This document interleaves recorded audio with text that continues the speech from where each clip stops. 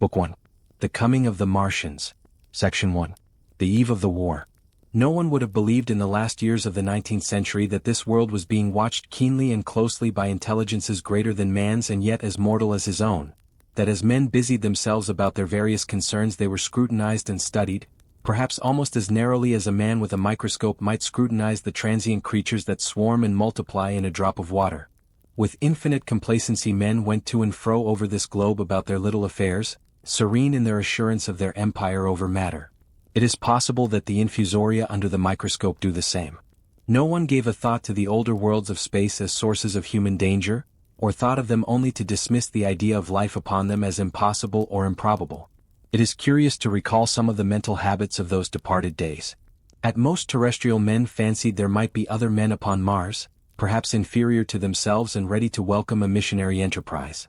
Yet across the gulf of space, minds that are to our minds as ours are to those of the beasts that perish, intellects vast and cool and unsympathetic, regarded this earth with envious eyes and slowly and surely drew their plans against us.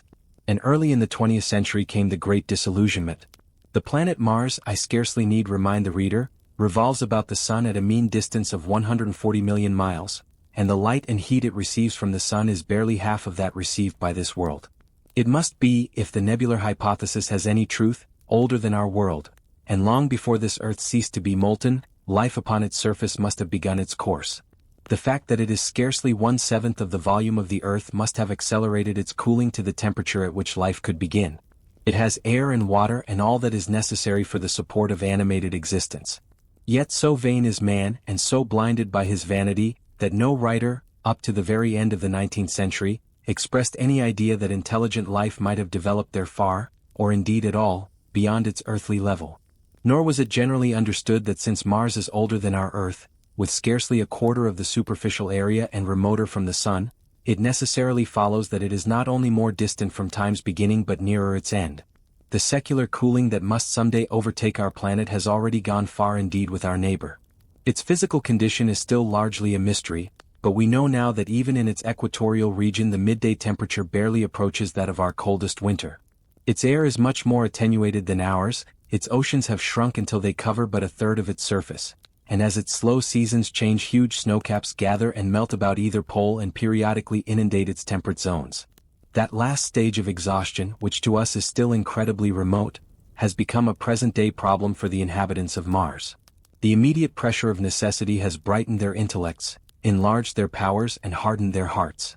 And looking across space with instruments and intelligences such as we have scarcely dreamed of, they see, at its nearest distance only 35 million of miles sunward of them, a morning star of hope, our own warmer planet, green with vegetation and gray with water, with a cloudy atmosphere eloquent of fertility, with glimpses through its drifting cloud wisps of broad stretches of populous country and narrow, navy-crowded seas. And we men, the creatures who inhabit this earth, must be to them at least as alien and lowly as are the monkeys and lemurs to us. The intellectual side of man already admits that life is an incessant struggle for existence, and it would seem that this too is the belief of the minds upon Mars. Their world is far gone in its cooling and this world is still crowded with life, but crowded only with what they regard as inferior animals. To carry warfare sunward is, indeed, their only escape from the destruction that, generation after generation, creeps upon them.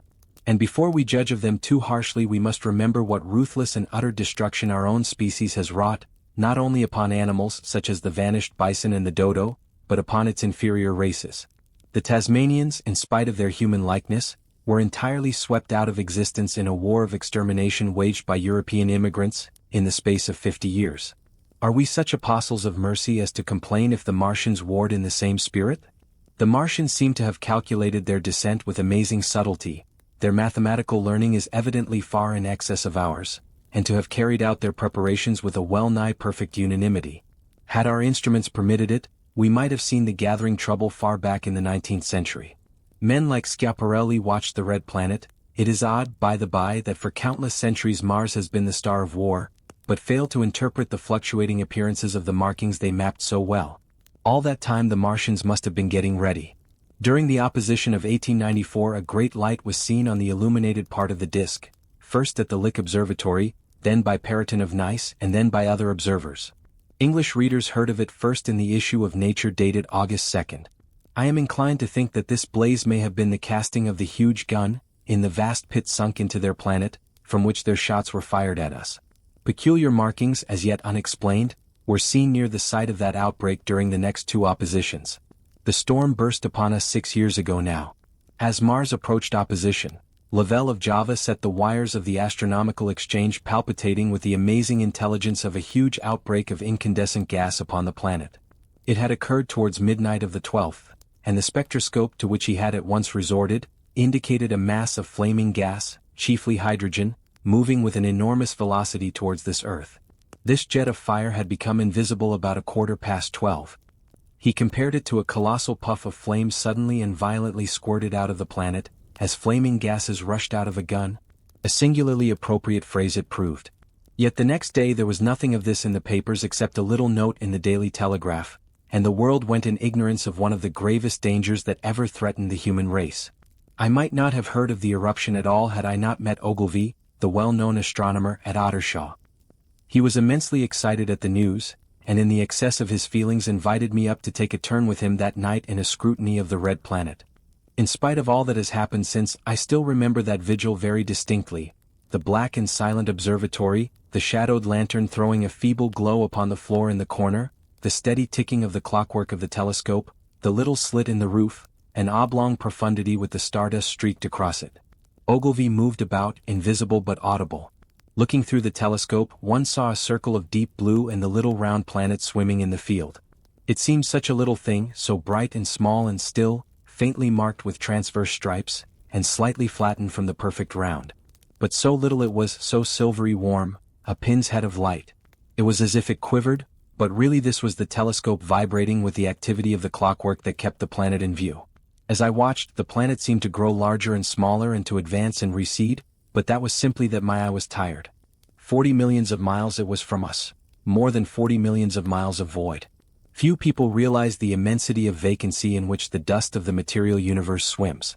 Near it in the field, I remember, were 3 faint points of light, 3 telescopic stars infinitely remote, and all around it was the unfathomable darkness of empty space. You know how that blackness looks on a frosty starlight night? In a telescope it seems far profounder, and invisible to me because it was so remote and small, flying swiftly and steadily towards me across that incredible distance, drawing nearer every minute by so many thousands of miles, came the thing they were sending us, the thing that was to bring so much struggle and calamity and death to the Earth. I never dreamed of it then as I watched. No one on Earth dreamed of that unerring missile. That night, too, there was another jetting out of gas from the distant planet. I saw it. A reddish flash at the edge, the slightest projection of the outline just as the chronometer struck midnight, and at that I told Ogilvy and he took my place. The night was warm and I was thirsty, and I went stretching my legs clumsily and feeling my way in the darkness, to the little table where the siphon stood, while Ogilvy exclaimed at the streamer of gas that came out towards us. That night another invisible missile started on its way to the Earth from Mars, just a second or so under 24 hours after the first one. I remember how I sat on the table there in the blackness, with patches of green and crimson swimming before my eyes. I wished I had a light to smoke by, little suspecting the meaning of the minute gleam I had seen and all that it would presently bring me. Ogilvy watched till 1 and then gave it up, and we lit the lantern and walked over to his house.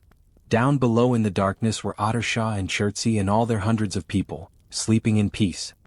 He was full of speculation that night about the condition of Mars, and scoffed at the vulgar idea of its having inhabitants who were signaling us.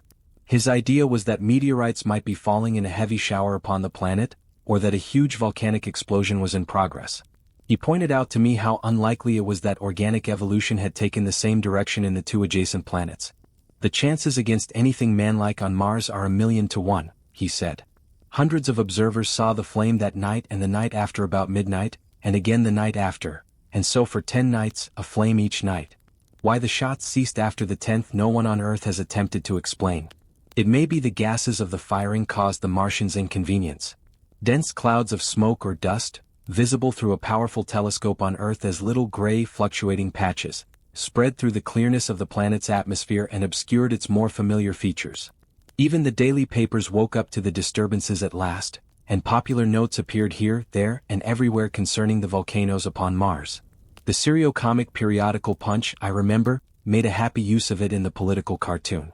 And all unsuspected, Those missiles the Martians had fired at us drew earthward, rushing now at a pace of many miles a second through the empty gulf of space, hour by hour and day by day, nearer and nearer.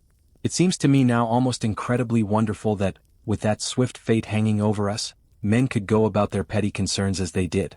I remember how jubilant Markham was at securing a new photograph of the planet for the illustrated paper he edited in those days. People in these latter times scarcely realized the abundance and enterprise of our 19th century papers. For my own part, I was much occupied in learning to ride the bicycle, and busy upon a series of papers discussing the probable developments of moral ideas as civilization progressed. One night, the first missile then could scarcely have been 10 million miles away, I went for a walk with my wife. It was starlight and I explained the signs of the zodiac to her, and pointed out Mars, a bright dot of light creeping zenithward, towards which so many telescopes were pointed. It was a warm night. Coming home, a party of excursionists from Chertsey or Isleworth passed us singing and playing music. There were lights in the upper windows of the houses as the people went to bed. From the railway station in the distance came the sound of shunting trains, ringing and rumbling, softened almost into melody by the distance.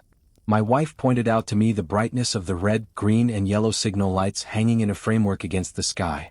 It seemed so safe and tranquil. Section 2. The Falling Star. Then came the night of the first falling star. It was seen early in the morning rushing over Winchester eastward, a line of flame high in the atmosphere. Hundreds must have seen it and taken it for an ordinary falling star. Albin described it as leaving a greenish streak behind it that glowed for some seconds. Denning, our greatest authority on meteorites, stated that the height of its first appearance was about 90 or 100 miles. It seemed to him that it fell to Earth about 100 miles east of him. I was at home at that hour and writing in my study, and although my French windows faced towards Ottershaw and the blind was up, for I loved in those days to look up at the night sky, I saw nothing of it. Yet this strangest of all things that ever came to Earth from outer space must have fallen while I was sitting there, visible to me had I only looked up as it passed. Some of those who saw its flight say it traveled with a hissing sound. I myself heard nothing of that. Many people in Berkshire, Surrey and Middlesex must have seen the fall of it, and at most have thought that another meteorite had descended.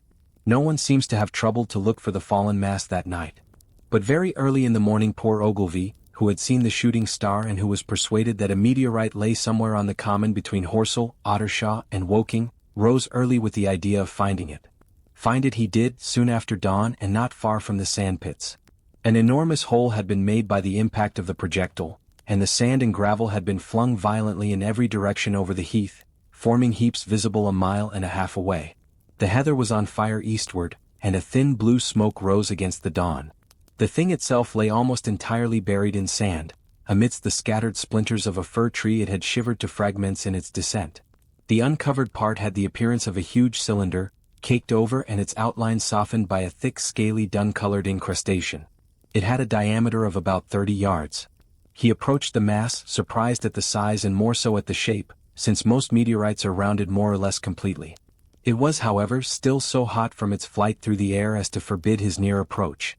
A stirring noise within its cylinder he ascribed to the unequal cooling of its surface, for at that time it had not occurred to him that it might be hollow. He remained standing at the edge of the pit that the thing had made for itself, staring at its strange appearance, astonished chiefly at its unusual shape and color, and dimly perceiving even then some evidence of design in its arrival.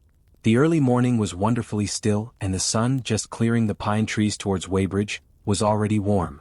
He did not remember hearing any birds that morning, there was certainly no breeze stirring, and the only sounds were the faint movements from within the cindery cylinder. He was all alone on the common. Then suddenly he noticed with a start that some of the grey clinker, the ashy incrustation that covered the meteorite, was falling off the circular edge of the end. It was dropping off in flakes and raining down upon the sand. A large piece suddenly came off and fell with a sharp noise that brought his heart into his mouth. For a minute he scarcely realized what this meant, and although the heat was excessive, he clambered down into the pit close to the bulk to see the thing more clearly.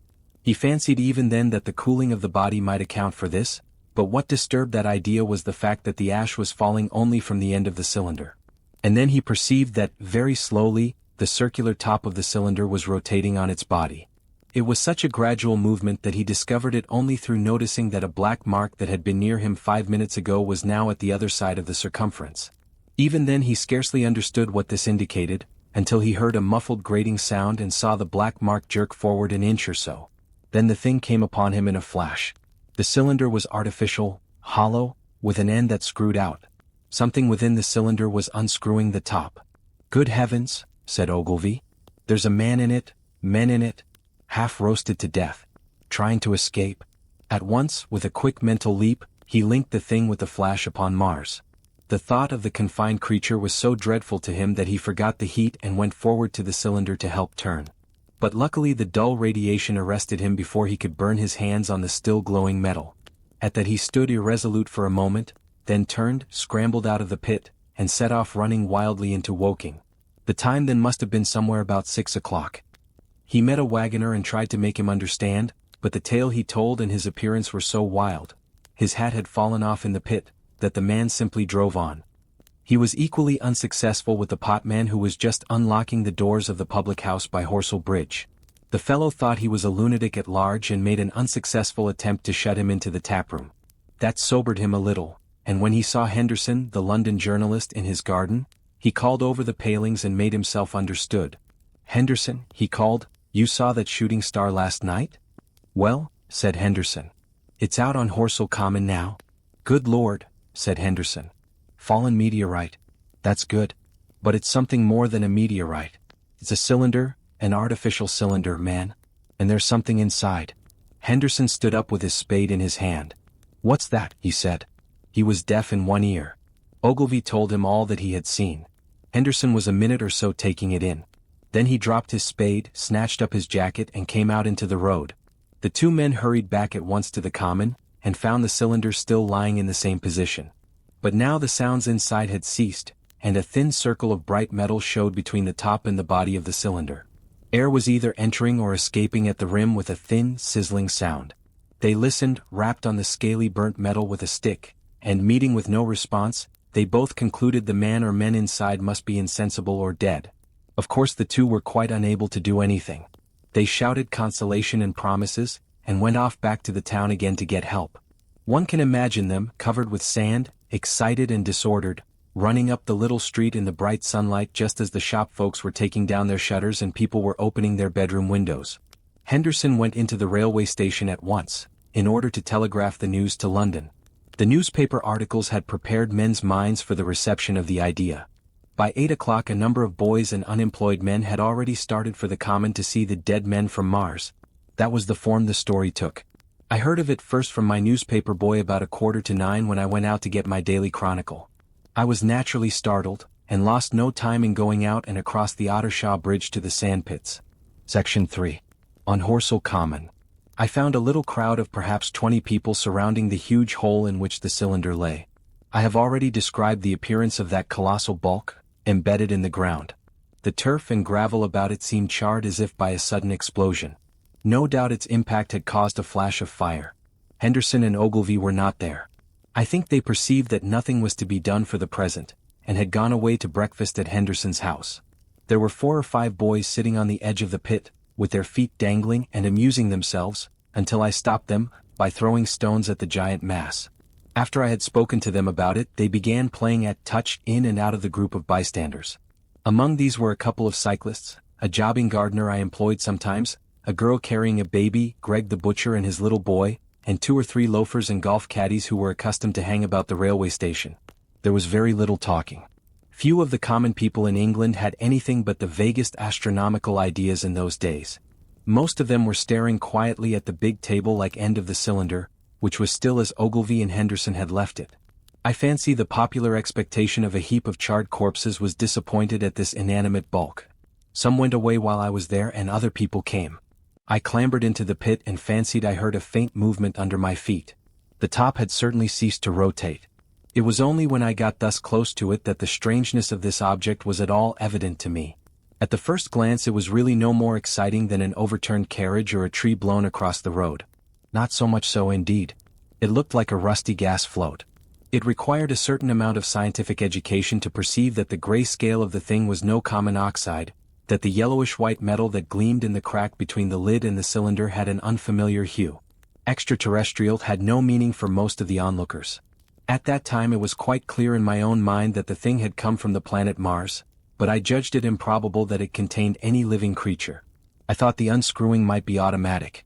In spite of Ogilvy, I still believed that there were men in Mars. My mind ran fancifully on the possibilities of its containing manuscript, on the difficulties in translation that might arise, whether we should find coins and models in it, and so forth. Yet it was a little too large for assurance on this idea. I felt an impatience to see it opened. About 11, as nothing seemed happening, I walked back, full of such thought, to my home in Maybury. But I found it difficult to get to work upon my abstract investigations. In the afternoon the appearance of the Common had altered very much. The early editions of the evening papers had startled London with enormous headlines. A message received from Mars. Remarkable story from Woking, and so forth.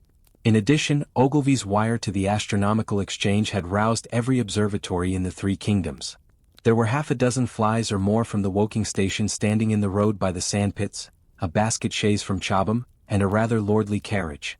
Besides that, there was quite a heap of bicycles. In addition, a large number of people must have walked, in spite of the heat of the day, from Woking in Chertsey, so that there was altogether quite a considerable crowd, one or two gaily dressed ladies among the others. It was glaringly hot, not a cloud in the sky nor a breath of wind, and the only shadow was that of the few scattered pine trees.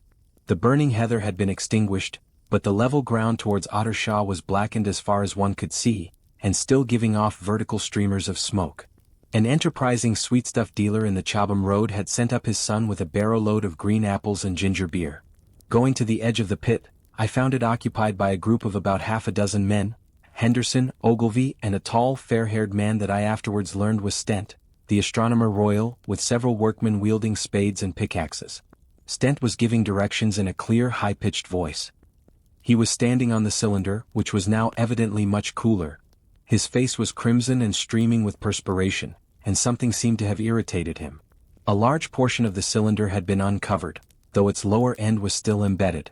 As soon as Ogilvy saw me among the staring crowd on the edge of the pit, he called to me to come down, and asked me if I would mind going over to see Lord Hilton, the lord of the manor.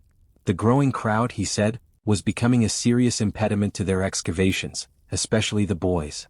They wanted a light railing put up and help to keep the people back. He told me that a faint stirring was occasionally still audible within the case, but that the workmen had failed to unscrew the top, as it afforded no grip to them. The case appeared to be enormously thick, and it was possible that the faint sounds we heard represented a noisy tumult in the interior.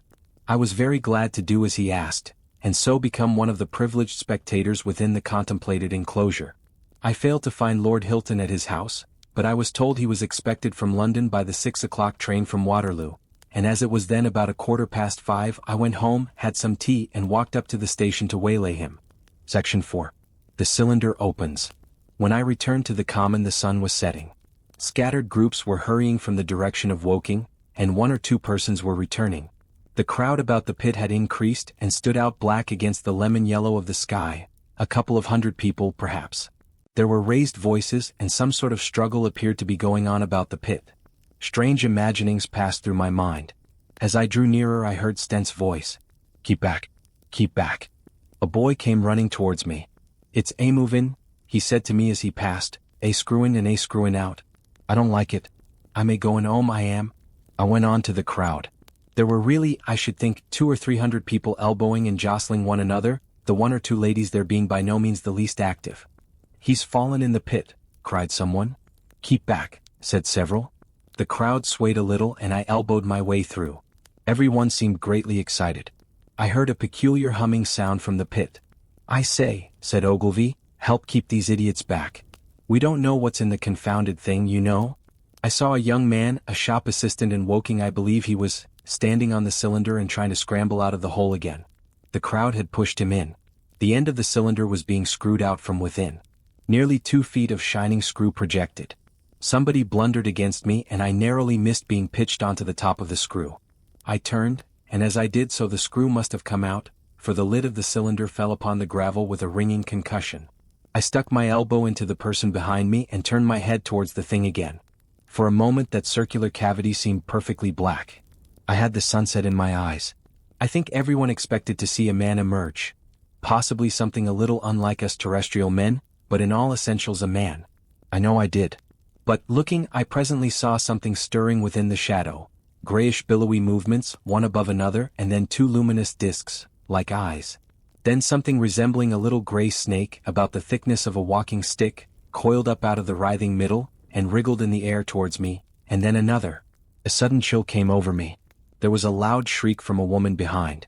I half turned, keeping my eyes fixed upon the cylinder still, from which other tentacles were now projecting, and began pushing my way back from the edge of the pit. I saw astonishment giving place to horror on the faces of the people about me. I heard inarticulate exclamations on all sides. There was a general movement backwards. I saw the shopman struggling still on the edge of the pit. I found myself alone, and saw the people on the other side of the pit running off, Stent among them. I looked again at the cylinder, and ungovernable terror gripped me. I stood petrified and staring. A big grayish rounded bulk, the size, perhaps, of a bear, was rising slowly and painfully out of the cylinder. As it bulged up and caught the light, it glistened like wet leather. 2 large dark-colored eyes were regarding me steadfastly. The mass that framed them, the head of the thing, was rounded and had, one might say, a face. There was a mouth under the eyes, the lipless brim of which quivered and panted and dropped saliva. The whole creature heaved and pulsated convulsively. A lank tentacular appendage gripped the edge of the cylinder, another swayed in the air. Those who have never seen a living Martian can scarcely imagine the strange horror of its appearance. The peculiar V-shaped mouth with its pointed upper lip, the absence of brow ridges, the absence of a chin beneath the wedge-like lower lip, the incessant quivering of this mouth, the Gorgon groups of tentacles, the tumultuous breathing of the lungs in a strange atmosphere, the evident heaviness and painfulness of movement due to the greater gravitational energy of the Earth, above all, the extraordinary intensity of the immense eyes, were at once vital, intense, inhuman, crippled and monstrous. There was something fungoid in the oily brown skin, something in the clumsy deliberation of the tedious movements unspeakably nasty. Even at this first encounter, this first glimpse, I was overcome with disgust and dread. Suddenly the monster vanished. It had toppled over the brim of the cylinder and fallen into the pit, with a thud like the fall of a great mass of leather. I heard it give a peculiar thick cry, and forthwith another of these creatures appeared darkly in the deep shadow of the aperture. I turned and, running madly, made for the first group of trees, perhaps 100 yards away, but I ran slantingly and stumbling, for I could not avert my face from these things. There, among some young pine trees and furze bushes, I stopped, panting, and waited further developments.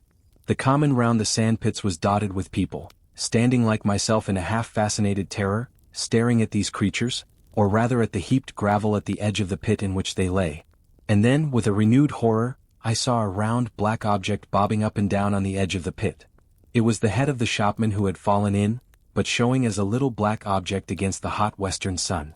Now he got his shoulder and knee up, and again he seemed to slip back until only his head was visible. Suddenly he vanished, and I could have fancied a faint shriek had reached me. I had a momentary impulse to go back and help him that my fears overruled. Everything was then quite invisible, hidden by the deep pit and the heap of sand that the fall of the cylinder had made. Anyone coming along the road from Chobham or Woking would have been amazed at the sight, a dwindling multitude of perhaps 100 people or more standing in a great irregular circle, in ditches, behind bushes, behind gates and hedges, saying little to one another, and that in short, excited shouts, and staring hard at a few heaps of sand. The barrow of ginger beer stood, a queer derelict, black against the burning sky, and in the sandpits was a row of deserted vehicles with their horses feeding out of nosebags or pawing the ground. Section 5. The Heat Ray. After the glimpse I had had of the Martians emerging from the cylinder in which they had come to the Earth from their planet, a kind of fascination paralyzed my actions. I remained standing knee-deep in the heather, staring at the mound that hid them. I was a battleground of fear and curiosity. I did not dare to go back towards the pit, but I felt a passionate longing to peer into it. I began walking therefore in a big curve, seeking some point of vantage and continually looking at the sand heaps that hid these newcomers to our Earth. Once a leash of thin black whips, like the arms of an octopus, flashed across the sunset and was immediately withdrawn, and afterwards a thin rod rose up, joint by joint, bearing at its apex a circular disc that spun with a wobbling motion. What could be going on there? Most of the spectators had gathered in 1 or 2 groups, one a little crowd towards Woking, the other a knot of people in the direction of Chobham. Evidently they shared my mental conflict. There were few near me. One man I approached. He was, I perceived, a neighbor of mine, though I did not know his name, and accosted. But it was scarcely a time for articulate conversation.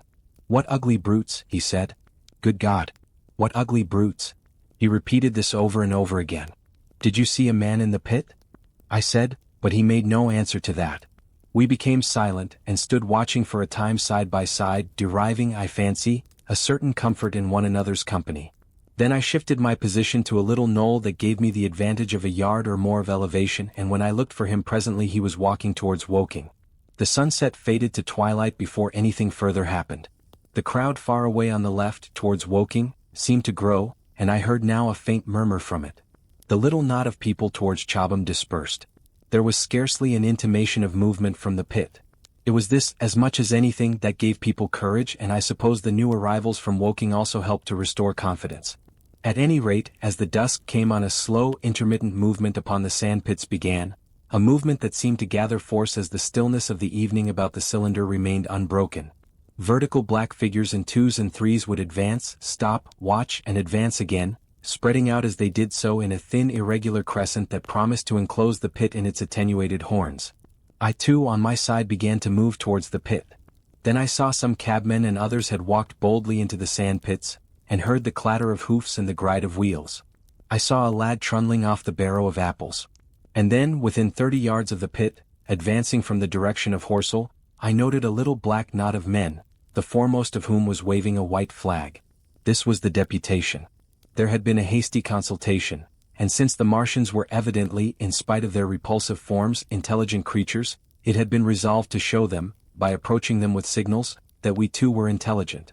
Flutter, flutter went the flag, first to the right then to the left. It was too far for me to recognize anyone there, but afterwards I learned that Ogilvy, Stent, and Henderson were with others in this attempt at communication. This little group had in its advance dragged inward, so to speak, the circumference of the now almost complete circle of people, and a number of dim black figures followed it at discreet distances. Suddenly there was a flash of light, and a quantity of luminous greenish smoke came out of the pit in 3 distinct puffs, which drove up, one after the other, straight into the still air. This smoke, or flame perhaps would be the better word for it, was so bright that the deep blue sky overhead and the hazy stretches of brown common towards Chertsey, set with black pine trees, seemed to darken abruptly as these puffs arose, and to remain the darker after their dispersal. At the same time a faint hissing sound became audible. Beyond the pit stood the little wedge of people with the white flag at its apex, arrested by these phenomena, a little knot of small vertical black shapes upon the black ground.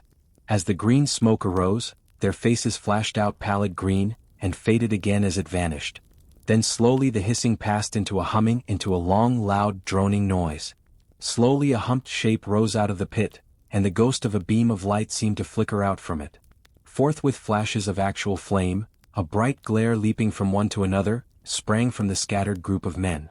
It was as if some invisible jet impinged upon them and flashed into white flame. It was as if each man were suddenly and momentarily turned to fire. Then, by the light of their own destruction, I saw them staggering and falling, and their supporters turning to run. I stood staring, not as yet realizing that this was death leaping from man to man in that little distant crowd. All I felt was that it was something very strange.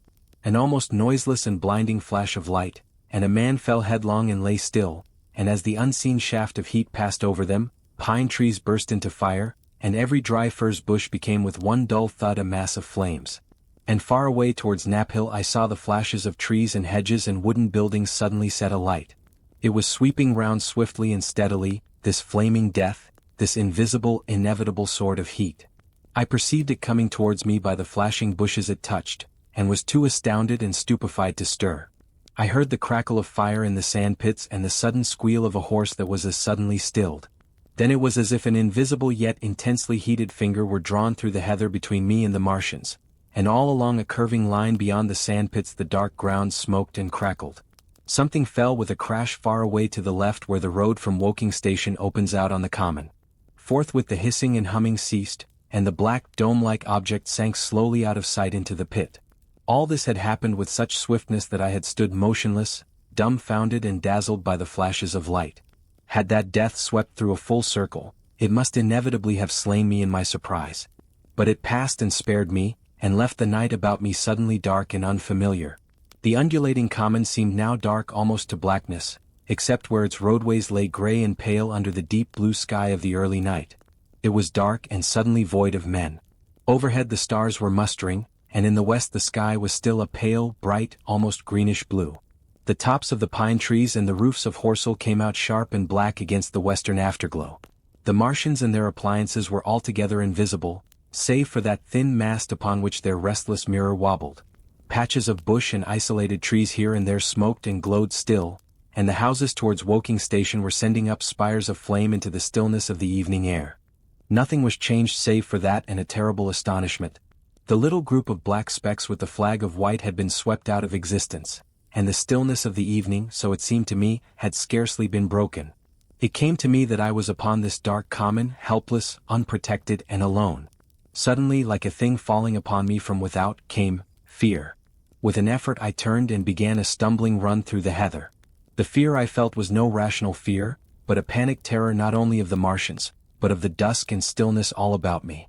Such an extraordinary effect in unmanning me it had that I ran weeping silently as a child might do. Once I had turned, I did not dare to look back. I remember I felt an extraordinary persuasion that I was being played with, that presently, when I was upon the very verge of safety, this mysterious death, as swift as the passage of light, would leap after me from the pit about the cylinder and strike me down. Section 6. The heat ray in the Chobham Road. It is still a matter of wonder how the Martians are able to slay men so swiftly and so silently. Many think that in some way they are able to generate an intense heat in a chamber of practically absolute non-conductivity. This intense heat they project in a parallel beam against any object they choose, by means of a polished parabolic mirror of unknown composition, much as the parabolic mirror of a lighthouse projects a beam of light. But no one has absolutely proved these details. However it is done, it is certain that a beam of heat is the essence of the matter. Heat and invisible instead of visible light.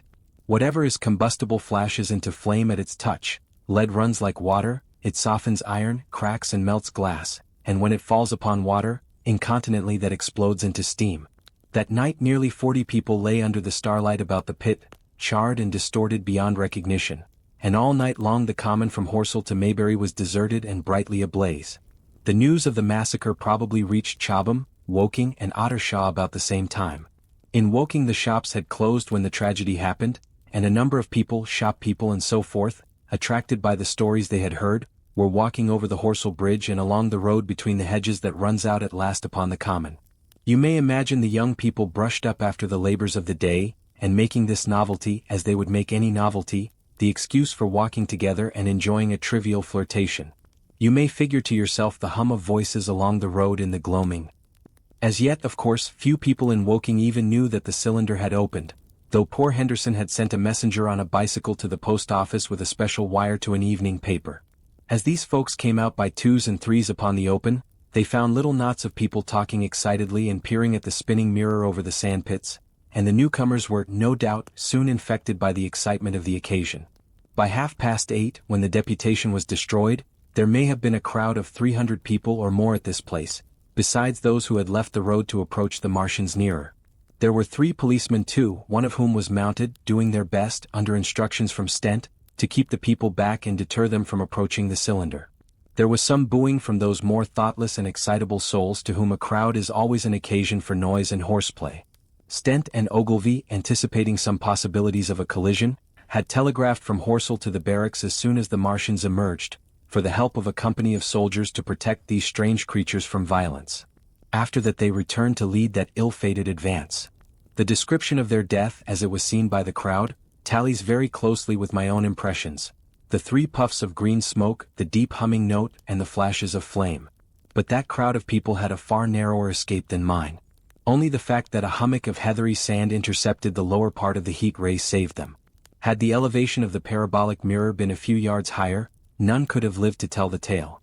They saw the flashes and the men falling, and an invisible hand, as it were, lit the bushes as it hurried towards them through the twilight.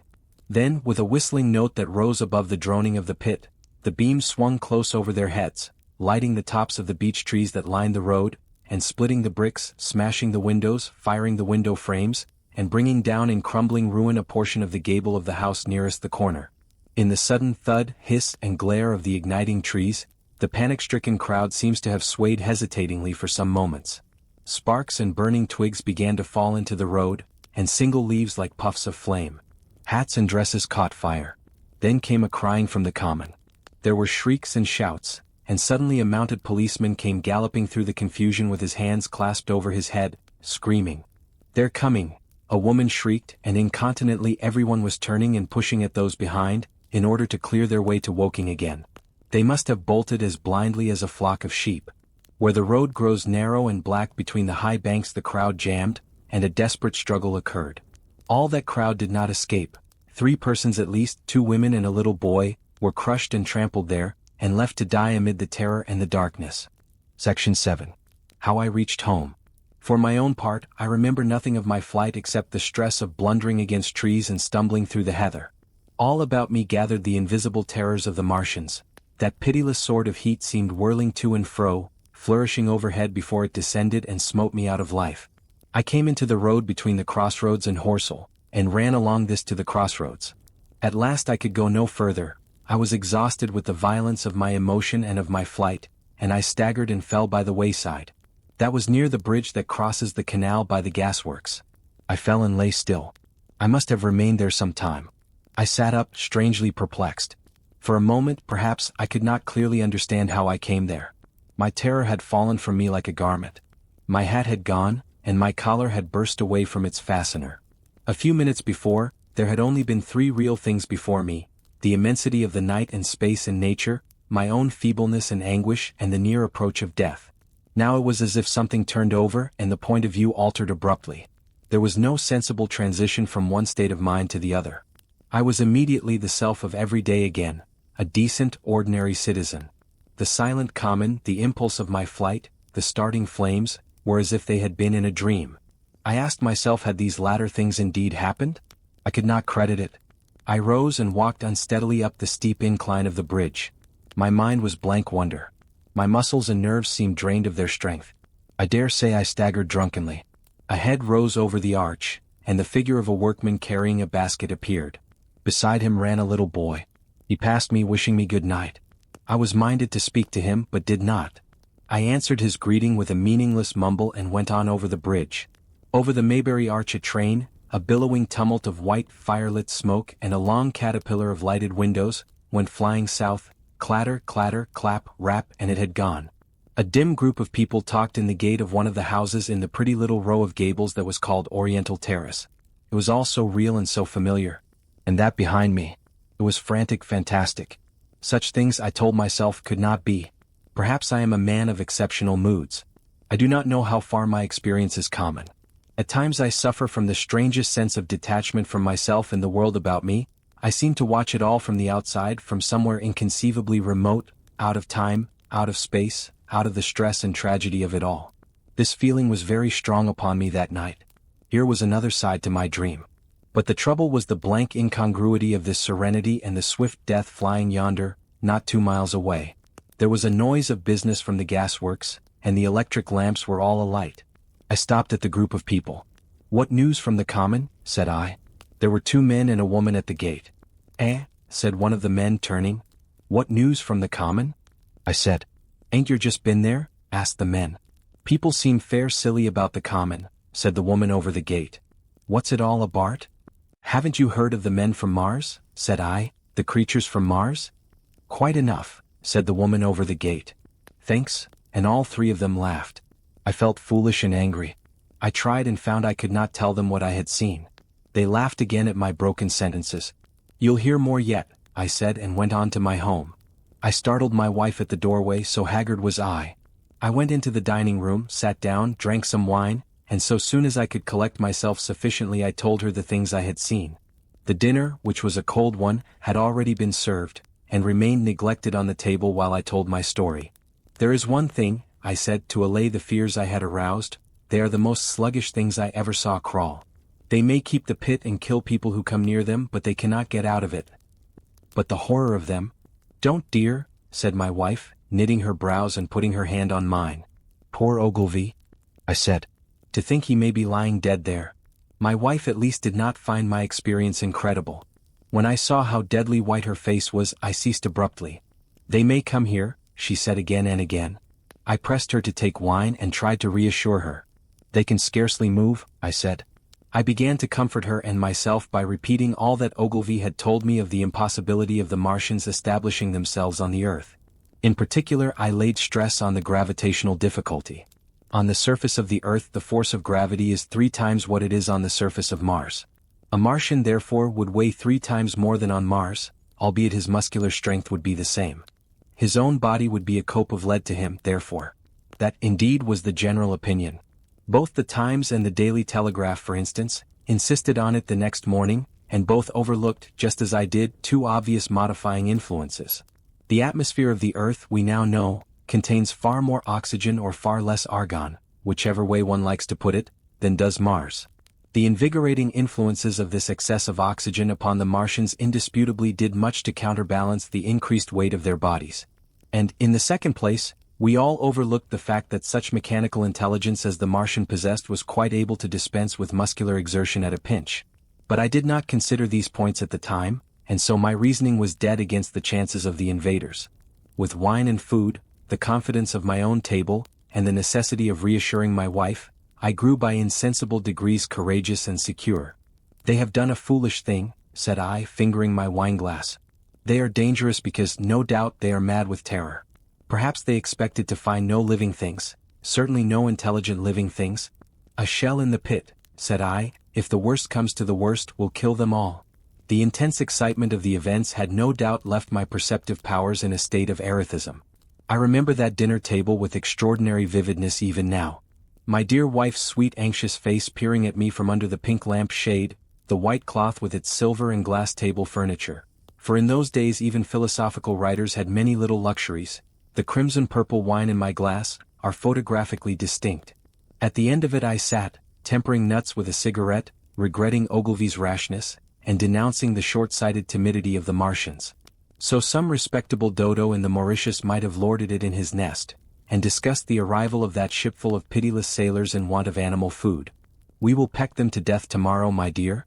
I did not know it, but that was the last civilized dinner I was to eat for very many strange and terrible days.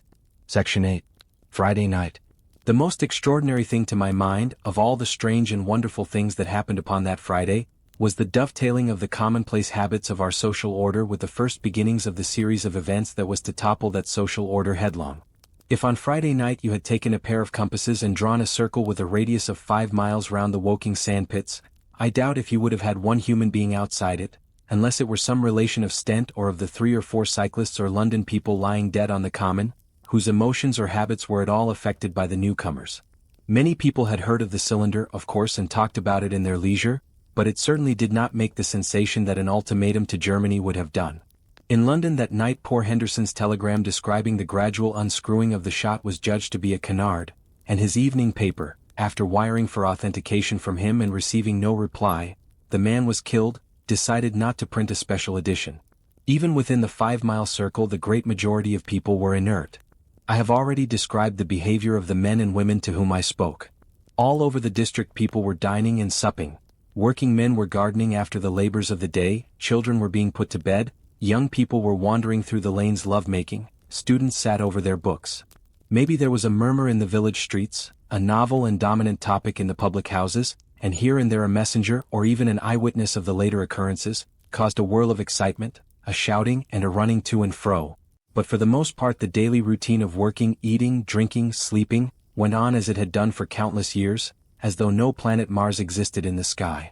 Even at Woking Station and Horsell and Chobham that was the case. In Woking Junction, until a late hour, trains were stopping and going on, others were shunting on the sidings, passengers were alighting and waiting, and everything was proceeding in the most ordinary way. A boy from the town, trenching on Smith's Monopoly, was selling papers with the afternoon's news. The ringing impact of trucks, the sharp whistle of the engines from the junction, mingled with their shouts of men from Mars. Excited men came into the station about 9 o'clock with incredible tidings, and caused no more disturbance than drunkards might have done. People rattling London wards peered into the darkness outside the carriage windows, and saw only a rare, flickering, vanishing spark dance up from the direction of Horsell, a red glow and a thin veil of smoke driving across the stars, and thought that nothing more serious than a heath fire was happening. It was only round the edge of the common that any disturbance was perceptible. There were 6 villas burning on the Woking border. There were lights in all the houses on the common side of the 3 villages, and the people there kept awake till dawn. A curious crowd lingered restlessly, people coming and going but the crowd remaining, both on the Chobham and Horsell bridges. 1 or 2 adventurous souls, it was afterwards found, went into the darkness and crawled quite near the Martians. But they never returned, for now and again a light ray, like the beam of a warship's searchlight, swept the common, and the heat ray was ready to follow. Save for such, that big area of common was silent and desolate, and the charred bodies lay about on it all night under the stars and all the next day. A noise of hammering from the pit was heard by many people. So you have the state of things on Friday night. In the center, sticking into the skin of our old planet Earth like a poison dart, was this cylinder. But the poison was scarcely working yet. Around it was a patch of silent common, smoldering in places, and with a few dark, dimly seen objects lying in contorted attitudes here and there. Here and there was a burning bush or tree. Beyond was a fringe of excitement, and farther than that fringe the inflammation had not crept as yet. In the rest of the world the stream of life still flowed as it had flowed for immemorial years. The fever of war that would presently clog vein and artery, deaden nerve and destroy brain, had still to develop. All night long the Martians were hammering and stirring, sleepless, indefatigable, at work upon the machines they were making ready, and ever and again a puff of greenish-white smoke whirled up to the starlit sky. About 11 a company of soldiers came through Horsell, and deployed along the edge of the common to form a cordon. Later a second company marched through Chobham to deploy on the north side of the common. Several officers from the Inkerman barracks had been on the common earlier in the day, and one, Major Eden, was reported to be missing. The colonel of the regiment came to the Chobham Bridge and was busy questioning the crowd at midnight. The military authorities were certainly alive to the seriousness of the business. About 11 the next morning's papers were able to say, a squadron of hussars, 2 Maxims, and about 400 men of the Cardigan regiment started from Aldershot. A few seconds after midnight the crowd in the Chertsey Road, Woking, saw a star fall from heaven into the pine woods to the northwest. It had a greenish color, and caused a silent brightness like summer lightning. This was the second cylinder. Section 9. The fighting begins. Saturday lives in my memory as a day of suspense. It was a day of lassitude too, hot and close, with, I am told, a rapidly fluctuating barometer. I had slept but little, though my wife had succeeded in sleeping, and I rose early. I went into my garden before breakfast and stood listening, but towards the common there was nothing stirring but a lark. The milkman came as usual. I heard the rattle of his chariot and I went round to the side gate to ask the latest news. He told me that during the night the Martians had been surrounded by troops, and that guns were expected. Then, a familiar, reassuring note, I heard a train running towards Woking. They aren't to be killed, said the milkman, if that can possibly be avoided. I saw my neighbor gardening, chatted with him for a time, and then strolled in to breakfast. It was a most unexceptional morning. My neighbor was of opinion that the troops would be able to capture or to destroy the Martians during the day. It's a pity they make themselves so unapproachable, he said. It would be curious to know how they live on another planet, we might learn a thing or two. He came up to the fence and extended a handful of strawberries, for his gardening was as generous as it was enthusiastic. At the same time he told me of the burning of the pine woods about the Byfleet golf links. They say, said he, that there's another of those blessed things fallen there, number 2. But one's enough surely. This lot'll cost the insurance people a pretty penny before everything's settled. He laughed with an air of the greatest good humor as he said this. The woods, he said, were still burning and pointed out a haze of smoke to me. They will be hot underfoot for days on account of the thick soil of pine needles and turf, he said, and then grew serious over poor Ogilvy. After breakfast, instead of working, I decided to walk down towards the common. Under the railway bridge I found a group of soldiers. Sappers, I think, men in small round caps, dirty red jackets unbuttoned, and showing their blue shirts, dark trousers and boots coming to the calf. They told me no one was allowed over the canal, and looking along the road towards the bridge, I saw one of the Cardigan men standing sentinel there. I talked with these soldiers for a time. I told them of my sight of the Martians on the previous evening. None of them had seen the Martians, and they had but the vaguest ideas of them, so that they plied me with questions. They said that they did not know who had authorized the movements of the troops. Their idea was that a dispute had arisen at the Horse Guards. The ordinary sapper is a great deal better educated than the common soldier, and they discussed the peculiar conditions of the possible fight with some acuteness. I described the heat ray to them, and they began to argue among themselves. Crawl up under cover and rush 'em, say I, said one. Get out, said another. What's cover against this air eat? Sticks to cook yer. What we got to do is to go as near as the ground'll let us and then drive a trench. Blow your trenches. You always want trenches. You ought to ha been born a rabbit snippy. Ain't they got any next then, said a third abruptly, a little, contemplative, dark man smoking a pipe. I repeated my description. Octopuses, said he, that's what I calls 'em. Talk about fishers of men, fighters of fish it is this time. It ain't no murder-killing beasts like that, said the first speaker. Why not shell the darn thing straight off and finish 'em, said the little dark man. You can't tell what they might do. Where's your shells, said the first speaker. There ain't no time. Do it in a rush, that's my tip, and do it at once. So they discussed it. After a while I left them and went on to the railway station to get as many morning papers as I could. But I will not weary the reader with a description of that long morning and of the longer afternoon. I did not succeed in getting a glimpse of the common, for even Horsell and Chobham church towers were in the hands of the military authorities. The soldiers I addressed didn't know anything. The officers were mysterious as well as busy. I found people in the town quite secure again in the presence of the military, and I heard for the first time from Marshall, the tobacconist, that his son was among the dead on the common. The soldiers had made the people on the outskirts of Horsell lock up and leave their houses.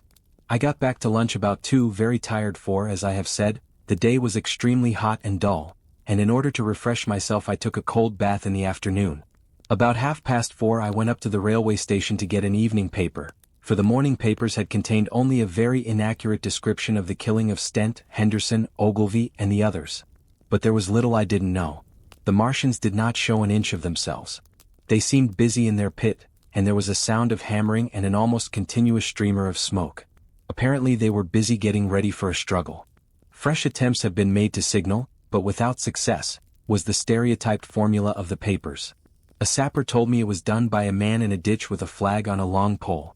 The Martians took as much notice of such advances as we should of the lowing of a cow. I must confess the sight of all this armament, all this preparation, greatly excited me. My imagination became belligerent and defeated the invaders in a dozen striking ways. Something of my schoolboy dreams of battle and heroism came back. It hardly seemed a fair fight to me at that time. They seemed very helpless in that pit of theirs. About 3 o'clock there began the thud of a gun at measured intervals from Chertsey or Addleston. I learned that the smoldering pine wood into which the second cylinder had fallen was being shelled, in the hope of destroying that object before it opened.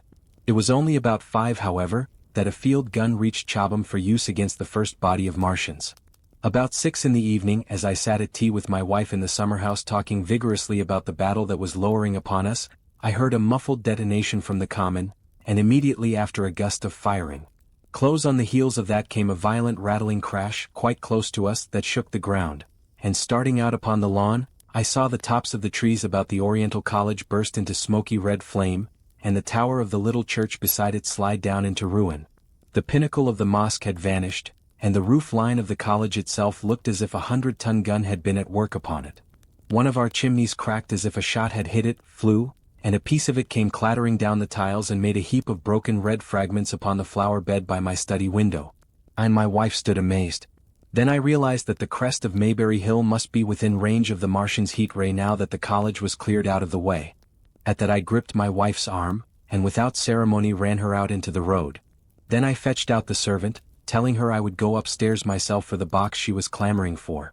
"We can't possibly stay here," I said, and as I spoke the firing reopened for a moment upon the common. "But where are we to go?" said my wife in terror. I thought perplexed. Then I remembered her cousins at Leatherhead.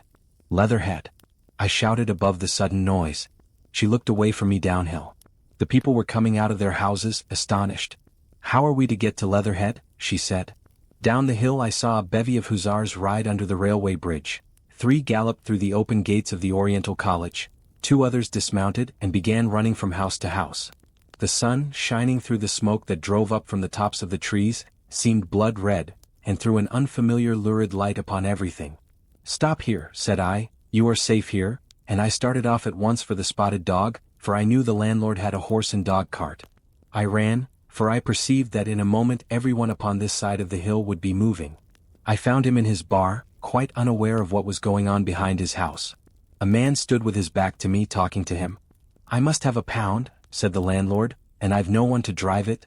"I'll give you 2, said I over the stranger's shoulder. "What for?" "And I'll bring it back by midnight," I said. "Lord," said the landlord, "what's the hurry? I'm selling my bit of a pig. £2 and you bring it back? What's going on now?" I explained hastily that I had to leave my home, and so secured the dog cart. At the time it did not seem to me nearly so urgent that the landlord should leave his. I took care to have the cart there and then, drove it off down the road, and leaving it in charge of my wife and servant, rushed into my house and packed a few valuables, such plate as we had and so forth. The beech trees below the house were burning while I did this, and the palings up the road glowed red. While I was occupied in this way, one of the dismounted hussars came running up. He was going from house to house, warning people to leave. He was going on as I came out of my front door, lugging my treasures, done up in a tablecloth. I shouted after him, "What news?" He turned, stared, bawled something about crawling out in a thing like a dish cover, and ran on to the gate of the house at the crest. A sudden whirl of black smoke driving across the road hid him for a moment. I ran to my neighbor's door and rapped to satisfy myself of what I already knew, that his wife had gone to London with him and had locked up their house. I went in again according to my promise to get my servant's box, lugged it out, clapped it beside her on the tail of the dog cart, and then caught the reins and jumped up into the driver's seat beside my wife. In another moment we were clear of the smoke and noise, and spanking down the opposite slope of Maybury Hill towards Old Woking. In front was a quiet sunny landscape, a wheat field ahead on either side of the road, and the Maybury Inn with its swinging sign. I saw the doctor's cart ahead of me. At the bottom of the hill I turned my head to look at the hillside I was leaving. Thick streamers of black smoke shot with threads of red fire were driving up into the still air, and throwing dark shadows upon the green treetops eastward. The smoke already extended far away to the east and west, to the Byfleet pine woods eastward, and to Woking on the west. The road was dotted with people running towards us. And very faint now, but very distinct through the hot, quiet air, one heard the whir of a machine gun that was presently stilled, and an intermittent cracking of rifles. Apparently the Martians were setting fire to everything within range of their heat ray. I am not an expert driver, and I had immediately to turn my attention to the horse. When I looked back again, the second hill had hidden the black smoke. I slashed the horse with the whip, and gave him a loose rein until Woking and Send lay between us and that quivering tumult. I overtook and passed the doctor between Woking and Send. Section 10. In the storm. Leatherhead is about 12 miles from Maybury Hill. The scent of hay was in the air through the lush meadows beyond Purford, and the hedges on either side were sweet and gay with multitudes of dog roses. The heavy firing that had broken out while we were driving down Maybury Hill ceased as abruptly as it began, leaving the evening very peaceful and still. We got to Leatherhead without misadventure about 9 o'clock, and the horse had an hour's rest while I took supper with my cousins and commended my wife to their care. My wife was curiously silent throughout the drive, and seemed oppressed with forebodings of evil. I talked to her reassuringly, pointing out that the Martians were tied to the pit by sheer heaviness, and at the utmost could but crawl a little out of it, but she answered only in monosyllables. Had it not been for my promise to the innkeeper, she would, I think, have urged me to stay in Leatherhead that night. Would that I had. Her face, I remember, was very white as we parted. For my own part, I had been feverishly excited all day. Something very like the war fever that occasionally runs through a civilized community had got into my blood, and in my heart I was not so very sorry that I had to return to Maybury that night. I was even afraid that that last fusillade I had heard might mean the extermination of our invaders from Mars. I can best express my state of mind by saying that I wanted to be in at the death. It was nearly 11 when I started to return. The night was unexpectedly dark. To me, walking out of the lighted passage of my cousin's house, it seemed indeed black, and it was as hot and close as the day. Overhead the clouds were driving fast, albeit not a breath stirred the shrubs about us. My cousin's man lit both lamps. Happily, I knew the road intimately.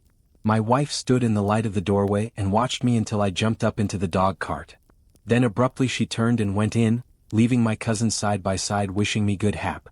I was a little depressed at first with the contagion of my wife's fears, but very soon my thoughts reverted to the Martians. At that time I was absolutely in the dark as to the course of the evening's fighting. I did not know even the circumstances that had precipitated the conflict. As I came through Occam, for that was the way I returned and not through Send and Old Woking, I saw along the western horizon a blood-red glow, which as I drew nearer, crept slowly up the sky. The driving clouds of the gathering thunderstorm mingled there with masses of black and red smoke. Ripley Street was deserted, and except for a lighted window or so the village showed not a sign of life, but I narrowly escaped an accident at the corner of the road to Purford, where a knot of people stood with their backs to me. They said nothing to me as I passed. I do not know what they knew of the things happening beyond the hill, nor do I know if the silent houses I passed on my way were sleeping securely, or deserted and empty, or harassed and watching against the terror of the night.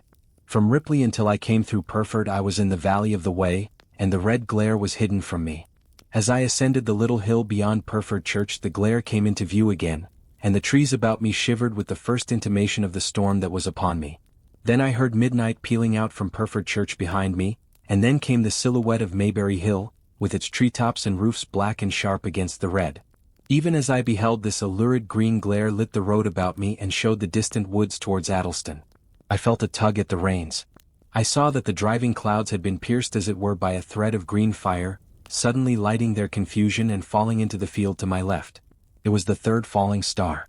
Close on its apparition, and blindingly violet by contrast, danced out the first lightning of the gathering storm, and the thunder burst like a rocket overhead. The horse took the bit between his teeth and bolted. A moderate incline runs towards the foot of Maybury Hill, and down this we clattered. Once the lightning had begun, it went on in as rapid a succession of flashes as I have ever seen. The thunderclaps, treading one on the heels of another and with a strange crackling accompaniment, sounded more like the working of a gigantic electric machine than the usual detonating reverberations. The flickering light was blinding and confusing, and a thin hail smote gustily at my face as I drove down the slope. At first I regarded little but the road before me, and then abruptly my attention was arrested by something that was moving rapidly down the opposite slope of Maybury Hill. At first I took it for the wet roof of a house, but one flash following another showed it to be in swift rolling movement.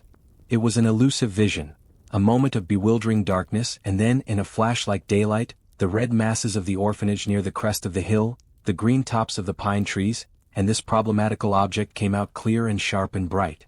And this thing I saw, how can I describe it? A monstrous tripod, higher than many houses, striding over the young pine trees, and smashing them aside in its career. A walking engine of glittering metal, striding now across the heather, articulate ropes of steel dangling from it, and the clattering tumult of its passage mingling with the riot of the thunder.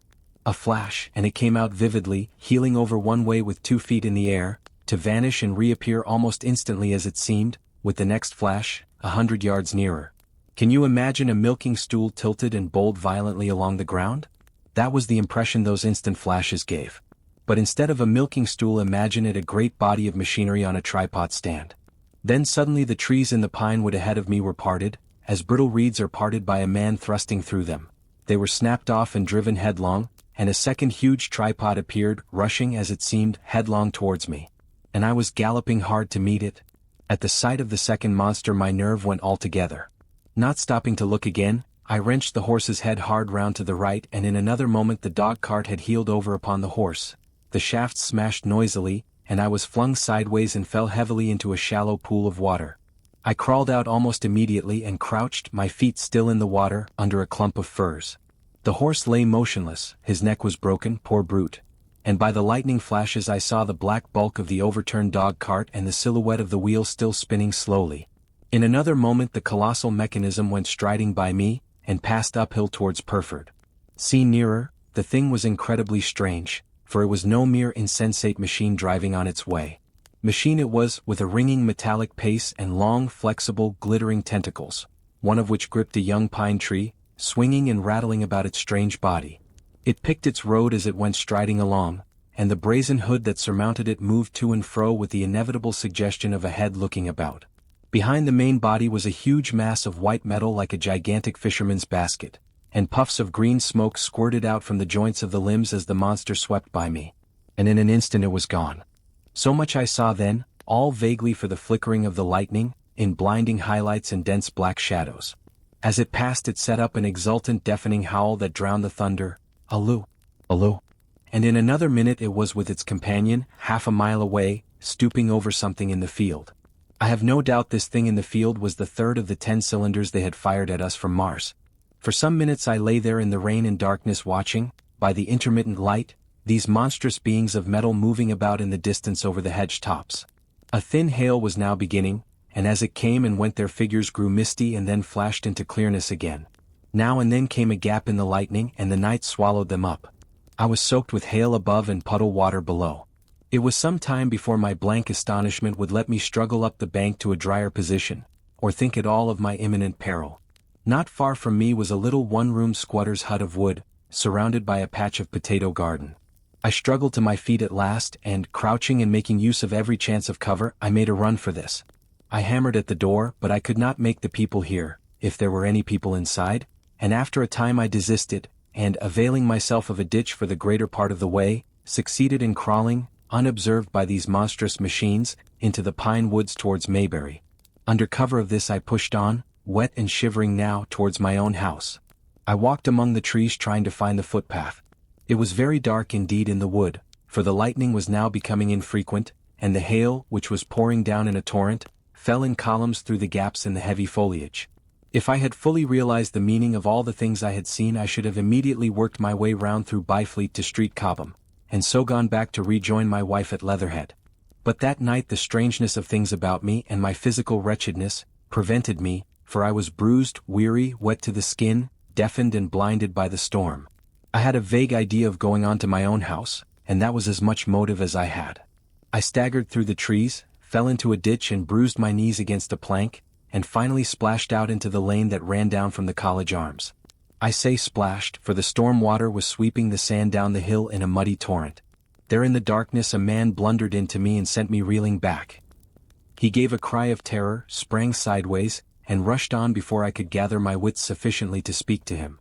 So heavy was the stress of the storm just at this place that I had the hardest task to win my way up the hill.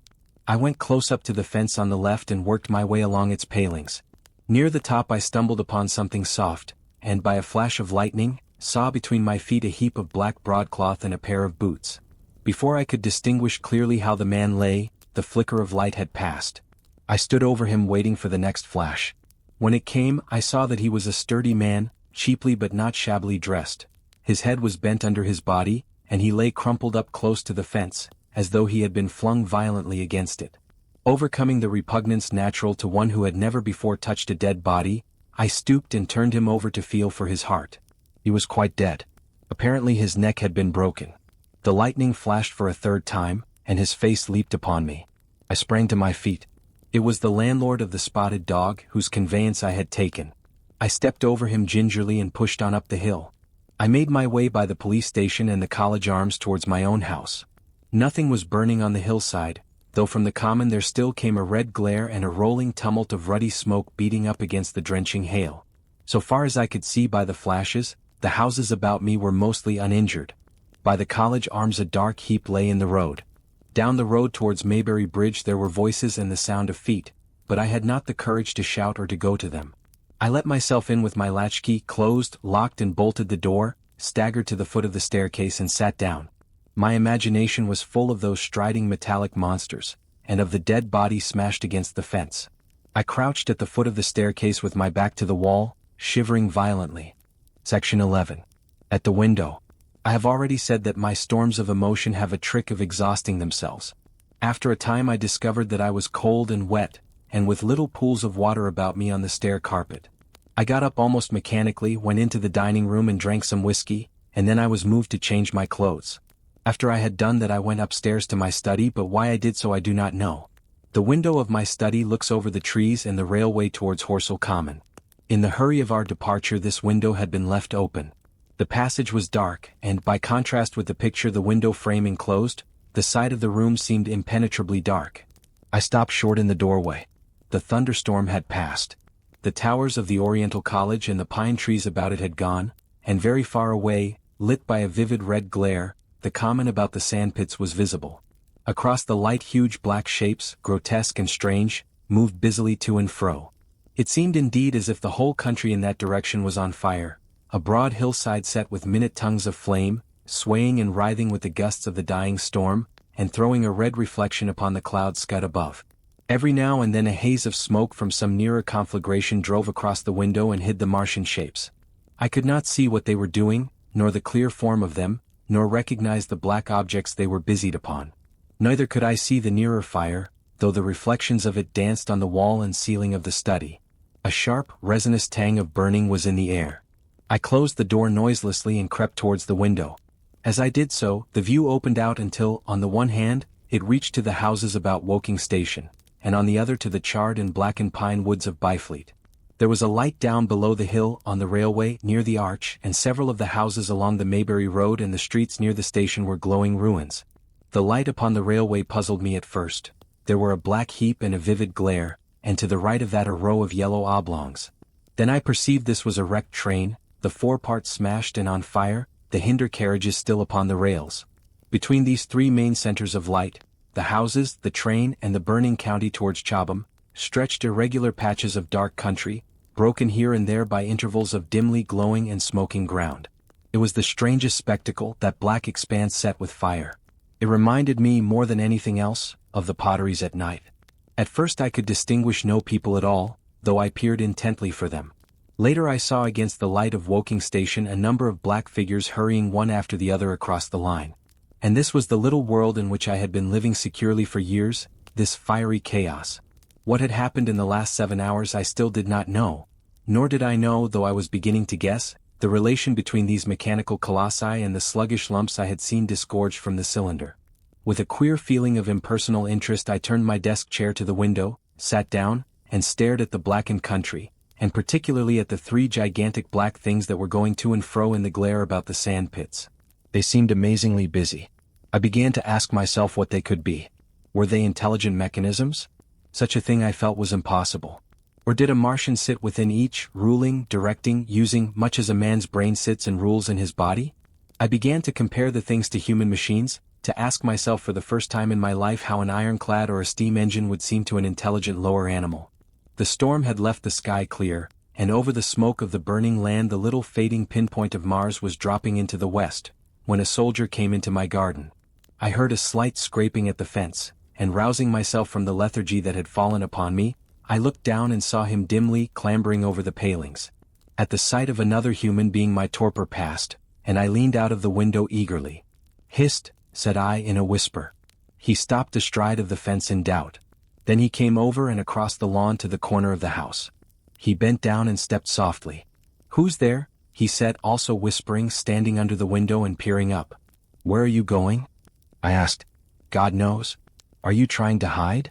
"That's it. Come into the house," I said. I went down, unfastened the door and let him in and locked the door again. I could not see his face. He was hatless and his coat was unbuttoned. "My God," he said as I drew him in. "What has happened?" I asked. "What hasn't?" In the obscurity I could see he made a gesture of despair. "They wiped us out, simply wiped us out," he repeated again and again. He followed me almost mechanically into the dining room. "Take some whiskey," I said, pouring out a stiff dose. He drank it. Then abruptly he sat down before the table, put his head on his arms, and began to sob and weep like a little boy, in a perfect passion of emotion, while I, with a curious forgetfulness of my own recent despair, stood beside him, wondering. It was a long time before he could steady his nerves to answer my questions, and then he answered perplexingly and brokenly. He was a driver in the artillery, and had only come into action about 7.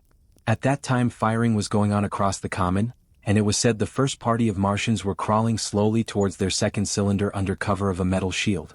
Later this shield staggered up on tripod legs and became the first of the fighting machines I had seen. The gun he drove had been unlimbered near Horsell, in order to command the sandpits, and its arrival it was that had precipitated the action. As the limber gunners went to the rear, his horse trod in a rabbit hole and came down, throwing him into a depression of the ground. At the same moment the gun exploded behind him, the ammunition blew up, there was fire all about him, and he found himself lying under a heap of charred dead men and dead horses. "I lay still," he said, "scared out of my wits, with the forequarter of a horse atop of me. We'd been wiped out. And the smell, good God! Like burnt meat. I was hurt across the back by the fall of the horse, and there I had to lie until I felt better. Just like paraded had been a minute before, then stumble, bang, swish. Wiped out," he said. He had hid under the dead horse for a long time, peeping out furtively across the common. The Cardigan men had tried a rush, in skirmishing order, at the pit, simply to be swept out of existence. Then the monster had risen to its feet and had begun to walk leisurely to and fro across the common among the few fugitives, with its head-like hood turning about exactly like the head of a cowled human being. A kind of arm carried a complicated metallic case, about which green flashes scintillated, and out of the funnel of this there smoked the heat ray. In a few minutes there was, so far as the soldier could see, not a living thing left upon the common, and every bush and tree upon it that was not already a blackened skeleton was burning. The hussars had been on the road beyond the curvature of the ground, and he saw nothing of them.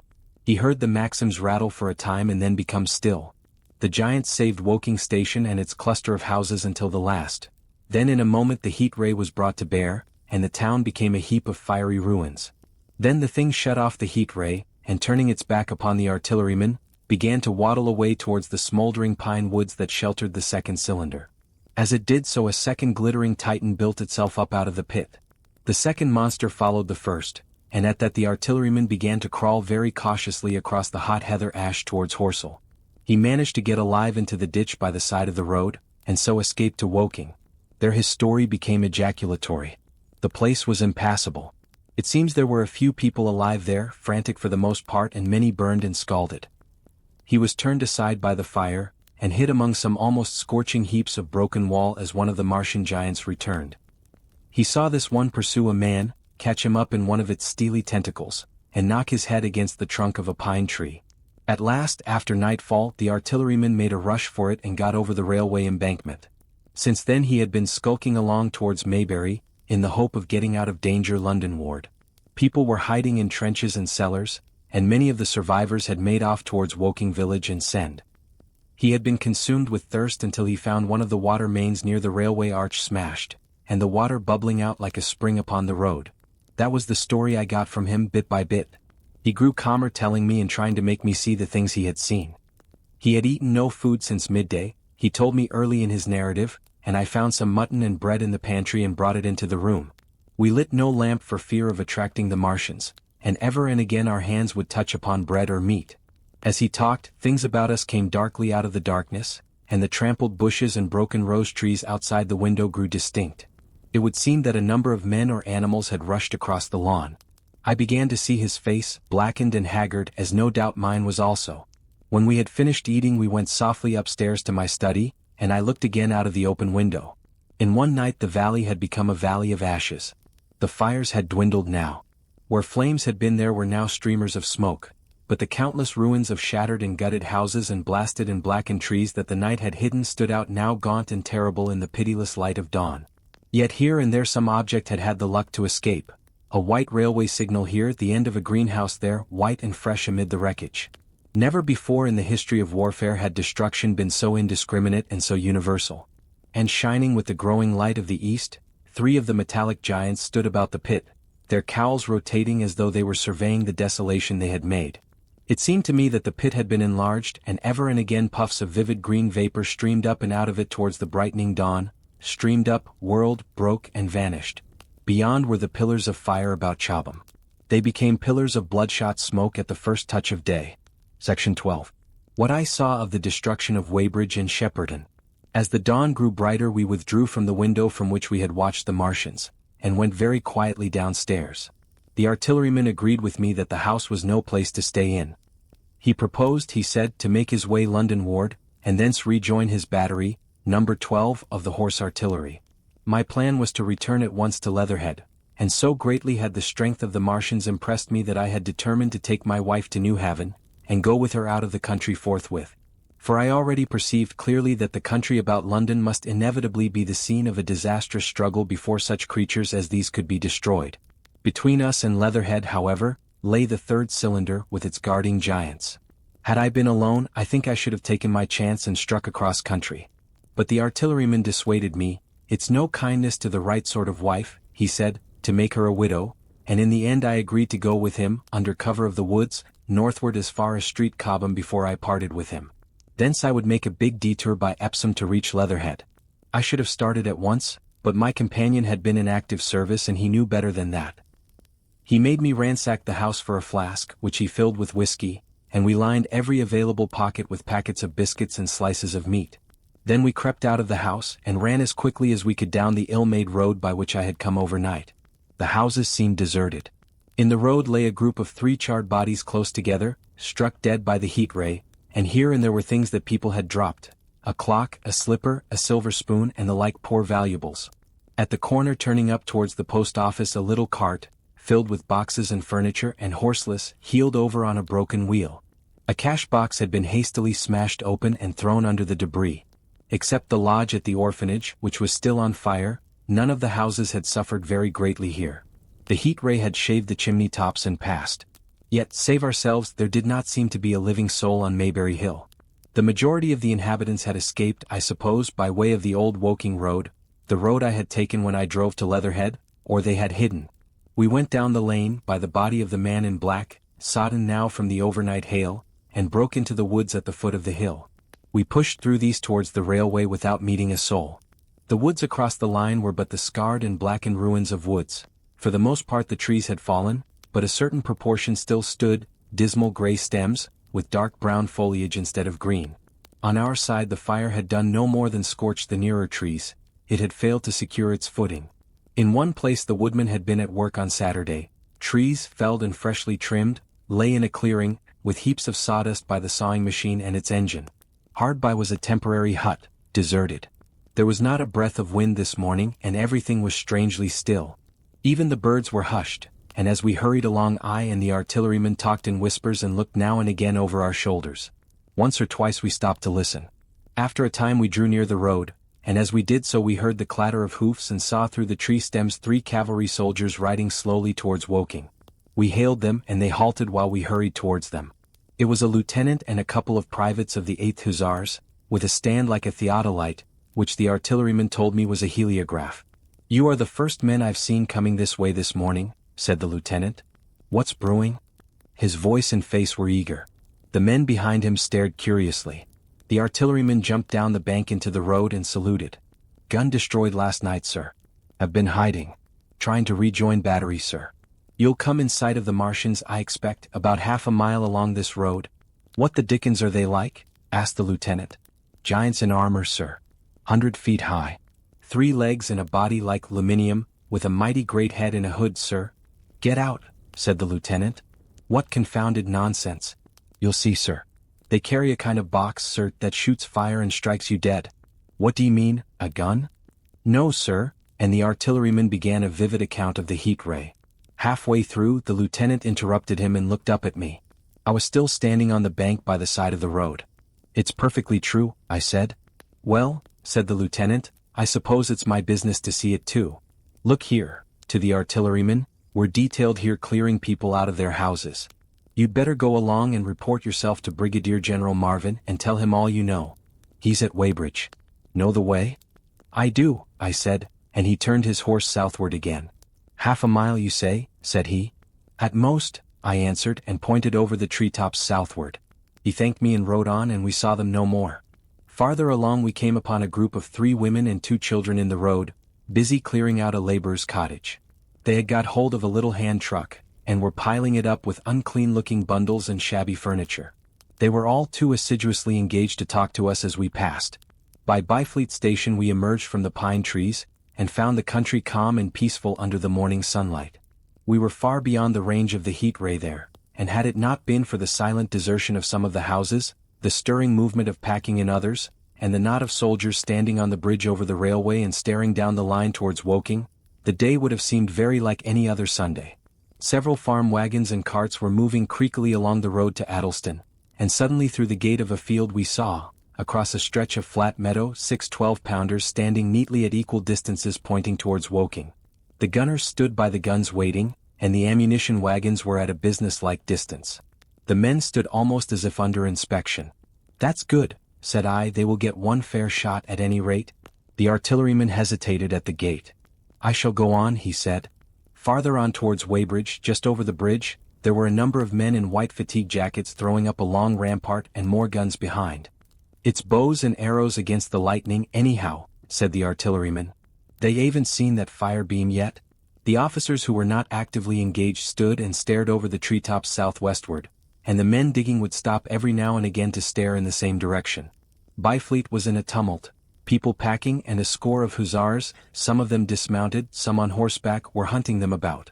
3 or 4 black government wagons with crosses in white circles and an old omnibus, among other vehicles, were being loaded in the village street. There were scores of people, most of them sufficiently sabbatical to have assumed their best clothes. The soldiers were having the greatest difficulty in making them realize the gravity of their position. We saw one shriveled old fellow with a huge box and a score or more flower pots containing orchids, angrily expostulating with the corporal who would leave them behind. I stopped and gripped his arm. "Do you know what's over there?" I said, pointing at the pine tops that hid the Martians. Said he, turning. I was explaining these is valuable. Death. I shouted. Death is coming. Death, and leaving him to digest that if he could, I hurried on after the artilleryman. At the corner I looked back.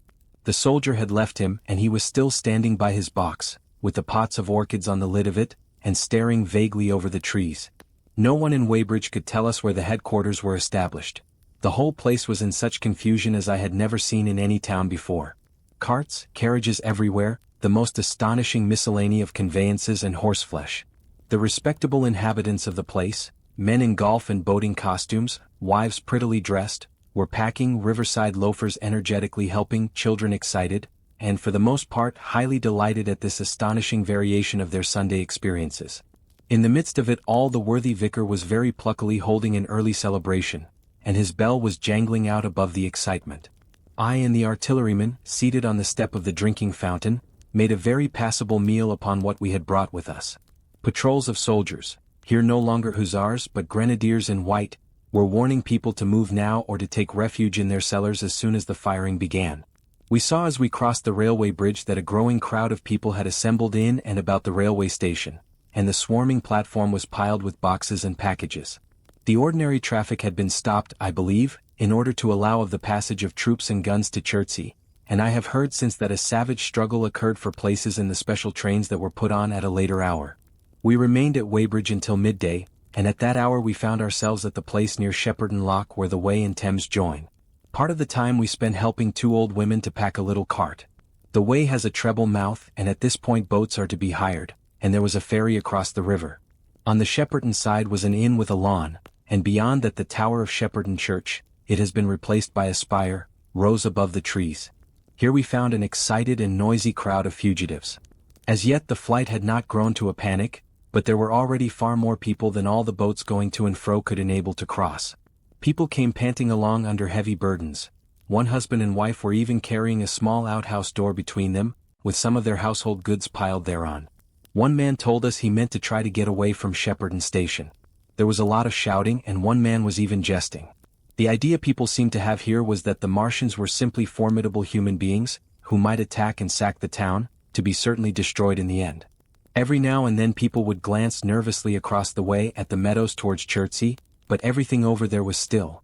Across the Thames, except just where the boats landed, everything was quiet in vivid contrast with the Surrey side. The people who landed there from the boats went tramping off down the lane. The big ferry boat had just made a journey. 3 or 4 soldiers stood on the lawn of the inn, staring and jesting at the fugitives, without offering to help. The inn was closed as it was now within prohibited hours. "What's that?" cried a boatman, and "Shut up, you fool," said a man near me to a yelping dog. Then the sound came again, this time from the direction of Chertsey, a muffled thud, the sound of a gun. The fighting was beginning. Almost immediately unseen batteries across the river to our right, unseen because of the trees, took up the chorus, firing heavily one after the other. A woman screamed. Everyone stood arrested by the sudden stir of battle, near us and yet invisible to us. Nothing was to be seen save flat meadows, cows feeding unconcernedly for the most part, and silvery pollard willows motionless in the warm sunlight. "The soldiers'll stop 'em," said a woman beside me doubtfully. A haziness rose over the treetops. Then suddenly we saw a rush of smoke far away up the river, a puff of smoke that jerked up into the air and hung, and forthwith the ground heaved underfoot and a heavy explosion shook the air, smashing 2 or 3 windows in the houses near and leaving us astonished. "Here they are," shouted a man in a blue jersey. "Yonder. Do you see them? Yonder."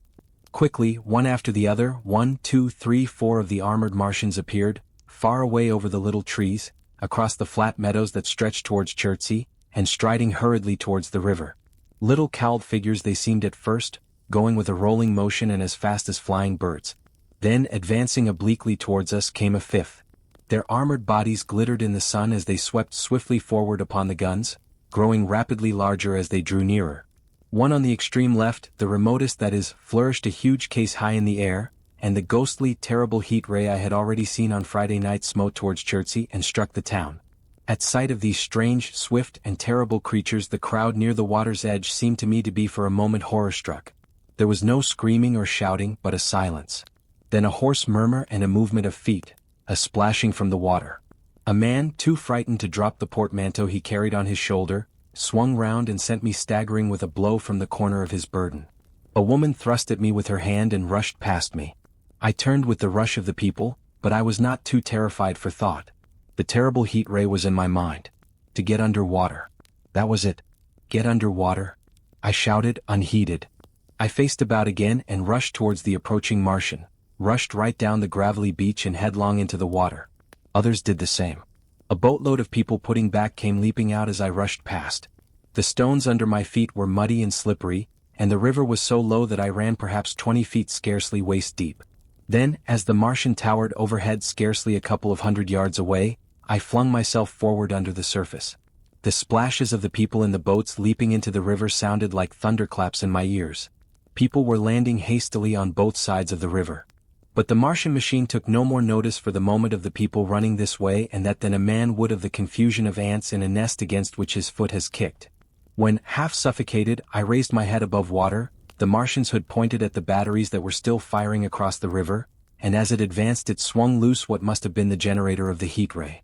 In another moment it was on the bank and in a stride wading halfway across. The knees of its foremost legs bent at the farther bank, and in another moment it had raised itself to its full height again, close to the village of Shepperton. Forthwith the 6 guns which, unknown to anyone on the right bank, had been hidden behind the outskirts of that village, fired simultaneously. The sudden near concussion, the last close upon the first, made my heart jump. The monster was already raising the case generating the heat ray as the first shell burst 6 yards above the hood. I gave a cry of astonishment.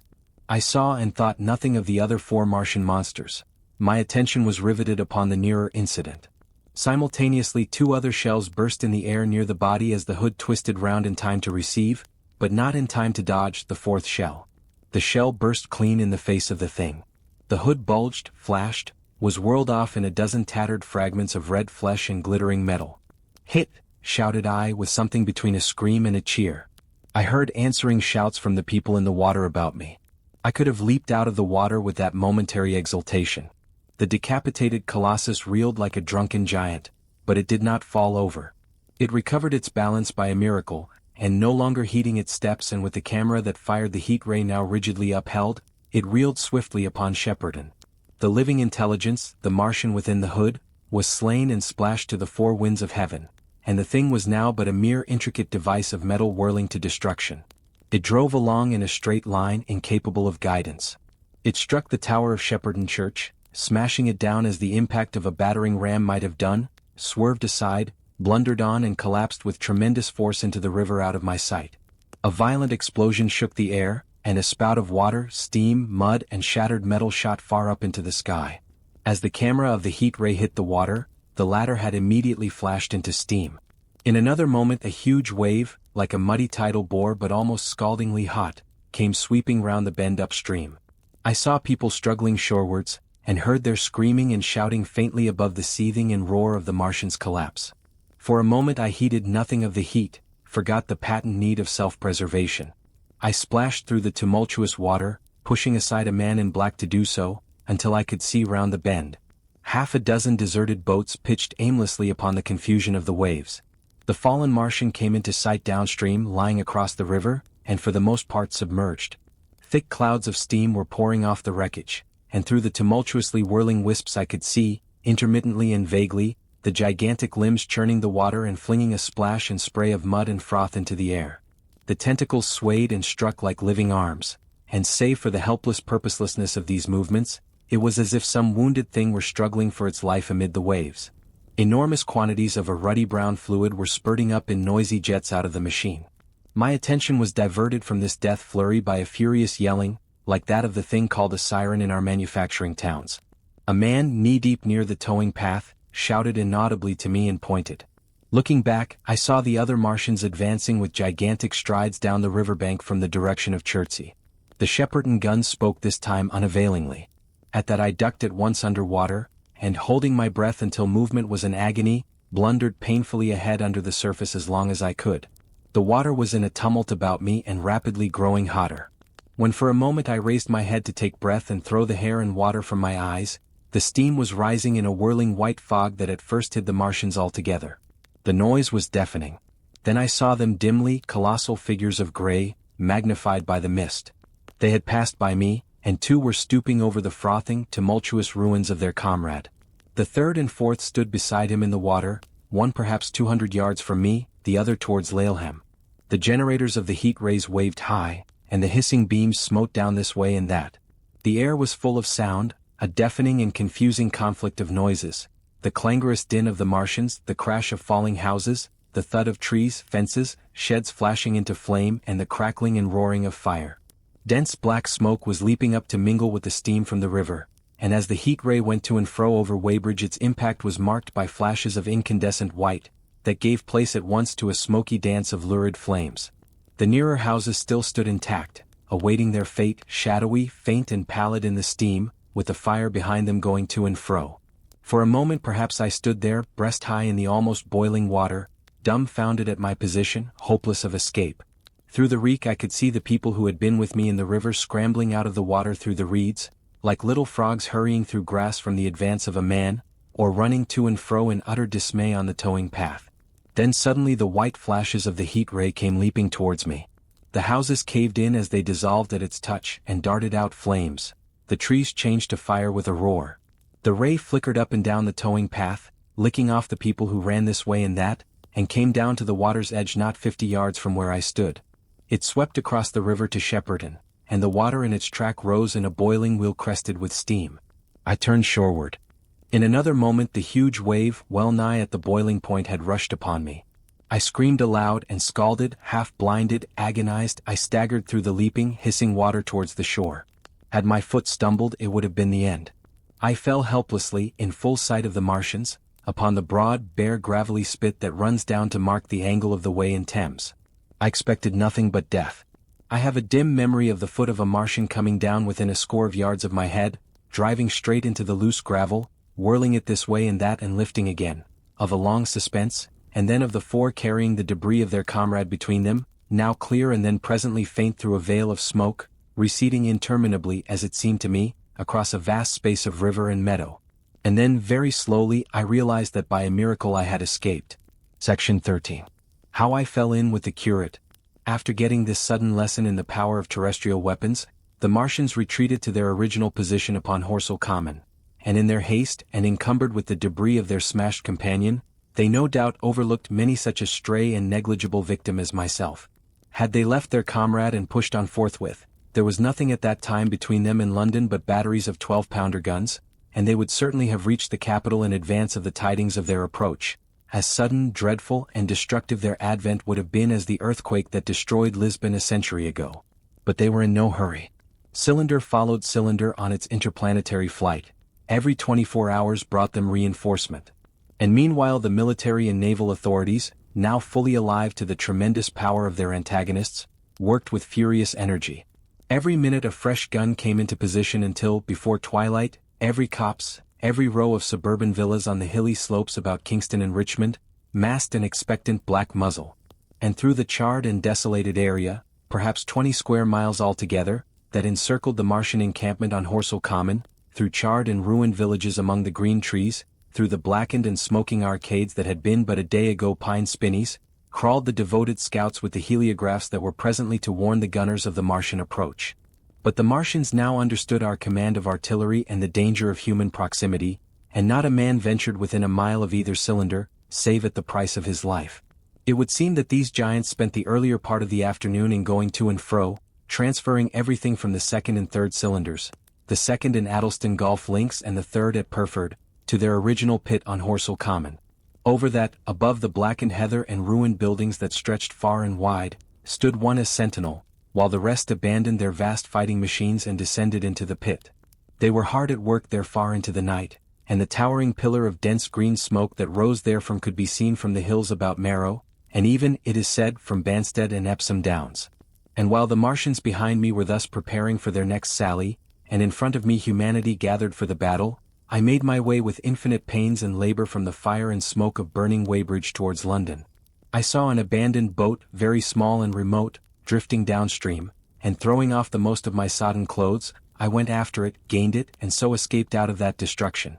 There were no oars in the boat, but I contrived to paddle, as well as my parboiled hands would allow, down the river towards Halliford and Walton, going very tediously and continually looking behind me, as you may well understand. I followed the river because I considered that the water gave me my best chance of escape should these giants return. The hot water from the Martians' overthrow drifted downstream with me, so that for the best part of a mile I could see little of either bank. Once, however, I made out a string of black figures hurrying across the meadows from the direction of Weybridge. Halliford, it seemed, was deserted, and several of the houses facing the river were on fire. It was strange to see the place quite tranquil, quite desolate under the hot blue sky, with the smoke and little threads of flame going straight up into the heat of the afternoon. Never before had I seen houses burning without the accompaniment of an obstructive crowd. A little farther on the dry reeds up the bank were smoking and glowing, and a line of fire inland was marching steadily across a late field of hay. For a long time I drifted, so painful and weary was I after the violence I had been through, and so intense the heat upon the water. Then my fears got the better of me again and I resumed my paddling. The sun scorched my bare back. At last, as the bridge at Walton was coming into sight round the bend, my fever and faintness overcame my fears, and I landed on the Middlesex bank and lay down, deadly sick, amid the long grass. I suppose the time was then about 4 or 5 o'clock. I got up presently, walked perhaps half a mile without meeting a soul, and then lay down again in the shadow of a hedge. I seem to remember talking wanderingly to myself during that last spurt. I was also very thirsty, and bitterly regretful I had drunk no more water. It is a curious thing that I felt angry with my wife. I cannot account for it, but my impotent desire to reach Leatherhead worried me excessively. I do not clearly remember the arrival of the curate, so that probably I dozed. I became aware of him as a seated figure in soot-smudged shirt sleeves, and with his upturned, clean-shaven face staring at a faint flickering that danced over the sky.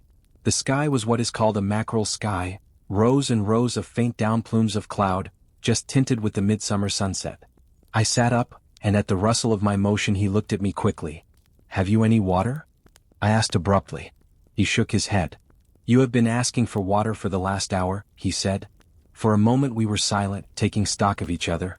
I dare say he found me a strange enough figure, naked, save for my water-soaked trousers and socks, scalded, and my face and shoulders blackened by the smoke. His face was a fair weakness, his chin retreated, and his hair lay in crisp, almost flaxen curls on his low forehead. His eyes were rather large, pale blue, and blankly staring. He spoke abruptly, looking vacantly away from me. "What does it mean?" he said. "What do these things mean?" I stared at him and made no answer. He extended a thin white hand and spoke in almost a complaining tone. "Why are these things permitted? What sins have we done?" The morning service was over, I was walking through the roads to clear my brain for the afternoon, and then, fire, earthquake, death. As if it were Sodom and Gomorrah. All our work undone, all the work. What are these Martians?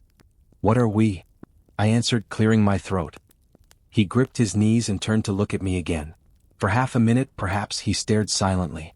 "I was walking through the roads to clear my brain," he said. And suddenly, fire, earthquake, death. He relapsed into silence, with his chin now sunken almost to his knees. Presently he began waving his hand. "All the work, all the Sunday schools, what have we done? What has Weybridge done? Everything gone, everything destroyed. The church, we rebuilt it only 3 years ago. Gone. Swept out of existence. Why?" Another pause, and he broke out again like one demented. "The smoke of her burning goeth up for ever and ever," he shouted. His eyes flamed, and he pointed a lean finger in the direction of Weybridge. By this time I was beginning to take his measure. The tremendous tragedy in which he had been involved, it was evident he was a fugitive from Weybridge, had driven him to the very verge of his reason. "Are we far from Sunbury?" I said in a matter-of-fact tone. "What are we to do?" he asked. "Are these creatures everywhere? Has the earth been given over to them? Are we far from Sunbury? Only this morning I officiated at early celebration."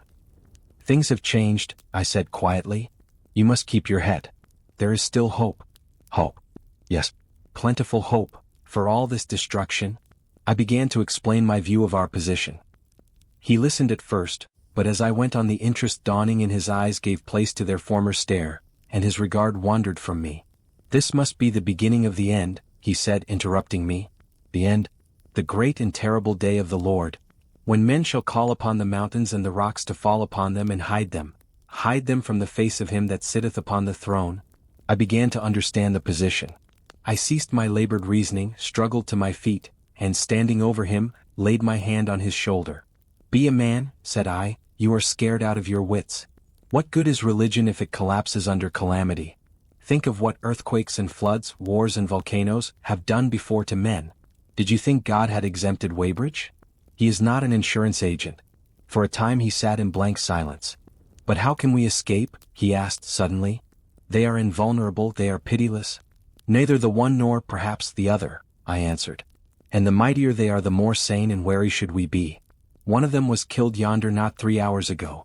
"Killed?" he said, staring about him. "How can God's ministers be killed?" "I saw it happen." I proceeded to tell him. "We have chanced to come in for the thick of it," said I, "and that is all."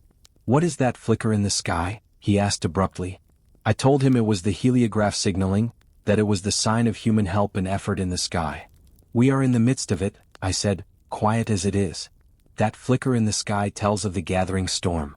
Yonder, I take it, are the Martians and London Ward, where those hills rise about Richmond and Kingston and the trees give cover, earthworks are being thrown up and guns are being placed. Presently the Martians will be coming this way again." And even as I spoke he sprang to his feet and stopped me by a gesture. "Listen," he said. From beyond the low hills across the water came the dull resonance of distant guns and a remote weird crying. Then everything was still. A cockchafer came droning over the hedge and past us. High in the west the crescent moon hung faint and pale above the smoke of Weybridge and Shepperton and the hot, still splendor of the sunset. "We had better follow this path," I said, "northward." Section 14. In London. My younger brother was in London when the Martians fell at Woking. He was a medical student working for an imminent examination, and he heard nothing of the arrival until Saturday morning. The morning papers on Saturday contained, in addition to lengthy special articles on the planet Mars, on life in the planets and so forth, a brief and vaguely worded telegram, all the more striking for its brevity. The Martians, alarmed by the approach of a crowd, had killed a number of people with a quick-firing gun, so the story ran. The telegram concluded with the words, "Formidable as they seem to be, the Martians have not moved from the pit into which they have fallen, and indeed seem incapable of doing so. Probably this is due to the relative strength of the Earth's gravitational energy." On that last text their leader writer expanded very comfortingly. Of course all the students in the Crammers biology class, to which my brother went that day, were intensely interested, but there were no signs of any unusual excitement in the streets. The afternoon papers puffed scraps of news under big headlines. They had nothing to tell beyond the movements of troops about the Common, and the burning of the pine woods between Woking and Weybridge until 8. Then the St. James's Gazette, in an extra special edition, announced the bare fact of the interruption of telegraphic communication. This was thought to be due to the falling of burning pine trees across the line. Nothing more of the fighting was known that night, the night of my drive to Leatherhead and back. My brother felt no anxiety about us, as he knew from the description in the papers that the cylinder was a good 2 miles from my house. He made up his mind to run down that night to me in order, as he says, to see the things before they were killed. He dispatched a telegram which never reached me about 4 o'clock, and spent the evening at a music hall. In London also on Saturday night there was a thunderstorm and my brother reached Waterloo in a cab. On the platform from which the midnight train usually starts he learned, after some waiting, that an accident prevented trains from reaching Woking that night. The nature of the accident he could not ascertain. Indeed, the railway authorities did not clearly know at that time. There was very little excitement in the station, as the officials, failing to realize that anything further than a breakdown between Byfleet and Woking Junction had occurred, were running the theatre trains which usually passed through Woking round by Virginia Water or Guildford. They were busy making the necessary arrangements to alter the route of the Southampton and Portsmouth Sunday League excursions. A nocturnal newspaper reporter, mistaking my brother for the traffic manager, to whom he bears a slight resemblance, waylaid and tried to interview him. Few people, excepting the railway officials, connected the breakdown with the Martians. I have read, in another account of these events, that on Sunday morning all London was electrified by the news from Woking. As a matter of fact, there was nothing to justify that very extravagant phrase. Plenty of Londoners did not hear of the Martians until the panic of Monday morning. Those who did took some time to realize all that the hastily worded telegrams in the Sunday papers conveyed. The majority of people in London do not read Sunday papers. The habit of personal security, moreover, is so deeply fixed in the Londoner's mind, and startling intelligence so much a matter of course in the papers, that they could read without any personal tremors. About 7 o'clock last night the Martians came out of the cylinder, and moving about under an armor of metallic shields, have completely wrecked Woking Station with the adjacent houses, and massacred an entire battalion of the Cardigan Regiment. No details are known. Maxims have been absolutely useless against their armor. The field guns have been disabled by them. Flying hussars have been galloping into Chertsey. The Martians appear to be moving slowly towards Chertsey or Windsor. Great anxiety prevails in West Surrey, and earthworks are being thrown up to check the advanced London ward. That was how the Sunday Sun put it, and a clever and remarkably prompt handbook article in the Referee compared the affair to a menagerie suddenly let loose in a village. No one in London knew positively of the nature of the armored Martians, and there was still a fixed idea that these monsters must be sluggish, crawling, creeping painfully. Such expressions occurred in almost all the earlier reports. None of the telegrams could have been written by an eyewitness of their advance. The Sunday papers printed separate editions as further news came to hand, some even in default of it. But there was practically nothing more to tell people until late in the afternoon, when the authorities gave the press agencies the news in their possession. It was stated that the people of Walton and Weybridge and all the district were pouring along the road's London ward, and that was all. My brother went to church at the Foundling Hospital in the morning, still in ignorance of what had happened on the previous night. There he heard allusions made to the invasion and a special prayer for peace. Coming out, he bought a Referee. He became alarmed at the news in this, and went again to Waterloo Station to find out if communication were restored. The omnibuses, carriages, cyclists, and innumerable people walking in their best clothes seemed scarcely affected by the strange intelligence that the news vendors were disseminating. People were interested, or if alarmed, alarmed only on account of the local residents. At the station he heard for the first time that the Windsor and Chertsey lines were now interrupted. The porters told him that several remarkable telegrams had been received in the morning from Byfleet and Chertsey stations, but that these had abruptly ceased. My brother could get very little precise detail out of them.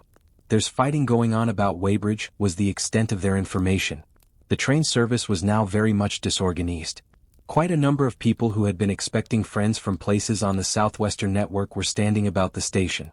One gray-headed old gentleman came and abused the southwestern company bitterly to my brother. "It wants showing up," he said. 1 or 2 trains came in from Richmond, Putney and Kingston, containing people who had gone out for a day's boating and found the locks closed and a feeling of panic in the air. A man in a blue and white blazer addressed my brother, full of strange tidings. "There's hosts of people driving into Kingston in traps and carts and things with boxes of valuables and all that," he said. "They come from Molesey and Weybridge and Walton, and they say there's been guns heard at Chertsey, heavy firing, and that mounted soldiers have told them to get off at once because the Martians are coming. We heard guns firing at Hampton Court Station, but we thought it was thunder. What the dickens does it all mean? The Martians can't get out of their pit, can they?" My brother could not tell him. Afterwards he found that the vague feeling of alarm had spread to the clients of the Underground Railway, and that the Sunday excursionists began to return from all over the southwestern Lung, Barnes, Wimbledon, Richmond Park, Kew and so forth, at unnaturally early hours, but not a soul had anything more than vague hearsay to tell of. Everyone connected with the terminus seemed ill-tempered. About 5 o'clock the gathering crowd in the station was immensely excited by the opening of the line of communication, which is almost invariably closed, between the southeastern and the southwestern stations, and the passage of carriage trucks bearing huge guns and carriages crammed with soldiers. These were the guns that were brought up from Woolwich and Chatham to cover Kingston. There was an exchange of pleasantries, "You'll get eaten," "We're the beast tamers," and so forth. A little while after that a squad of police came into the station and began to clear the public off the platforms, and my brother went out into the street again. The church bells were ringing for evensong, and a squad of Salvation Army lassies came singing down Waterloo Road. On the bridge a number of loafers were watching a curious brown scum that came drifting down the stream in patches. The sun was just setting and the clock tower and the Houses of Parliament rose against one of the most peaceful skies it is possible to imagine. A sky of gold, barred with long transverse stripes of reddish-purple cloud. There was talk of a floating body. One of the men there, a reservist he said he was, told my brother he had seen the heliograph flickering in the west. In Wellington Street my brother met a couple of sturdy roughs who had just been rushed out of Fleet Street with still wet newspapers and staring placards. "Dreadful catastrophe," they bawled one to the other down Wellington Street. "Fighting at Weybridge. Full description. Repulse of the Martians. London in danger." He had to give 3d for a copy of that paper. Then it was, and then only, that he realized something of the full power and terror of these monsters. He learned that they were not merely a handful of small sluggish creatures, but that they were minds swaying vast mechanical bodies, and that they could move swiftly and smite with such power that even the mightiest guns could not stand against them. They were described as vast spider-like machines, nearly 100 feet high, capable of the speed of an express train, and able to shoot out a beam of intense heat. Masked batteries, chiefly of field guns, had been planted in the country about Horsell Common, and especially between the Woking district and London. 5 of the machines had been seen moving towards the Thames, and one, by a happy chance, had been destroyed. In the other cases the shells had missed, and the batteries had been at once annihilated by the heat rays. Heavy losses of soldiers were mentioned, but the tone of the dispatch was optimistic. The Martians had been repulsed. They were not invulnerable. They had retreated to their triangle of cylinders again, in the circle about Woking. Signalers with heliographs were pushing forward upon them from all sides. Guns were in rapid transit from Windsor, Portsmouth, Aldershot, Woolwich, even from the north, among others long wire guns of 95 tons from Woolwich. Altogether 116 were in position or being hastily placed, chiefly covering London. Never before in England had there been such a vast or rapid concentration of military material. Any further cylinders that fell, it was hoped, could be destroyed at once by high explosives, which were being rapidly manufactured and distributed. No doubt, ran the report, the situation was of the strangest and gravest description, but the public was exhorted to avoid and discourage panic. No doubt the Martians were strange and terrible in the extreme, but at the outside there could not be more than 20 of them against our millions. The authorities had reason to suppose, from the size of the cylinders, that at the outside there could not be more than 5 in each cylinder, 15 altogether. And one at least was disposed of, perhaps more. The public would be fairly warned of the approach of danger, and elaborate measures were being taken for the protection of the people in the threatened southwestern suburbs. And so, with reiterated assurances of the safety of London and the ability of the authorities to cope with the difficulty, this quasi-proclamation closed. This was printed in enormous type on paper so fresh that it was still wet, and there had been no time to add a word of comment. It was curious, my brother said, to see how ruthlessly the usual contents of the paper had been hacked and taken out to give this place. All down Wellington Street people could be seen fluttering out the pink sheets and reading, and the Strand was suddenly noisy with the voices of an army of hawkers following these pioneers. Men came scrambling off buses to secure copies. Certainly this news excited people intensely, whatever their previous apathy. The shutters of a map shop in the Strand were being taken down, my brother said, and a man in his Sunday raiment, lemon-yellow gloves even, was visible inside the window hastily fastening maps of Surrey to the glass. Going on along the Strand to Trafalgar Square, the paper in his hand, my brother saw some of the fugitives from West Surrey. There was a man with his wife and 2 boys and some articles of furniture in a cart such as greengrocers use. He was driving from the direction of Westminster Bridge, and close behind him came a hay wagon with 5 or 6 respectable-looking people in it, and some boxes and bundles. The faces of these people were haggard, and their entire appearance contrasted conspicuously with the Sabbath-best appearance of the people on the omnibuses. People in fashionable clothing peeped at them out of cabs. They stopped at the square as if undecided which way to take, and finally turned eastward along the Strand. Some way behind these came a man in workday clothes, riding one of those old-fashioned tricycles with a small front wheel. He was dirty and white in the face. My brother turned down towards Victoria, and met a number of such people. He had a vague idea that he might see something of me. He noticed an unusual number of police regulating the traffic. Some of the refugees were exchanging news with the people on the omnibuses. One was professing to have seen the Martians. Boilers on stilts, I tell you, striding along like men. Most of them were excited and animated by their strange experience. Beyond Victoria the public houses were doing a lively trade with these arrivals. At all the street corners groups of people were reading papers, talking excitedly, or staring at these unusual Sunday visitors. They seemed to increase as night drew on, until at last the roads, my brother said, were like Epsom High Street on a Derby day. My brother addressed several of these fugitives and got unsatisfactory answers from most. None of them could tell him any news of Woking except one man, who assured him that Woking had been entirely destroyed on the previous night. I come from Byfleet, he said. A man on a bicycle came through the place in the early morning, and ran from door to door warning us to come away. Then came soldiers. We went out to look, and there were clouds of smoke to the south, nothing but smoke and not a soul coming that way. Then we heard the guns at Chertsey and folks coming from Weybridge. So I've locked up my house and come on. At that time there was a strong feeling in the streets that the authorities were to blame for their incapacity to dispose of the invaders without all this inconvenience.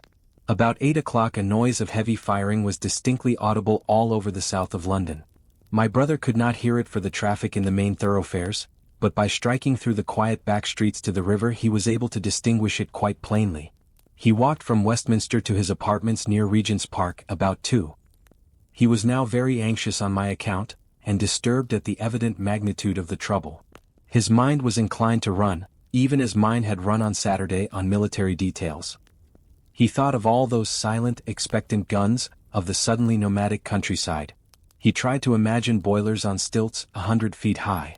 There were 1 or 2 cartloads of refugees passing along Oxford Street, and several in the Marylebone Road, but so slowly was the news spreading that Regent Street and Portland Place were full of their usual Sunday night promenaders, albeit they talked in groups, and along the edge of Regent's Park there were as many silent couples walking out together under the scattered gas lamps as ever there had been.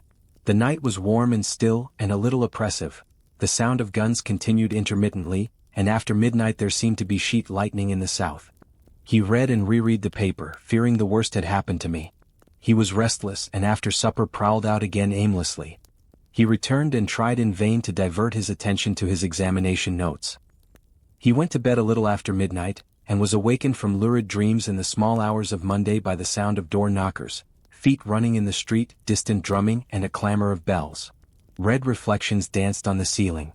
For a moment he lay astonished, wondering whether day had come or the world gone mad. Then he jumped out of bed and ran to the window. His room was an attic, and as he thrust his head out, up and down the street there were a dozen echoes to the noise of his window sash, and heads in every kind of night disarray appeared. Inquiries were being shouted. "They are coming," bawled a policeman hammering at the door, "the Martians are coming," and hurried to the next door.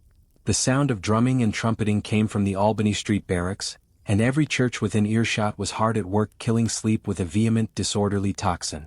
There was a noise of doors opening, and window after window in the houses opposite flashed from darkness into yellow illumination. Up the street came galloping a closed carriage, bursting abruptly into noise at the corner, rising to a clattering climax under the window, and dying away slowly in the distance. Close on the rear of this came a couple of cabs, the forerunners of a long procession of flying vehicles, going for the most part to Chalk Farm Station, where the Northwestern special trains were loading up, instead of coming down the gradient into Euston. For a long time my brother stared out of the window in blank astonishment, watching the policemen hammering at door after door, and delivering their incomprehensible message. Then the door behind him opened, and the man who lodged across the landing came in, dressed only in shirt, trousers and slippers, his braces loose about his waist, his hair disordered from his pillow. "What the devil is it?" he asked. "A fire? What a devil of a row!" They both craned their heads out of the window, straining to hear what the policemen were shouting. People were coming out of the side streets and standing in groups at the corners talking. "What the devil is it all about?" said my brother's fellow lodger. My brother answered him vaguely and began to dress, running with each garment to the window in order to miss nothing of the growing excitement. And presently men selling unnaturally early newspapers came bawling into the street. "London in danger of suffocation. The Kingston and Richmond defences forced. Fearful massacres in the Thames Valley."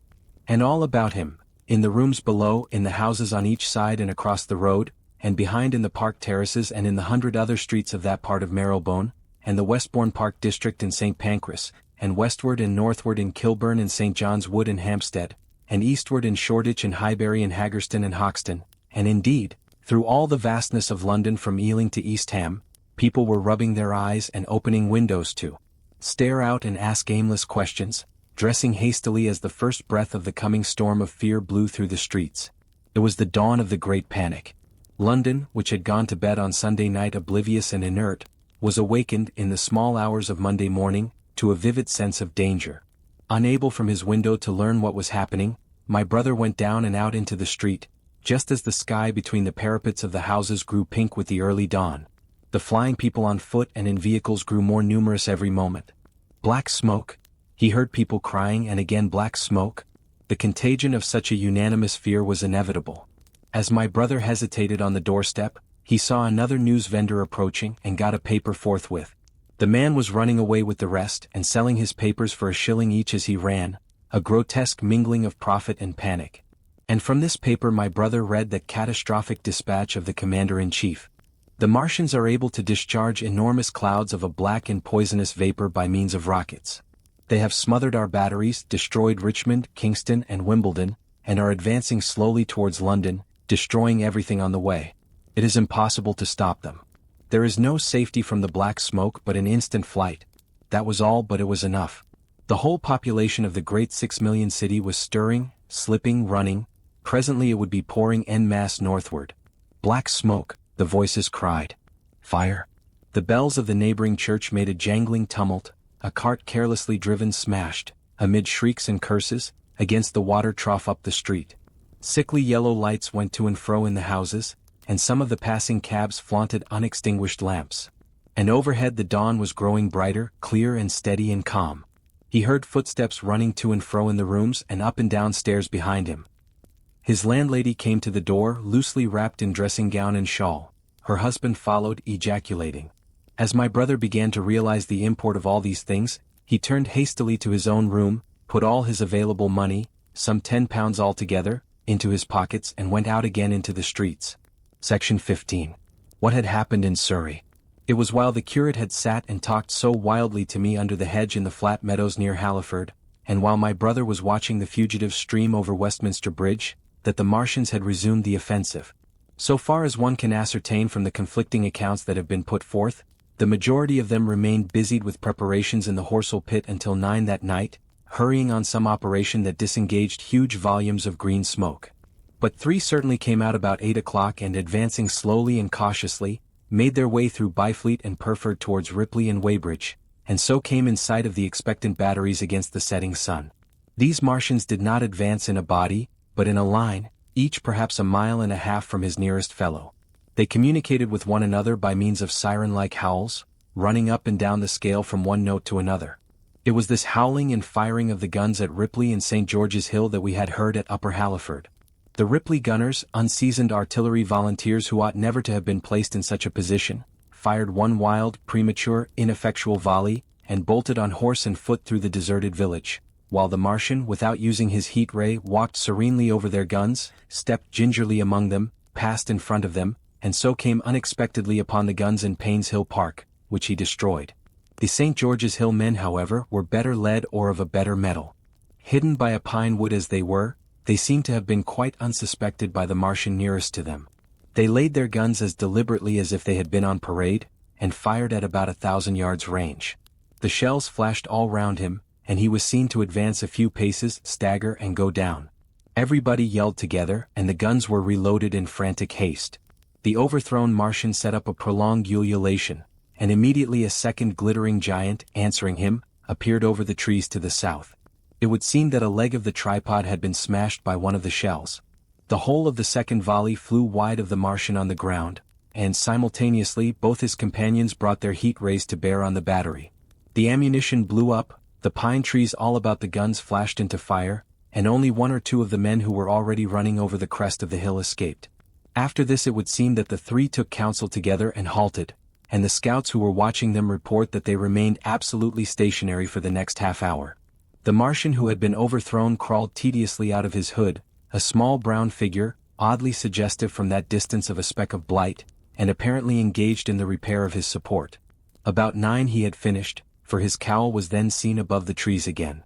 It was a few minutes past 9 that night when these 3 sentinels were joined by 4 other Martians, each carrying a thick black tube.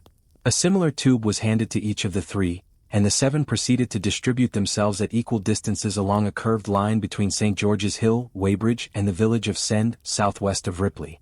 A dozen rockets sprang out of the hills before them so soon as they began to move, and warned the waiting batteries about Ditton and Esher. At the same time 4 of their fighting machines, similarly armed with tubes, crossed the river, and 2 of them, black against the western sky, came into sight of myself and the curate as we hurried wearily and painfully along the road that runs northward out of Halliford.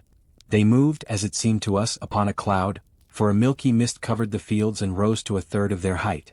At this sight the curate cried faintly in his throat and began running, but I knew it was no good running from a Martian, and I turned aside and crawled through dewy nettles and brambles into the broad ditch by the side of the road. He looked back, saw what I was doing and turned to join me. The 2 halted, the nearer to us standing and facing Sunbury, the remoter being a gray indistinctness towards the evening star, away towards Staines. The occasional howling of the Martians had ceased. They took up their positions in the huge crescent about their cylinders in absolute silence. It was a crescent with 12 miles between its horns. Never since the devising of gunpowder was the beginning of a battle so still. To us and to an observer about Ripley it would have had precisely the same effect. The Martians seemed in solitary possession of the darkling night, lit only as it was by the slender moon, the stars, the afterglow of the daylight, and the ruddy glare from St. George's Hill and the woods of Payne's Hill.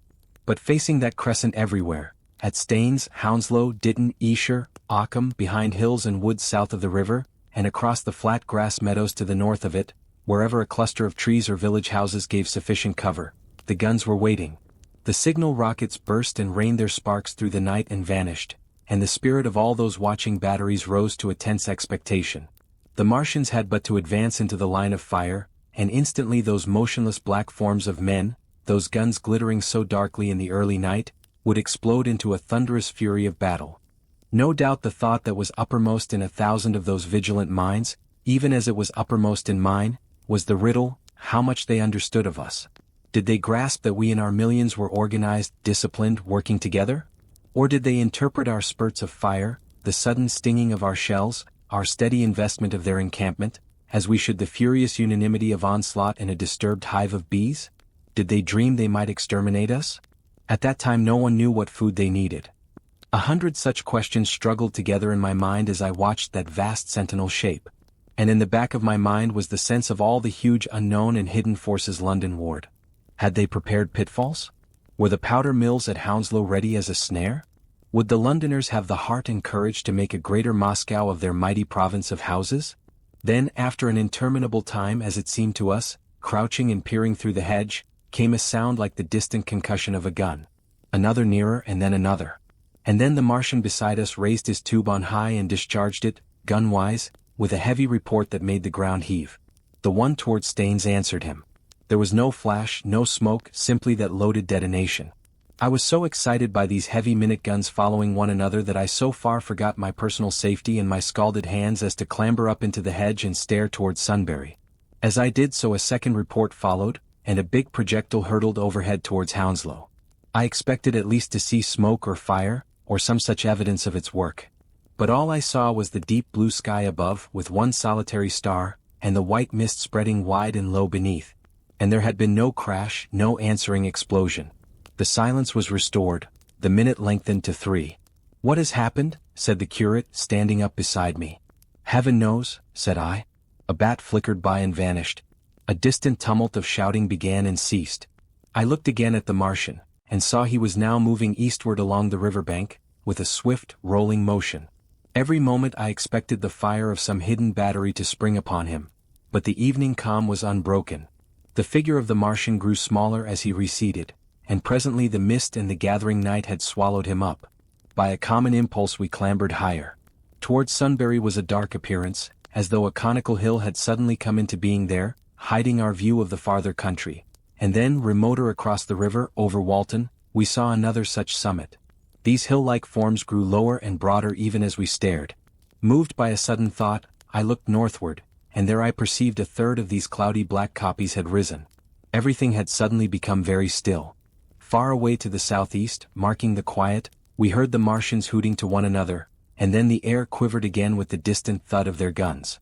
But the earthly artillery made no reply. Now at the time we could not understand these things, but later I was to learn the meaning of these ominous copies that gathered in the twilight.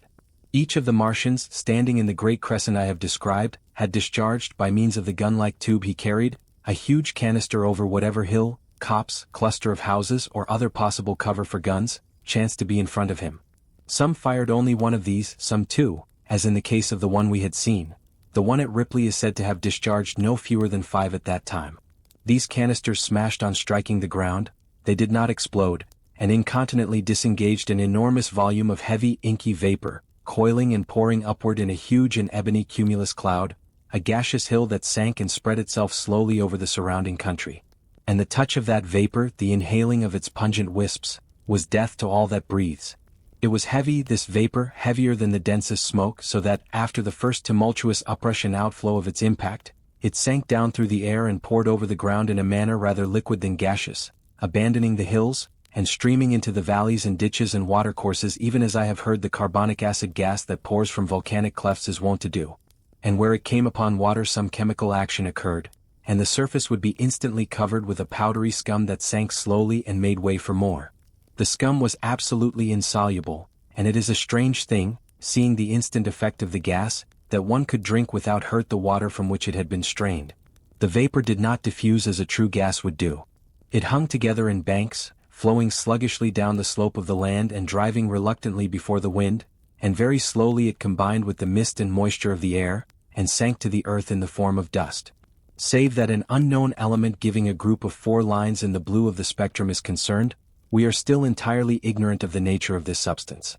Once the tumultuous upheaval of its dispersion was over, the black smoke clung so closely to the ground, even before its precipitation, that 50 feet up in the air, on the roofs and upper stories of high houses and on great trees, there was a chance of escaping its poison altogether, as was proved even that night at Street Cobham and Ditton.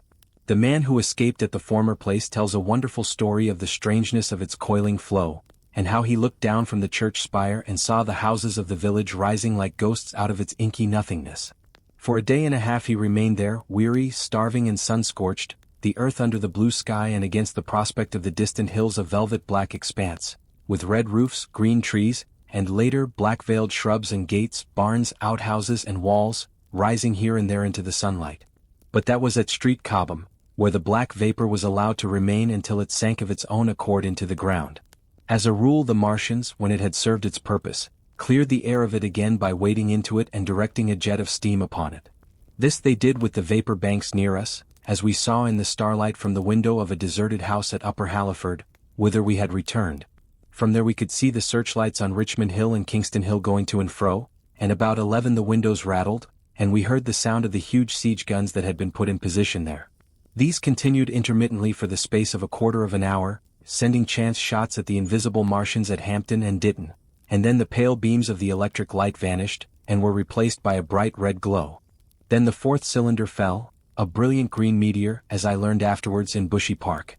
Before the guns on the Richmond and Kingston line of hills began, there was a fitful cannonade far away in the southwest, due I believe to guns being fired haphazard before the black vapor could overwhelm the gunners.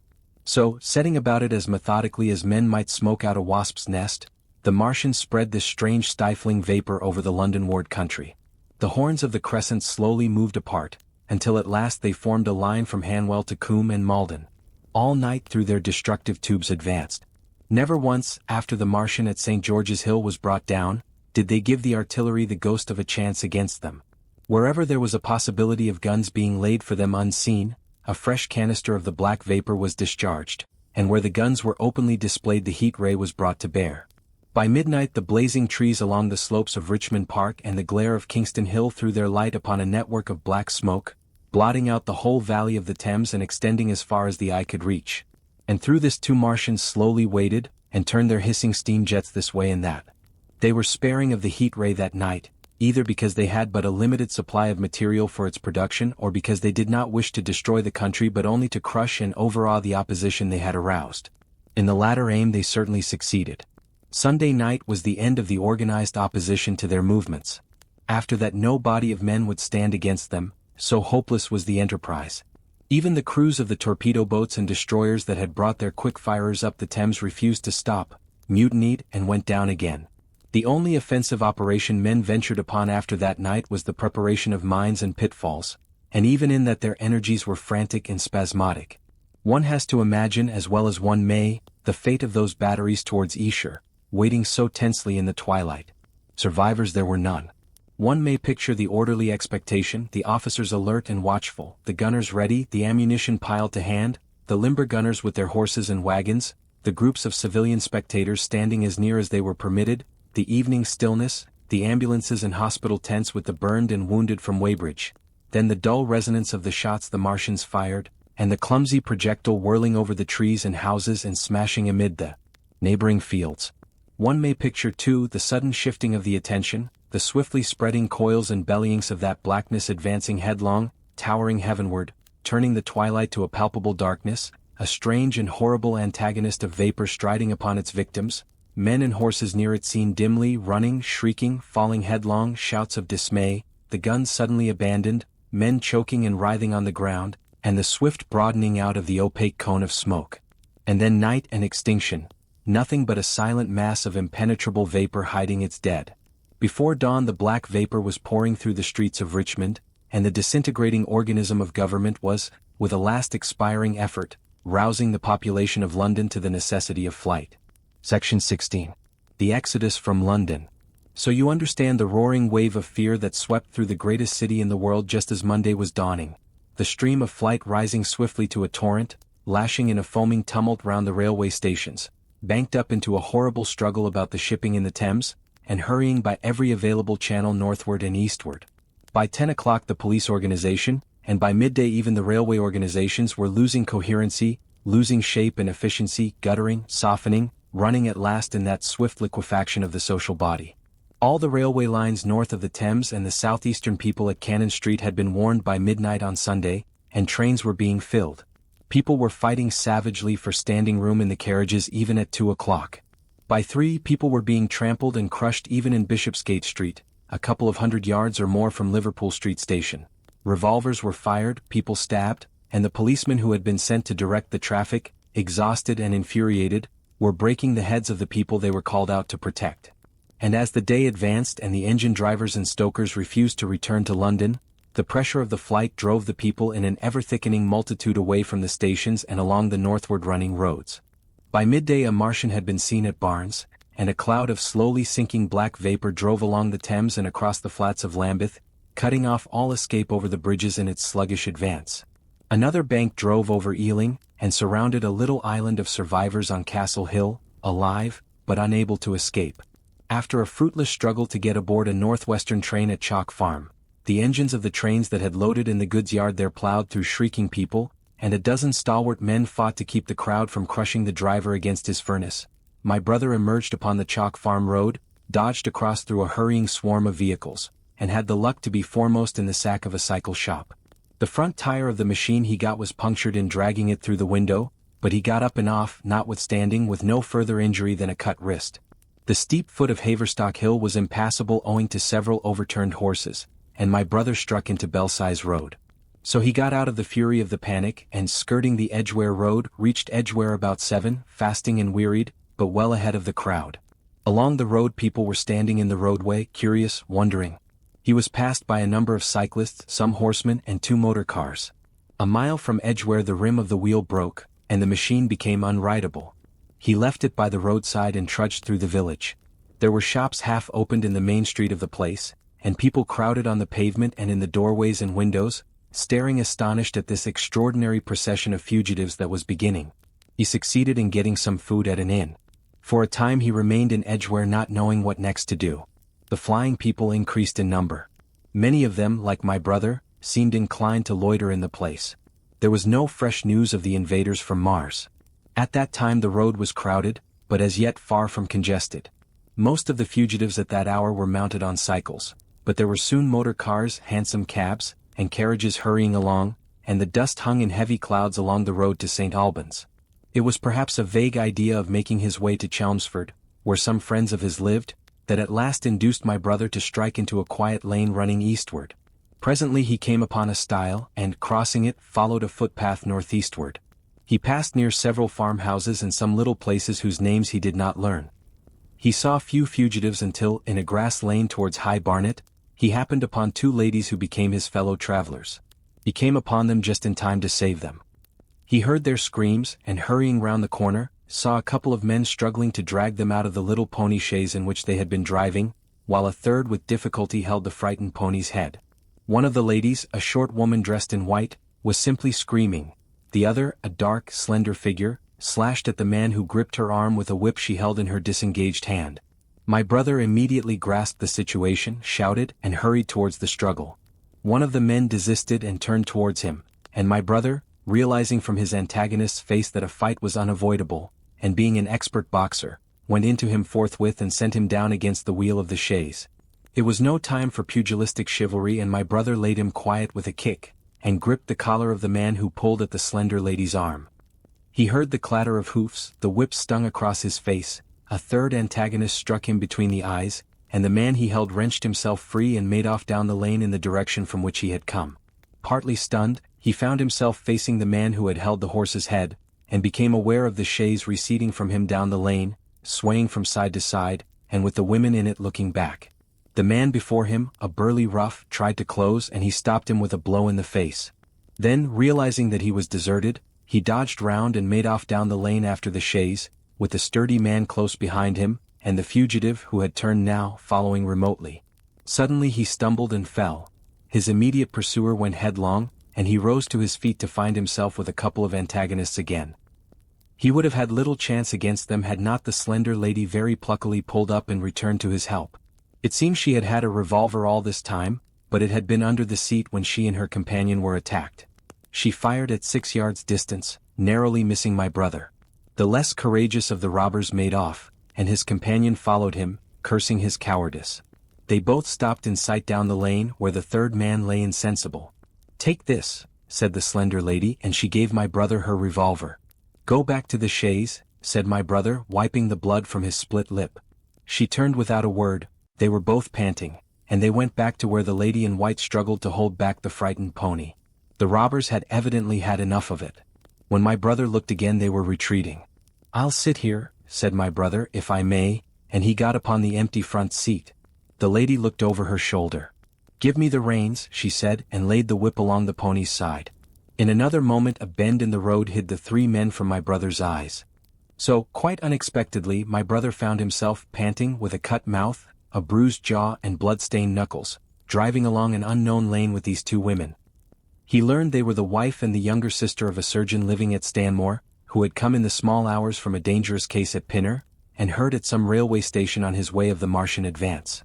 He had hurried home, roused the women, their servant had left them 2 days before, packed some provisions, put his revolver under the seat, luckily for my brother, and told them to drive on to Edgware with the idea of getting a train there. He stopped behind to tell the neighbors. He would overtake them, he said, at about 4:30 in the morning, and now it was nearly 9 and they had seen nothing of him. They could not stop in Edgware because of the growing traffic through the place, and so they had come into this side lane. That was the story they told my brother in fragments when presently they stopped again nearer to New Barnet. He promised to stay with them at least until they could determine what to do, or until the missing man arrived, and professed to be an expert shot with the revolver, a weapon strange to him, in order to give them confidence. They made a sort of encampment by the wayside, and the pony became happy in the hedge. He told them of his own escape out of London, and all that he knew of these Martians and their ways. The sun crept higher in the sky, and after a time their talk died out and gave place to an uneasy state of anticipation. Several wayfarers came along the lane, and of these my brother gathered such news as he could. Every broken answer he had deepened his impression of the great disaster that had come on humanity, deepened his persuasion of the immediate necessity for prosecuting this flight. He urged the matter upon them. "We have money," said the slender woman, and hesitated. Her eyes met my brother's and her hesitation ended. "So have I," said my brother. She explained that they had as much as £30 in gold, besides a £5 note, and suggested that with that they might get upon a train at St. Albans or New Barnet. My brother thought that was hopeless, seeing the fury of the Londoners to crowd upon the trains, and broached his own idea of striking across Essex towards Harwich and thence escaping from the country altogether. Mrs. Elphinstone, that was the name of the woman in white, would listen to no reasoning and kept calling upon George, but her sister-in-law was astonishingly quiet and deliberate, and at last agreed to my brother's suggestion. So, designing to cross the Great North Road, they went on towards Barnet, my brother leading the pony to save it as much as possible. As the sun crept up the sky the day became excessively hot, and underfoot a thick whitish sand grew burning and blinding, so that they travelled only very slowly. The hedges were grey with dust. And as they advanced towards Barnet a tumultuous murmuring grew stronger. They began to meet more people. For the most part these were staring before them, murmuring indistinct questions, jaded, haggard, unclean. One man in evening dress passed them on foot, his eyes on the ground. They heard his voice, and looking back at him, saw one hand clutched in his hair and the other beating invisible things. His paroxysm of rage over, he went on his way without once looking back. As my brother's party went on towards the crossroads to the south of Barnet, they saw a woman approaching the road across some fields on their left, carrying a child and with 2 other children. and then past a man in dirty black with a thick stick in one hand and a small portmanteau in the other. Then round the corner of the lane, from between the villas that guarded it at its confluence with the high road, came a little cart drawn by a sweating black pony and driven by a sallow youth in a bowler hat, grey with dust. There were 3 girls, East End factory girls, and a couple of little children crowded in the cart. "This'll take us round Edgware?" asked the driver, wild-eyed, white-faced, and when my brother told him it would if he turned to the left, he whipped up at once without the formality of thanks. My brother noticed a pale grey smoke or haze rising among the houses in front of them, and veiling the white facade of a terrace beyond the road that appeared between the backs of the villas. Mrs. Elphinstone suddenly cried out at a number of tongues of smoky red flame leaping up above the houses in front of them against the hot, blue sky. The tumultuous noise resolved itself now into the disorderly mingling of many voices, the gride of many wheels, the creaking of wagons and the staccato of hoofs. The lane came round sharply not 50 yards from the crossroads. "Good heavens!" cried Mrs. Elphinstone. "What is this you are driving us into?" My brother stopped. For the main road was a boiling stream of people, a torrent of human beings rushing northward, one pressing on another. A great bank of dust, white and luminous in the blaze of the sun, made everything within 20 feet of the ground grey and indistinct, and was perpetually renewed by the hurrying feet of a dense crowd of horses and of men and women on foot, and by the wheels of vehicles of every description. "Way!" my brother heard voices crying. "Make way!" It was like riding into the smoke of a fire to approach the meeting point of the lane and road. The crowd roared like a fire, and the dust was hot and pungent. And indeed, a little way up the road a villa was burning and sending rolling masses of black smoke across the road to add to the confusion. 2 men came past them. Then a dirty woman carrying a heavy bundle and weeping. A lost retriever dog with hanging tongue circled dubiously round them, scared and wretched, and fled at my brother's threat. So much as they could see of the road London ward between the houses to the right was a tumultuous stream of dirty, hurrying people, pent in between the villas on either side. The black heads, the crowded forms, grew into distinctness as they rushed towards the corner, hurried past, and merged their individuality again in a receding multitude that was swallowed up at last in a cloud of dust. Go on, cried the voices. Way. One man's hands pressed on the back of another. My brother stood at the pony's head. Irresistibly attracted, he advanced slowly, pace by pace, down the lane. Edgware had been a scene of confusion, Chalk Farm a riotous tumult, but this was a whole population in movement. It is hard to imagine that host. It had no character of its own. The figures poured out past the corner, and receded with their backs to the group in the lane. Along the margin came those who were on foot threatened by the wheels, stumbling in the ditches, blundering into one another. The carts and carriages crowded close upon one another, making little way for those swifter and more impatient vehicles that darted forward every now and then when an opportunity showed itself of doing so, sending the people scattering against the fences and gates of the villas. "Push on," was the cry. "Push on. They are coming." In one cart stood a blind man in the uniform of the Salvation Army, gesticulating with his crooked fingers and bawling, "Eternity! Eternity!" His voice was hoarse and very loud so that my brother could hear him long after he was lost to sight in the dust. Some of the people who crowded in the carts whipped stupidly at their horses and quarreled with other drivers. Some sat motionless, staring at nothing with miserable eyes. Some gnawed their hands with thirst, or lay prostrate in the bottoms of their conveyances. The horses' bits were covered with foam, their eyes bloodshot. There were cabs, carriages, shop carts, wagons beyond counting. A mail cart, a road cleaner's cart marked Vestry of St. Pancras, a huge timber wagon crowded with roughs. A brewer's dray rumbled by with its 2 near wheels splashed with fresh blood. "Clear the way," cried the voices. "Clear the way." Eternity, eternity, came echoing down the road. There were sad, haggard women tramping by, well-dressed, with children that cried and stumbled, their dainty clothes smothered in dust, their weary faces smeared with tears. With many of these came men, sometimes helpful, sometimes lowering and savage. Fighting side by side with them pushed some weary street outcast in faded black rags, wide-eyed, loud-voiced and foul-mouthed. There were sturdy workmen thrusting their way along, wretched, unkempt men, clothed like clerks or shopmen, struggling spasmodically. A wounded soldier my brother noticed, men dressed in the clothes of railway porters, one wretched creature in a nightshirt with a coat thrown over it. But varied as its composition was, certain things all that host had in common. There were fear and pain on their faces and fear behind them. A tumult up the road, a quarrel for a place in a wagon, sent the whole host of them quickening their pace. Even a man so scared and broken that his knees bent under him was galvanized for a moment into renewed activity. The heat and dust had already been at work upon this multitude. Their skins were dry, their lips black and cracked. They were all thirsty, weary, and footsore. And amid the various cries one heard disputes, reproaches, groans of weariness and fatigue. The voices of most of them were hoarse and weak. Through it all ran a refrain. Why, the Martians are coming? Few stopped and came aside from that flood. The lane opened slantingly into the main road with a narrow opening, and had a delusive appearance of coming from the direction of London. Yet a kind of eddy of people drove into its mouth.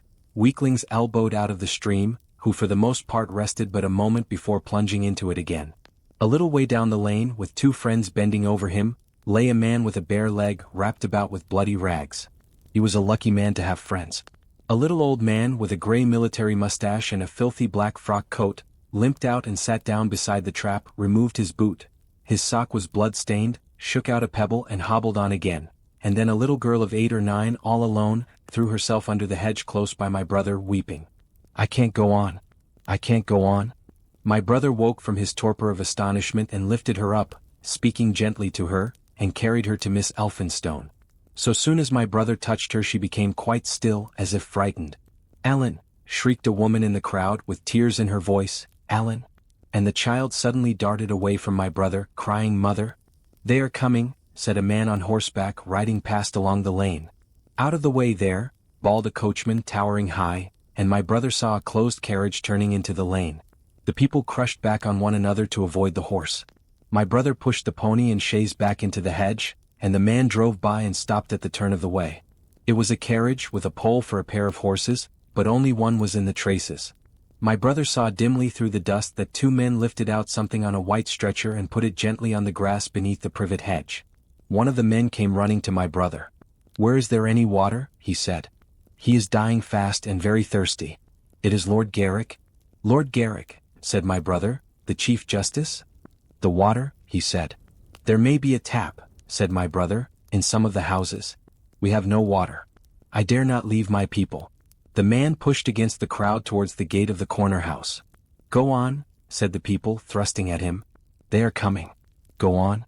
Then my brother's attention was distracted by a bearded, eagle-faced man lugging a small handbag, which split even as my brother's eyes rested on it and disgorged a mass of sovereigns that seemed to break up into separate coins as it struck the ground. They rolled hither and thither among the struggling feet of men and horses. The man stopped and looked stupidly at the heap, and the shaft of a cab struck his shoulder and sent him reeling. He gave a shriek and dodged back, and a cartwheel shaved him narrowly. Way, cried the men all about him. Make way. So soon as the cab had passed, he flung himself, with both hands open, upon the heap of coins, and began thrusting handfuls in his pocket. A horse rose close upon him, and in another moment, half rising, he had been borne down under the horse's hoofs. Stop! Screamed my brother, and pushing a woman out of his way tried to clutch the bit of the horse. Before he could get to it, he heard a scream under the wheels, and saw through the dust the rim passing over the poor wretch's back. The driver of the cart slashed his whip at my brother, who ran round behind the cart. The multitudinous shouting confused his ears. The man was writhing in the dust among his scattered money, unable to rise, for the wheel had broken his back, and his lower limbs lay limp and dead. My brother stood up and yelled at the next driver, and a man on a black horse came to his assistance. Get him out of the road, said he, and clutching the man's collar with his free hand, my brother lugged him sideways. But he still clutched after his money, and regarded my brother fiercely, hammering at his arm with a handful of gold. Go on, shouted angry voices behind. Why. There was a smash as the pole of a carriage crashed into the cart that the man on horseback stopped. My brother looked up, and the man with the gold twisted his head round and bit the wrist that held his collar. There was a concussion, and the black horse came staggering sideways, and the cart horse pushed beside it. A hoof missed my brother's foot by a hair's breadth. He released his grip on the fallen man and jumped back. He saw anger change to terror on the face of the poor wretch on the ground, and in a moment he was hidden, and my brother was borne backward and carried past the entrance of the lane, and had to fight hard in the torrent to recover it. He saw Miss Elphinstone covering her eyes, and a little child, with all a child's want of sympathetic imagination, staring with dilated eyes at a dusty something that lay black and still, ground and crushed under the rolling wheels. Let us go back, he shouted, and began turning the pony round. "We cannot cross this hell," he said, and they went back 100 yards the way they had come, until the fighting crowd was hidden. As they passed the bend in the lane, my brother saw the face of the dying man in the ditch under the privet, deadly white and drawn, and shining with perspiration. The two women sat silent, crouching in their seat and shivering. Then beyond the bend my brother stopped again. Miss Elphinstone was white and pale, and her sister-in-law sat weeping, too wretched even to call upon George. My brother was horrified and perplexed. So soon as they had retreated he realized how urgent and unavoidable it was to attempt this crossing. He turned to Miss Elphinstone, suddenly resolute. "We must go that way," he said, and led the pony round again. For the second time that day this girl proved her quality. To force their way into the torrent of people, my brother plunged into the traffic and held back a cab horse, while she drove the pony across its head. A wagon locked wheels for a moment and ripped a long splinter from the chaise. In another moment they were caught and swept forward by the stream. My brother, with the cabman's whip marks red across his face and hands, scrambled into the chaise and took the reins from her. "Point the revolver at the man behind," he said, giving it to her, "if he presses us too hard." "No," pointed at his horse. Then he began to look out for a chance of edging to the right across the road. But once in the stream he seemed to lose volition, to become a part of that dusty route. They swept through Chipping Barnet with the torrent. They were nearly a mile beyond the center of the town before they had fought across to the opposite side of the way. It was din and confusion indescribable, but in and beyond the town the road forks repeatedly, and this to some extent relieved the stress. They struck eastward through Hadley, and there on either side of the road, and at another place farther on they came upon a great multitude of people drinking at the stream, some fighting to come at the water. And farther on, from a lull near East Barnet, they saw two trains running slowly one after the other without signal or order. Trains swarming with people, with men even among the coals behind the engines, going northward along the Great Northern Railway. My brother supposes they must have filled outside London, for at that time the furious terror of the people had rendered the central termini impossible. Near this place they halted for the rest of the afternoon, for the violence of the day had already utterly exhausted all three of them. They began to suffer the beginnings of hunger. The night was cold and none of them dared to sleep. And in the evening many people came hurrying along the road nearby their stopping place, fleeing from unknown dangers before them, and going in the direction from which my brother had come. Section 17. The Thunder Child. Had the Martians aimed only at destruction, they might on Monday have annihilated the entire population of London, as it spread itself slowly through the home counties. Not only along the road through Barnet, but also through Edgware and Waltham Abbey, and along the roads eastward to Southend and Shoeburyness, and south of the Thames to Deal and Broadstairs, poured the same frantic rout. If one could have hung that June morning in a balloon in the blazing blue above London, every northward and eastward road running out of the tangled maze of streets would have seemed stippled black with the streaming fugitives, each a human agony of terror and physical distress. I have set forth at length in the last chapter my brother's account of the road through Chipping Barnet, in order that my readers may realize how that swarming of black dots appeared to one of those concerned. Never before in the history of the world had such a mass of human beings moved and suffered together. The legendary hosts of Goths and Huns, the hugest armies Asia has ever seen, would have been but a drop in that current. And this was no disciplined march, it was a stampede gigantic and terrible, without order and without a goal, 6 million people unarmed and unprovisioned driving headlong. It was the beginning of the rout of civilization, of the massacre of mankind. Directly below him the balloonist would have seen the network of streets far and wide, houses, churches, squares, crescents, gardens, already derelict, spread out like a huge map and in the southward blotted. Over Ealing, Richmond, Wimbledon, it would have seemed as if some monstrous pen had flung ink upon the chart. Steadily, incessantly each black splash grew and spread, shooting out ramifications this way and that, now banking itself against rising ground, now pouring swiftly over a crest into a new-found valley, exactly as a gout of ink would spread itself upon blotting paper. And beyond, over the blue hills that rise southward of the river, the glittering Martians went to and fro, calmly and methodically spreading their poison cloud over this patch of country and then over that, laying it again with their steam jets when it had served its purpose, and taking possession of the conquered country.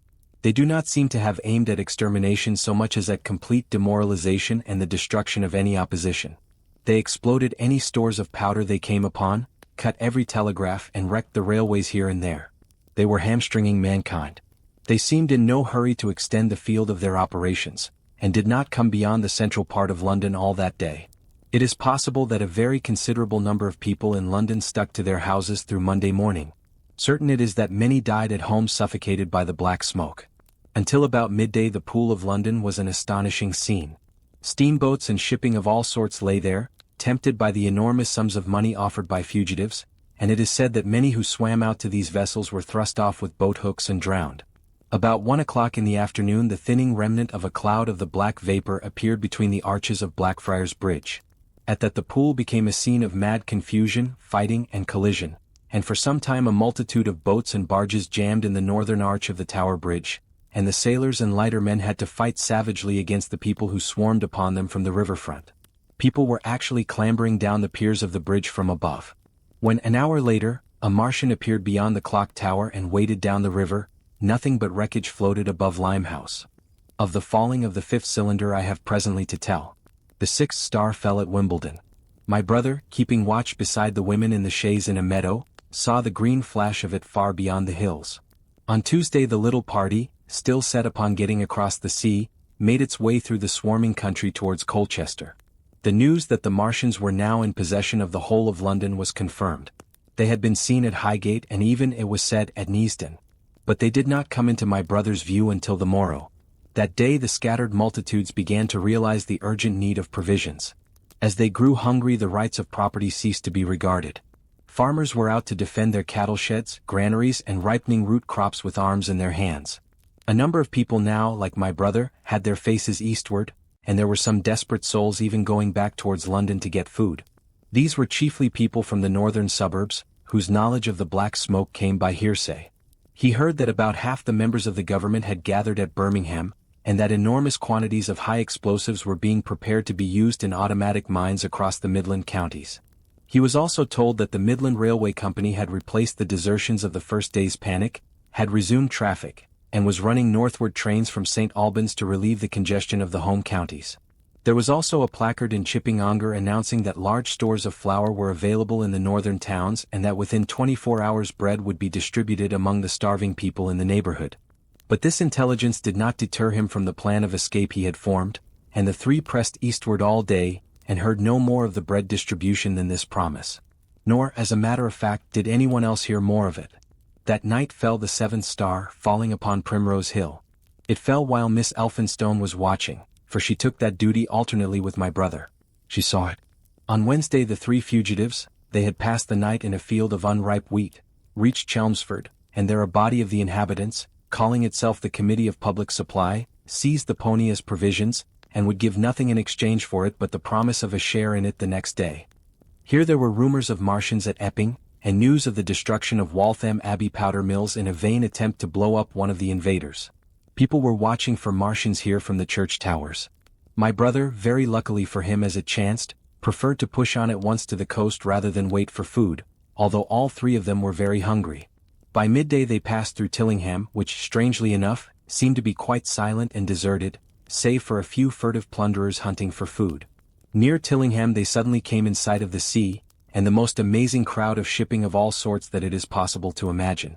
For after the sailors could no longer come up the Thames, they came on to the Essex coast, to Harwich and Walton and Clacton, and afterwards to Foulness and Shoebury to bring off the people. They lay in a huge sickle-shaped curve that vanished into mist at last towards the Naze. Close inshore was a multitude of fishing smacks, English, Scotch, French, Dutch and Swedish, steam launches from the Thames, yachts, electric boats, and beyond were ships of larger burden, a multitude of filthy colliers, trim merchantmen, cattle ships, passenger boats, petroleum tanks, ocean tramps, an old white transport, even neat white and grey liners from Southampton and Hamburg, and along the blue coast across the Blackwater my brother could make out dimly a dense swarm of boats chaffering. With the people on the beach, a swarm which also extended up the Blackwater almost to Malden. About a couple of miles out lay an ironclad, very low in the water, almost to my brother's perception like a waterlogged ship. This was the ram Thunderchild. It was the only warship in sight, but far away to the right over the smooth surface of the sea, for that day there was a dead calm, lay a serpent of black smoke to mark the next ironclads of the Channel Fleet, which hovered in an extended line, steam up and ready for action, across the Thames estuary during the course of the Martian conquest, vigilant and yet powerless to prevent it. At the sight of the sea Mrs. Elphinstone, in spite of the assurances of her sister-in-law, gave way to panic. She had never been out of England before, she would rather die than trust herself friendless in a foreign country, and so forth. She seemed, poor woman, to imagine that the French and the Martians might prove very similar. She had been growing increasingly hysterical, fearful, and depressed during the 2 days' journeyings. Her great idea was to return to Stanmore. Things had been always well and safe at Stanmore. They would find George at Stanmore. It was with the greatest difficulty they could get her down to the beach, where presently my brother succeeded in attracting the attention of some men on a paddle steamer from the Thames. They sent a boat and drove a bargain for £36 for the three. The steamer was going, these men said, to Ostend. It was about 2 o'clock when my brother, having paid their fares at the gangway, found himself safely aboard the steamboat with his charges. There was food aboard, albeit at exorbitant prices, and the three of them contrived to eat a meal on one of the seats forward.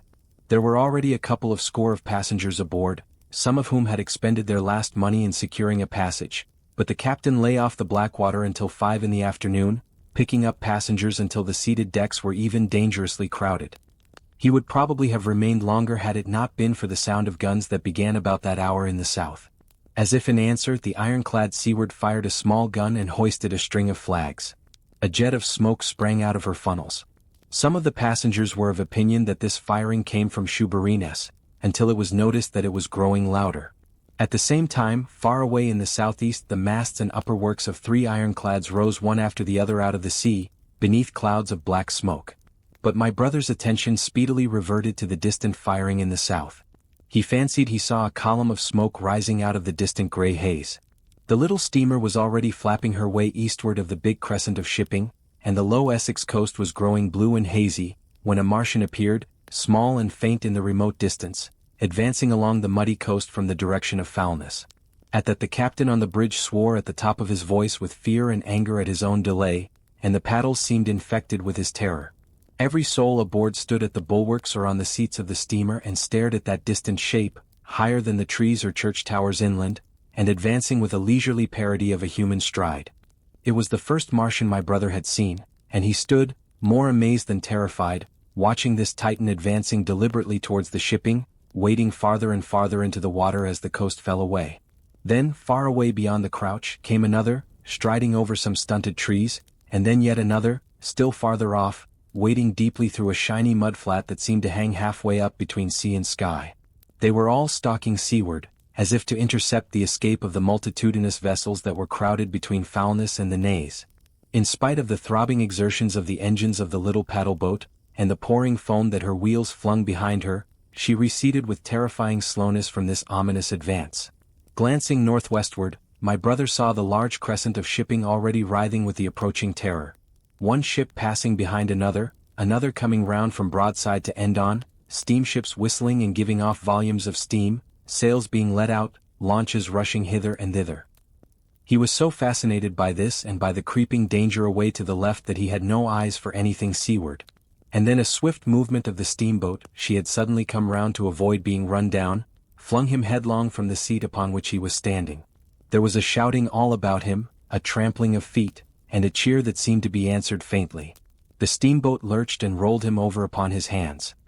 He sprang to his feet and saw to starboard, and not 100 yards from their heeling, pitching boat, a vast iron bulk like the blade of a plough tearing through the water, tossing it on either side in huge waves of foam that leaped towards the steamer, flinging her paddles helplessly in the air, and then sucking her deck down almost to the waterline. A douche of spray blinded my brother for a moment. When his eyes were clear again he saw the monster had passed and was rushing landward. Big iron upper works rose out of this headlong structure, and from that twin funnels projected and spat a smoking blast shot with fire. It was the torpedo ram Thunder Child, steaming headlong, coming to the rescue of the threatened shipping. Keeping his footing on the heaving deck by clutching the bulwarks, my brother looked past this charging leviathan at the Martians again, and he saw the three of them now close together, and standing so far out to sea that their tripod supports were almost entirely submerged. Thus sunken and seen in remote perspective, they appeared far less formidable than the huge iron bulk in whose wake the steamer was pitching so helplessly. It would seem they were regarding this new antagonist with astonishment. To their intelligence, it may be, the giant was even such another as themselves. The Thunder Child fired no gun, but simply drove full speed towards them. It was probably her not firing that enabled her to get so near the enemy as she did. They did not know what to make of her. One shell, and they would have sent her to the bottom forthwith with the heat ray. She was steaming at such a pace that in a minute she seemed halfway between the steamboat and the Martians, a diminishing black bulk against the receding horizontal expanse of the Essex coast. Suddenly the foremost Martian lowered his tube and discharged a canister of the black gas at the ironclad. It hit her larboard side and glanced off in an inky jet that rolled away to seaward, an unfolding torrent of black smoke, from which the ironclad drove clear. To the watchers from the steamer, low in the water and with the sun in their eyes, it seemed as though she were already among the Martians. They saw the gaunt figures separating and rising out of the water as they retreated shoreward, and one of them raised the camera-like generator of the heat ray. He held it pointing obliquely downward, and a bank of steam sprang from the water at its touch. It must have driven through the iron of the ship's side like a white-hot iron rod through paper. A flicker of flame went up through the rising steam, and then the Martian reeled and staggered. In another moment he was cut down, and a great body of water and steam shot high in the air. The guns of the Thunder Child sounded through the reek, going off one after the other, and one shot splashed the water high close by the steamer, ricocheted towards the other flying ships to the north, and smashed a smack to matchwood. But no one heeded that very much. At the sight of the Martians collapsed, the captain on the bridge yelled inarticulately, and all the crowding passengers on the steamer's stern shouted together. And then they yelled again. For, surging out beyond the white tumult, drove something long and black, the flames streaming from its middle parts, its ventilators and funnels spouting fire. She was alive still, the steering gear, it seems, was intact and her engines working. She headed straight for a second Martian, and was within 100 yards of him when the heat ray came to bear. Then with a violent thud, a blinding flash, her decks, her funnels, leaped upward. The Martian staggered with the violence of her explosion, and in another moment the flaming wreckage, still driving forward with the impetus of its pace, had struck him and crumpled him up like a thing of cardboard. My brother shouted involuntarily. A boiling tumult of steam hit everything again. "Two!" yelled the captain. Everyone was shouting. The whole steamer from end to end rang with frantic cheering that was taken up first by one and then by all in the crowding multitude of ships and boats that was driving out to sea. The steam hung upon the water for many minutes, hiding the third Martian and the coast altogether. And all this time the boat was paddling steadily out to sea and away from the fight, and when at last the confusion cleared, the drifting bank of black vapor intervened, and nothing of the Thunder Child could be made out, nor could the third Martian be seen. But the ironclads to seaward were now quite close and standing in towards shore past the steamboat. The little vessel continued to beat its way seaward, and the ironclads receded slowly towards the coast, which was hidden still by a marbled bank of vapor, part steam, part black gas, eddying and combining in the strangest way. The fleet of refugees was scattering to the northeast. Several smacks were sailing between the ironclads and the steamboat. After a time, and before they reached the sinking cloud bank, the warships turned northward, and then abruptly went about and passed into the thickening haze of evening southward. The coast grew faint, and at last indistinguishable amid the low banks of clouds that were gathering about the sinking sun. Then suddenly out of the golden haze of the sunset came the vibration of guns, and a form of black shadows moving. Everyone struggled to the rail of the steamer and peered into the blinding furnace of the west, but nothing was to be distinguished clearly. A mass of smoke rose slanting and barred the face of the sun. The steamboat throbbed on its way through an interminable suspense. The sun sank into gray clouds, the sky flushed and darkened, the evening star trembled into sight. It was deep twilight when the captain cried out and pointed. My brother strained his eyes.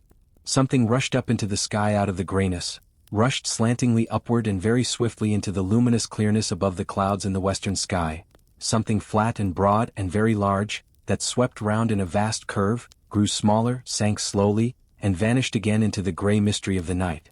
And as it flew it rained down darkness upon the land. Book 2. The Earth Under the Martians. Section 1. Underfoot. In the first book I have wandered so much from my own adventures to tell of the experiences of my brother that all through the last 2 chapters one and the curate have been lurking in the empty house at Halliford whither we fled to escape the black smoke. There I will resume. We stopped there all Sunday night and all the next day, the day of the panic, in a little island of daylight, cut off by the black smoke from the rest of the world. We could do nothing but wait in aching inactivity during those 2 weary days. My mind was occupied by anxiety for my wife. I figured her at Leatherhead, terrified, in danger, mourning me already as a dead man. I paced the rooms and cried aloud when I thought of how I was cut off from her, of all that might happen to her in my absence. My cousin I knew was brave enough for any emergency, But he was not the sort of man to realize danger quickly, to rise promptly. What was needed now was not bravery but circumspection. My only consolation was to believe that the Martians were moving London-ward and away from her. Such vague anxieties keep the mind sensitive and painful. I grew very weary and irritable with the curate's perpetual ejaculations. I tired of the sight of his selfish despair. After some ineffectual remonstrance I kept away from him, staying in a room, evidently a children's schoolroom, containing globes, forms and copybooks. When he followed me thither, I went to a box room at the top of the house and, in order to be alone with my aching miseries, locked myself in. We were hopelessly hemmed in by the black smoke all that day and the morning of the next. There were signs of people in the next house on Sunday evening, a face at a window and moving lights, and later the slamming of a door. But I do not know who these people were, nor what became of them. We saw nothing of them next day. The black smoke drifted slowly riverward all through Monday morning, creeping nearer and nearer to us, driving at last along the roadway outside the house that hid us. A Martian came across the fields about midday, laying the stuff with a jet of superheated steam that hissed against the walls, smashed all the windows it touched, and scalded the curate's hand as he fled out of the front room. When at last we crept across the sodden rooms and looked out again, the country northward was as though a black snowstorm had passed over it. Looking towards the river, we were astonished to see an unaccountable redness mingling with the black of the scorched meadows. For a time we did not see how this change affected our position, save that we were relieved of our fear of the black smoke. But later I perceived that we were no longer hemmed in, that now we might get away. So soon as I realized that the way of escape was open, my dream of action returned. But the curate was lethargic, unreasonable. "We are safe here," he repeated, "safe here." I resolved to leave him, would that I had. Wiser now for the artilleryman's teaching, I sought out food and drink. I had found oil and rags for my burns, and I also took a hat and a flannel shirt that I found in one of the bedrooms. When it was clear to him that I meant to go alone, had reconciled myself to going alone, he suddenly roused himself to come.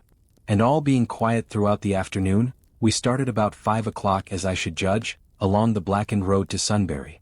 In Sunbury, and at intervals along the road, were dead bodies lying in contorted attitudes, horses as well as men, overturned carts and luggage, all covered thickly with black dust. That pall of cindery powder made me think of what I had read of the destruction of Pompeii. We got to Hampton Court without misadventure, our minds full of strange and unfamiliar appearances, and at Hampton Court our eyes were relieved to find a patch of green that had escaped the suffocating drift. We went through Bushy Park, with its deer going to and fro under the chestnuts, and some men and women hurrying in the distance towards Hampton, and so we came to Twickenham. These were the first people we saw. Away across the road the woods beyond Ham and Petersham were still afire.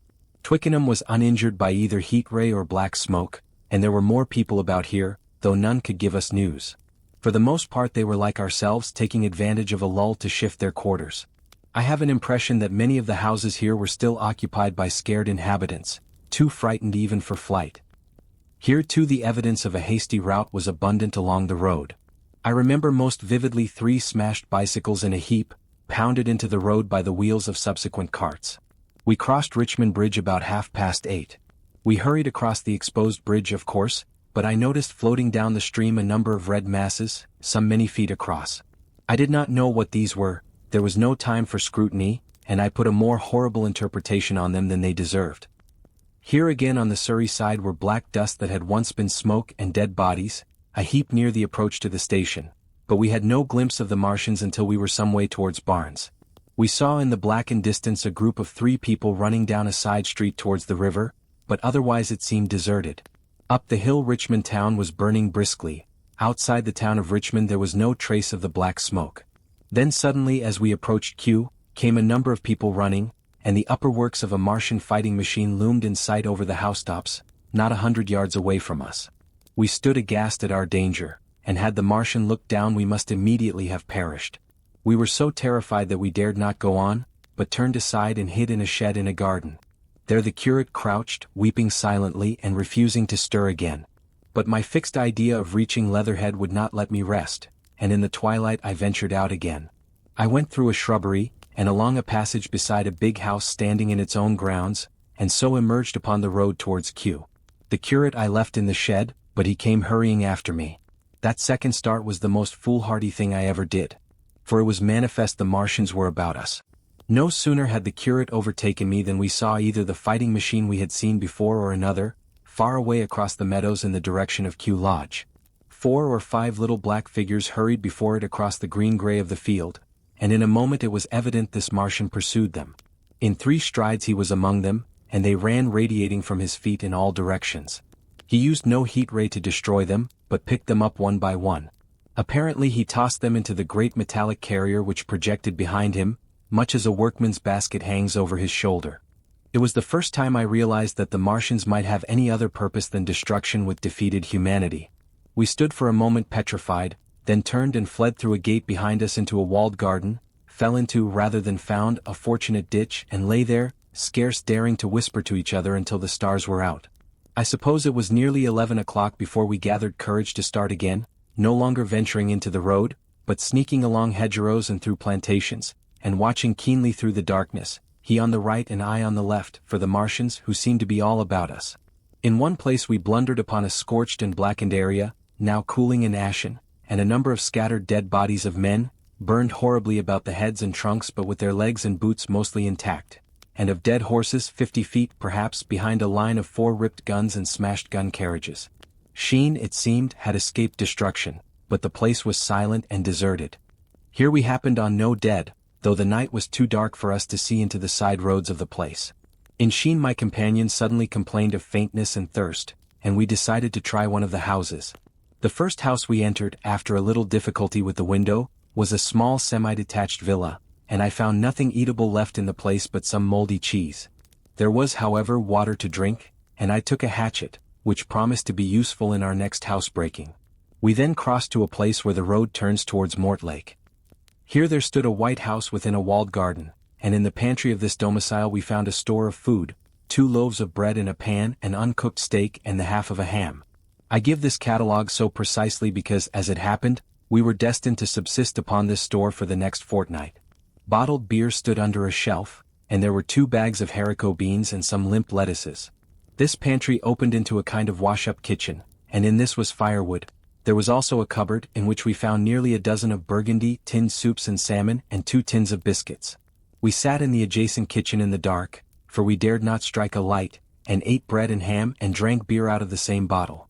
The curate, who was still timorous and restless, was now, oddly enough, for pushing on, and I was urging him to keep up his strength by eating when the thing happened that was to imprison us.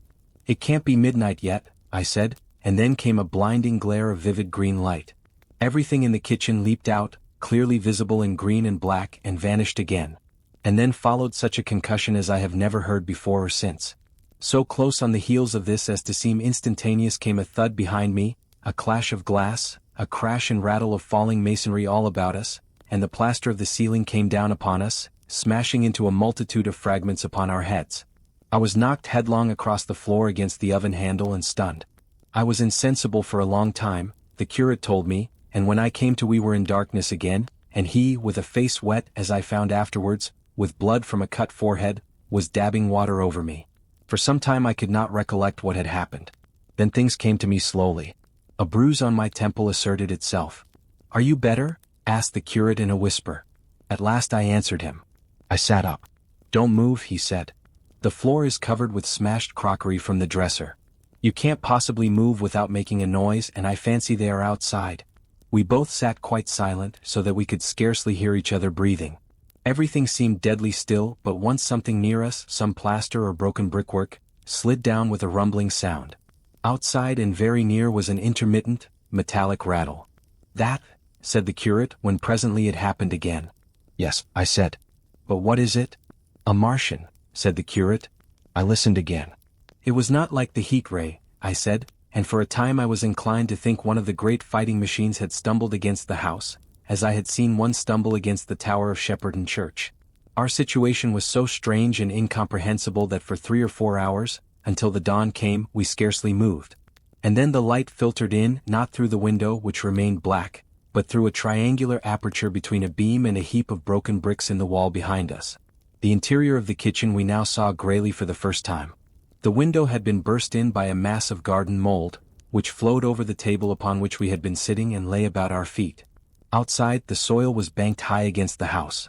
At the top of the window frame we could see an uprooted drain pipe. The floor was littered with smashed hardware. The end of the kitchen towards the house was broken into, and since the daylight shone in there, it was evident the greater part of the house had collapsed. Contrasting vividly with this ruin was the neat dresser, stained in the fashion pale green, and with a number of copper and tin vessels below it, the wallpaper imitating blue and white tiles, and a couple of colored supplements fluttering from the walls above the kitchen range. As the dawn grew clearer, we saw through the gap in the wall the body of a Martian, standing sentinel, I suppose, over the still glowing cylinder. At the sight of that we crawled as circumspectly as possible out of the twilight of the kitchen into the darkness of the scullery. Abruptly the right interpretation dawned upon my mind. "The fifth cylinder," I whispered, "the fifth shot from Mars, has struck this house and buried us under the ruins." For a time the curate was silent, and then he whispered, "God have mercy upon us." I heard him presently whimpering to himself. Save for that sound we lay quite still in the scullery. I for my part scarce dared breathe, and sat with my eyes fixed on the faint light of the kitchen door. I could just see the curate's face, a dim oval shape, and his collar and cuffs. Outside there began a metallic hammering, then a violent hooting, and then again, after a quiet interval, a hissing like the hissing of an engine. These noises, for the most part problematical, continued intermittently, and seemed if anything to increase in number as time wore on. Presently a measured thudding and a vibration that made everything about us quiver and the vessels in the pantry ring and shift, began and continued. Once the light was eclipsed, and the ghostly kitchen doorway became absolutely dark. For many hours we must have crouched there, silent and shivering, until our tired attention failed. At last I found myself awake and very hungry. I am inclined to believe we must have spent the greater portion of a day before that awakening. My hunger was at a stride so insistent that it moved me to action. I told the curate I was going to seek food and felt my way towards the pantry.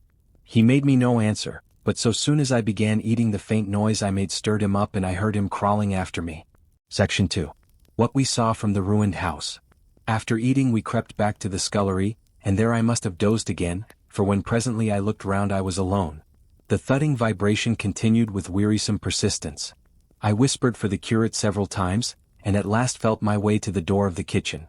It was still daylight, and I perceived him across the room, lying against the triangular hole that looked out upon the Martians. His shoulders were hunched so that his head was hidden from me. I could hear a number of noises almost like those in an engine shed, and the place rocked with that beating thud. Through the aperture in the wall I could see the top of a tree touched with gold and the warm blue of a tranquil evening sky. For a minute or so I remained watching the curate, and then I advanced, crouching and stepping with extreme care amid the broken crockery that littered the floor. I touched the curate's leg, and he started so violently that a mass of plaster went sliding down outside and fell with a loud impact. I gripped his arm, fearing he might cry out, and for a long time we crouched motionless. Then I turned to see how much of our rampart remained. The detachment of the plaster had left a vertical slit open in the debris, and by raising myself cautiously across a beam I was able to see out of this gap into what had been overnight a quiet suburban roadway. Vast indeed was the change that we beheld. The fifth cylinder must have fallen right into the midst of the house we had first visited. The building had vanished, completely smashed, pulverized and dispersed by the blow. The cylinder lay now far beneath the original foundations, deep in a hole, already vastly larger than the pit I had looked into at Woking. The earth all round it had splashed under that tremendous impact. Splashed is the only word, and lay in heaped piles that hid the masses of the adjacent houses. It had behaved exactly like mud under the violent blow of a hammer. Our house had collapsed backward. The front portion, even on the ground floor, had been destroyed completely. By a chance the kitchen and scullery had escaped, and stood buried now under soil and ruins, closed in by tons of earth on every side save towards the cylinder. Over that aspect we hung now on the very edge of the great circular pit the Martians were engaged in making. The heavy beating sound was evidently just behind us, and ever and again a bright green vapor drove up like a veil across our peephole. The cylinder was already opened in the center of the pit, and on the farther edge of the pit, amid the smashed and gravel-heaped shrubbery, one of the great fighting machines, deserted by its occupant, stood stiff and tall against the evening sky. At first I scarcely noticed the pit and the cylinder, although it has been convenient to describe them first, on account of the extraordinary glittering mechanism I saw busy in the excavation, and on account of the strange creatures that were crawling slowly and painfully across the heaped mold near it. The mechanism it certainly was that held my attention first. It was one of those complicated fabrics that have since been called handling machines, and the study of which has already given such an enormous impetus to terrestrial invention. As it dawned upon me first, it presented a sort of metallic spider with 5 jointed, agile legs, and with an extraordinary number of jointed levers, bars, and reaching and clutching tentacles about its body. Most of its arms were retracted, but with 3 long tentacles it was fishing out a number of rods, plates, and bars which lined the covering and apparently strengthened the walls of the cylinder. These, as it extracted them, were lifted out and deposited upon a level surface of earth behind it. Its motion was so swift, complex, and perfect that at first I did not see it as a machine, in spite of its metallic glitter. The fighting machines were coordinated and animated to an extraordinary pitch, but nothing to compare with this. People who have never seen these structures, and have only the ill-imagined efforts of artists or the imperfect descriptions of such eyewitnesses as myself to go upon, scarcely realize that living quality. I recall particularly the illustration of one of the first pamphlets to give a consecutive account of the war. The artist had evidently made a hasty study of one of the fighting machines, and there his knowledge ended. He presented them as tilted, stiff tripods, without either flexibility or subtlety, and with an altogether misleading monotony of effect. The pamphlet containing these renderings had a considerable vogue, and I mention them here simply to warn the reader against the impression they may have created. They were no more like the Martians I saw in action than a Dutch doll is like a human being. To my mind, the pamphlet would have been much better without them. At first, I say, the handling machine did not impress me as a machine, but as a crab-like creature with a glittering integument, the controlling Martian whose delicate tentacles actuated its movements seeming to be simply the equivalent of the crab's cerebral portion. But then I perceived the resemblance of its gray-brown, shiny, leathery integument to that of the other sprawling bodies beyond, and the true nature of this dexterous workman dawned upon me. With that realization my interest shifted to those other creatures, the real Martians. Already I had had a transient impression of these, and the first nausea no longer obscured my observation. Moreover, I was concealed and motionless, and under no urgency of action.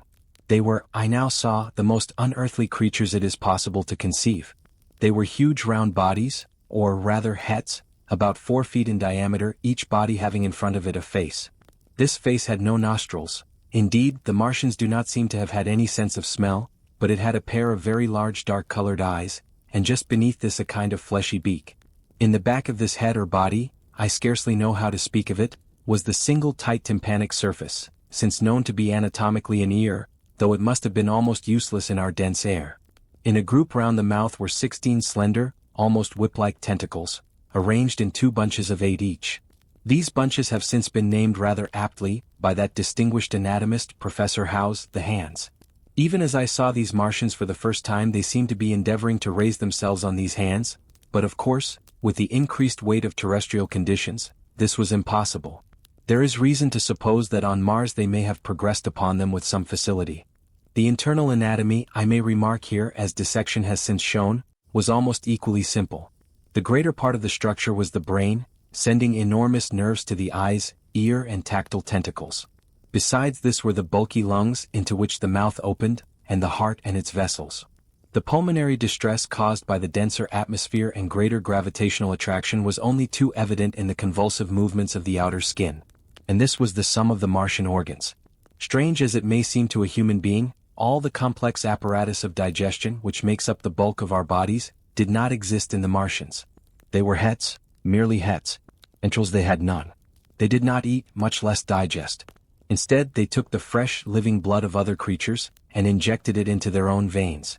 I have myself seen this being done, as I shall mention in its place. But, squeamish as I may seem, I cannot bring myself to describe what I could not endure even to continue watching. Let it suffice to say, blood obtained from a still living animal, in most cases from a human being, was run directly by means of a little pipette into the recipient canal. The bare idea of this is no doubt horribly repulsive to us, but at the same time I think that we should remember how repulsive our carnivorous habits would seem to an intelligent rabbit.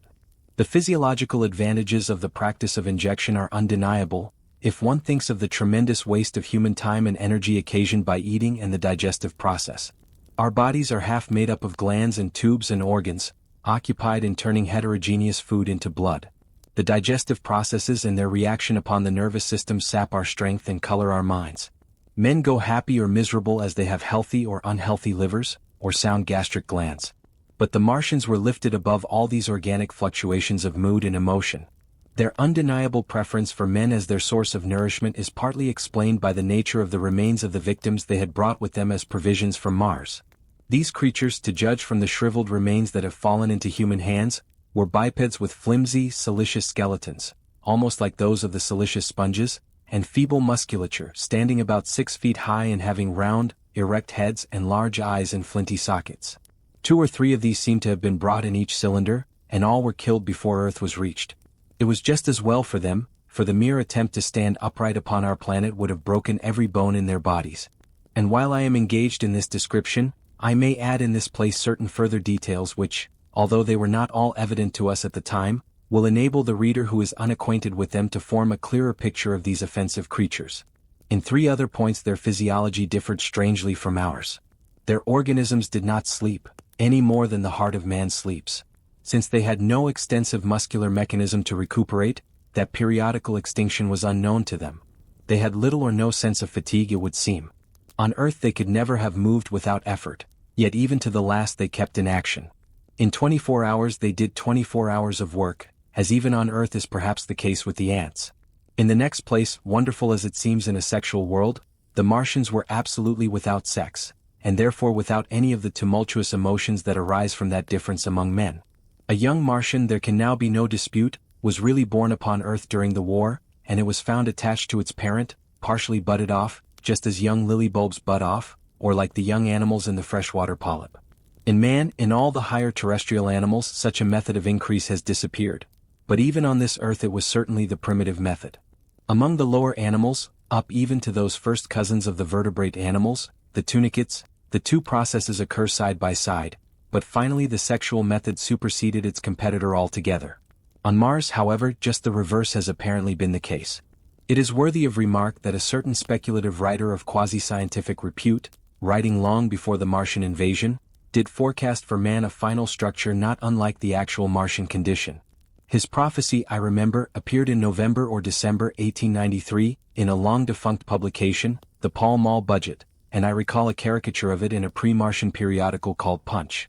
He pointed out, writing in a foolish, facetious tone, that the perfection of mechanical appliances must ultimately supersede limbs, the perfection of chemical devices, digestion, that such organs as hair, external nose, teeth, ears and chin were no longer essential parts of the human being, and that the tendency of natural selection would lie in the direction of their steady diminution through the coming ages. The brain alone remained a cardinal necessity.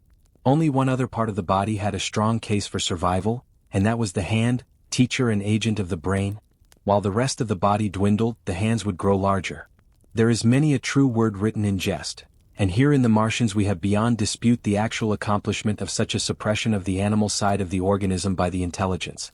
To me it is quite credible that the Martians may be descended from beings not unlike ourselves, by a gradual development of brain and hands, the latter giving rise to the 2 bunches of delicate tentacles at last, at the expense of the rest of the body. Without the body the brain would, of course, become a mere selfish intelligence, without any of the emotional substratum of the human being. The last salient point in which the systems of these creatures differed from ours was in what one might have thought a very trivial particular. Microorganisms, which cause so much disease and pain on Earth, have either never appeared upon Mars or Martian sanitary science eliminated them ages ago. 100 diseases, all the fevers and contagions of human life, consumption, cancers, tumors and such morbidities, never entered the scheme of their life. And speaking of the differences between the life on Mars and terrestrial life, I may allude here to the curious suggestions of the red weed. Apparently the vegetable kingdom in Mars, instead of having green for a dominant color, is of a vivid blood-red tint. At any rate, the seeds which the Martians, intentionally or accidentally, brought with them gave rise in all cases to red-colored growths. Only that known popularly as the red weed, however, gained any footing in competition with terrestrial forms. The red creeper was quite a transitory growth, and few people have seen it growing. For a time, however, the red weed grew with astonishing vigor and luxuriance.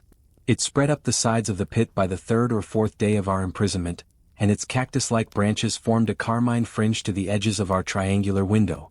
And afterwards I found it broadcast throughout the country, and especially wherever there was a stream of water.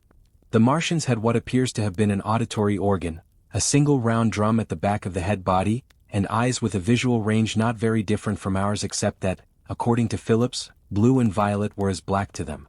It is commonly supposed that they communicated by sounds and tentacular gesticulations. This is asserted, for instance, in the able but hastily compiled pamphlet, written evidently by someone not an eyewitness of Martian actions, to which I have already alluded, and which, so far, has been the chief source of information concerning them. Now no surviving human being saw so much of the Martians in action as I did. I take no credit to myself for an accident, but the fact is so. And I assert that I watched them closely time after time, and that I have seen 4, 5, and once 6 of them sluggishly performing the most elaborately complicated operations together without either sound or gesture. Their peculiar hooting invariably preceded feeding. It had no modulation and was, I believe, in no sense a signal, but merely the expiration of air preparatory to the suctional operation. I have a certain claim to at least an elementary knowledge of psychology, and in this matter I am convinced, as firmly as I am convinced of anything, that the Martians interchanged thoughts without any physical intermediation. And I have been convinced of this in spite of strong preconceptions. Before the Martian invasion, as an occasional reader here or there may remember, I had written with some little vehemence against the telepathic theory. The Martians wore no clothing. Their conceptions of ornament and decorum were necessarily different from ours, and not only were they evidently much less sensible of changes of temperature than we are, but changes of pressure do not seem to have affected their health at all seriously. Yet though they wore no clothing, it was in the other artificial additions to their bodily resources that their great superiority over man lay. We men, with our bicycles and road skates, our Lilienthal soaring machines, our guns and sticks and so forth, are just in the beginning of the evolution that the Martians have worked out. They have become practically mere brains, wearing different bodies according to their needs, just as men wear suits of clothes and take a bicycle in a hurry or an umbrella in the wet. And of their appliances, perhaps nothing is more wonderful to a man than the curious fact that what is the dominant feature of almost all human devices and mechanism is absent. The wheel is absent. Among all the things they brought to earth there is no trace or suggestion of their use of wheels. One would have at least expected it in locomotion. And in this connection it is curious to remark that even on this earth nature has never hit upon the wheel, or has preferred other expedients to its development. And not only did the Martians either not know of, which is incredible, or abstain from, the wheel, but in their apparatus singularly little use is made of the fixed pivot or relatively fixed pivot, with circular motions thereabout confined to one plane. Almost all the joints of the machinery present a complicated system of sliding parts moving over small but beautifully curved friction bearings. And while upon this matter of detail, it is remarkable that the long leverages of their machines are in most cases actuated by a sort of sham musculature of the discs and an elastic sheath. These discs become polarized and drawn closely and powerfully together when traversed by a current of electricity. In this way the curious parallelism to animal motions, which was so striking and disturbing to the human beholder, was attained. Such quasi-muscles abounded in the crab-like handling machine which, on my first peeping out of the slit, I watched unpacking the cylinder. It seemed infinitely more alive than the actual Martians lying beyond it in the sunset light, panting, stirring ineffectual tentacles, and moving feebly after their vast journey across space. While I was still watching their sluggish motions in the sunlight, and noting each strange detail of their form, the curate reminded me of his presence by pulling violently at my arm. I turned to a scowling face and silent, eloquent lips. He wanted the slit, which permitted only one of us to peep through, and so I had to forego watching them for a time while he enjoyed that privilege. When I looked again, the busy handling machine had already put together several of the pieces of apparatus it had taken out of the cylinder into a shape having an unmistakable likeness to its own, and down on the left a busy little digging mechanism had come into view, emitting jets of green vapor and working its way round the pit, excavating and embanking in a methodical and discriminating manner. This it was which had caused the regular beating noise, and the rhythmic shocks that had kept our ruinous refuge quivering. It piped and whistled as it worked. So far as I could see, the thing was without a directing Martian at all. Section 3. The Days of Imprisonment. The arrival of a second fighting machine drove us from our peephole into the scullery, for we feared that from his elevation the Martian might see down upon us behind our barrier. At a later date we began to feel less in danger of their eyes, for to an eye in the dazzle of the sunlight outside our refuge must have been blank blackness, but at first the slightest suggestion of approach drove us into the scullery in heart-throbbing retreat. Yet terrible as was the danger we incurred, the attraction of peeping was for both of us irresistible. And I recall now with a sort of wonder that, in spite of the infinite danger in which we were between starvation and a still more terrible death, we could yet struggle bitterly for that horrible privilege of sight. We would race across the kitchen in a grotesque way between eagerness and the dread of making a noise, and strike each other and thrust and kick within a few inches of exposure. The fact is that we had absolutely incompatible dispositions and habits of thought and action, and our danger and isolation only accentuated the incompatibility. At Halliford I had already come to hate the curate's trick of helpless exclamation, his stupid rigidity of mind. His endless muttering monologue vitiated every effort I made to think out a line of action, and drove me at times, thus pent up and intensified, almost to the verge of craziness. He was as lacking in restraint as a silly woman. He would weep for hours together, and I verily believe that to the very end this spoiled child of life thought his weak tears in some way efficacious. And I would sit in the darkness unable to keep my mind off him by reason of his importunities. He ate more than I did, and it was in vain I pointed out that our only chance of life was to stop in the house until the Martians had done with their pit, that in that long patience a time might presently come when we should need food. He ate and drank impulsively in heavy meals at long intervals. He slept little. As the days wore on, his utter carelessness of any consideration so intensified our distress and danger that I had, much as I loathed doing it, to resort to threats and at last to blows. That brought him to reason for a time. But he was one of those weak creatures void of pride, timorous, anemic, hateful souls, full of shifty cunning, who face neither God nor man, who face not even themselves. It is disagreeable for me to recall and write these things, but I set them down that my story may lack nothing. Those who have escaped the dark and terrible aspects of life will find my brutality, my flash of rage in our final tragedy, easy enough to blame, for they know what is wrong as well as any, but not what is possible to tortured men. But those who have been under the shadow, who have gone down at last to elemental things, will have a wider charity. And while within we fought out our dark, dim contest of whispers, snatched food and drink, and gripping hands and blows, without, in the pitiless sunlight of that terrible June, was the strange wonder, the unfamiliar routine of the Martians in the pit. Let me return to those first new experiences of mine. After a long time I ventured back to the peephole, to find that the newcomers had been reinforced by the occupants of no fewer than 3 of the fighting machines. These last had brought with them certain fresh appliances that stood in an orderly manner about the cylinder. The second handling machine was now completed, and was busied in serving one of the novel contrivances the big machine had brought. This was a body resembling a milk can in its general form, above which oscillated a pear-shaped receptacle, and from which a stream of white powder flowed into a circular basin below. The oscillatory motion was imparted to this by one tentacle of the handling machine. With 2 spatulate hands the handling machine was digging out and flinging masses of clay into the pear-shaped receptacle above, while with another arm it periodically opened a door and removed rusty and blackened clinkers from the middle part of the machine. Another steely tentacle directed the powder from the basin along a ribbed channel towards some receiver that was hidden from me by the mound of bluish dust. From this unseen receiver a little thread of green smoke rose vertically into the quiet air. As I looked, the handling machine, with a faint and musical clinking, extended, telescopic fashion, a tentacle that had been a moment before a mere blunt projection, until its end was hidden behind the mound of clay. In another second it had lifted a bar of white aluminium into sight, untarnished as yet and shining dazzlingly, and deposited it in a growing stack of bars that stood at the side of the pit. Between sunset and starlight this dexterous machine must have made more than 100 such bars out of the crude clay, and the mound of bluish dust rose steadily until it topped the side of the pit. The contrast between the swift and complex movements of these contrivances and the inert panting clumsiness of their masters was acute, and for days I had to tell myself repeatedly that these latter were indeed the living of the two things.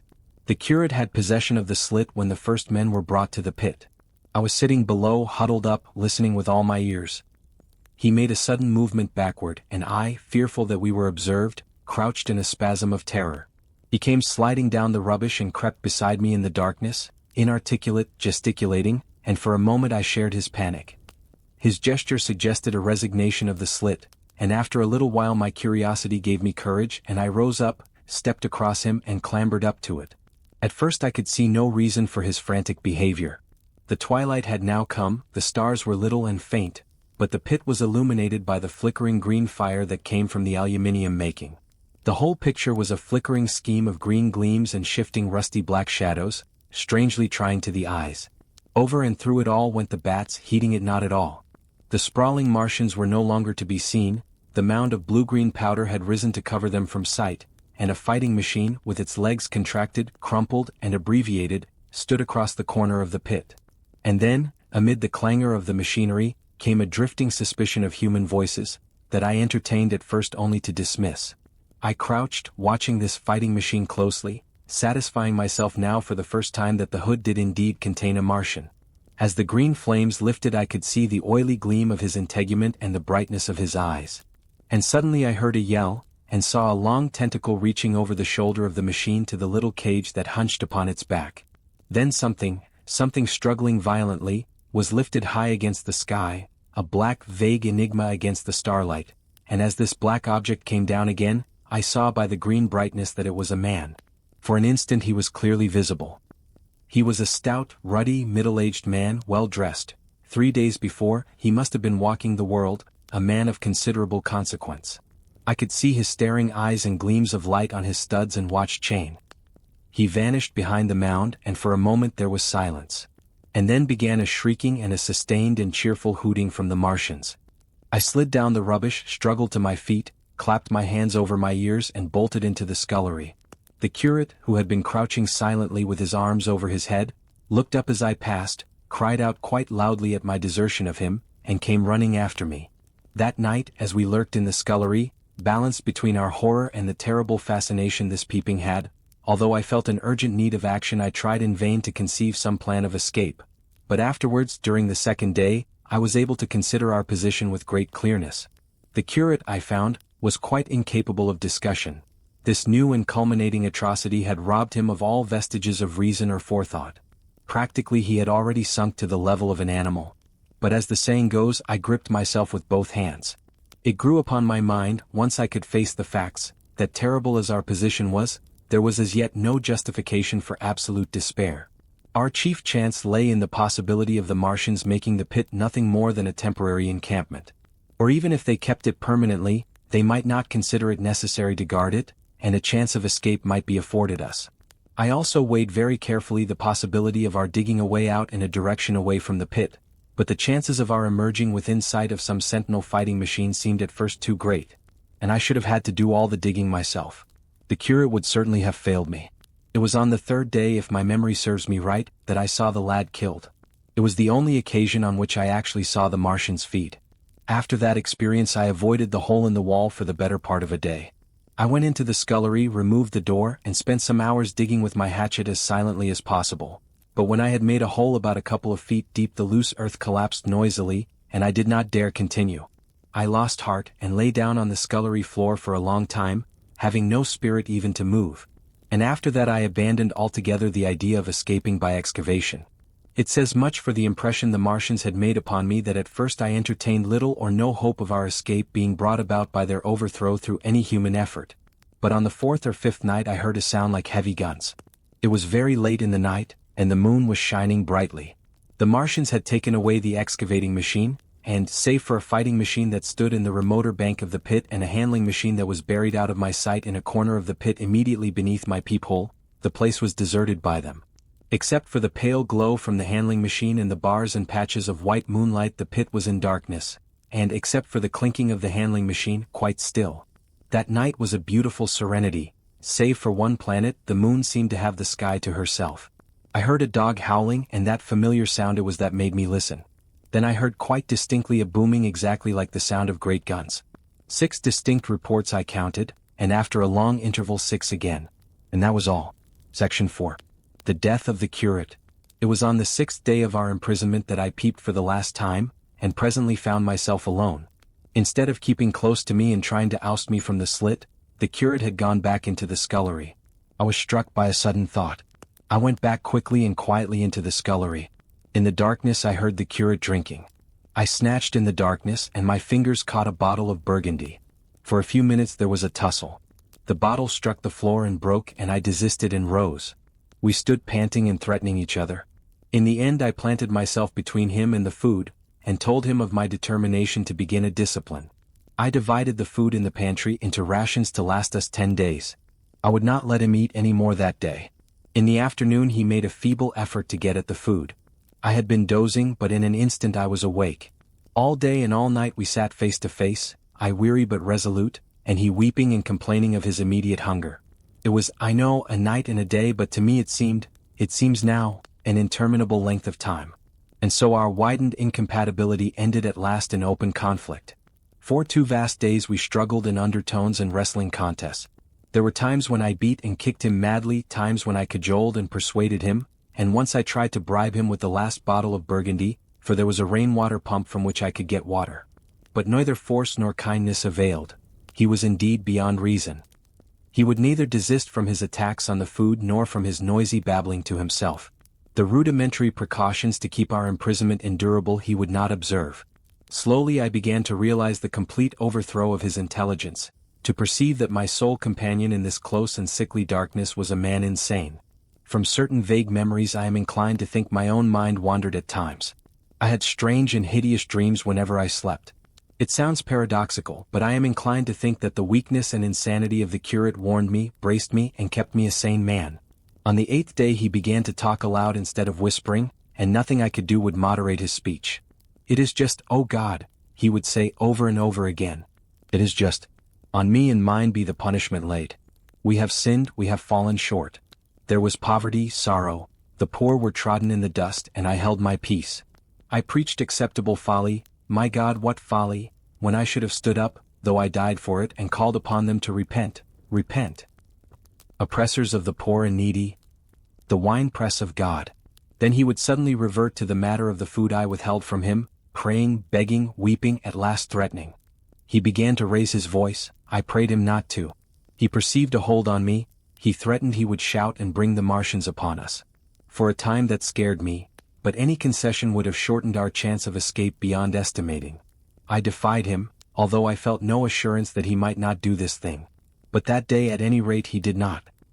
He talked with his voice rising slowly, through the greater part of the 8th and 9th days, threats, entreaties, mingled with a torrent of half-sane and always frothy repentance for his vacant sham of God's service, such as made me pity him. Then he slept a while and began again with renewed strength, so loudly that I must needs make him desist. "Be still," I implored. He rose to his knees, for he had been sitting in the darkness near the copper. "I have been still too long," he said in a tone that must have reached the pit, "and now I must bear my witness. Woe unto this unfaithful city! Woe, woe, woe, woe, woe, to the inhabitants of the earth by reason of the other voices of the trumpet." "Shut up," I said, rising to my feet, and in a terror lest the Martians should hear us. "For God's sake." "Nay," shouted the curate at the top of his voice, standing likewise and extending his arms. "Speak. The word of the Lord is upon me." In 3 strides he was at the door leading into the kitchen. "I must bear my witness. I go.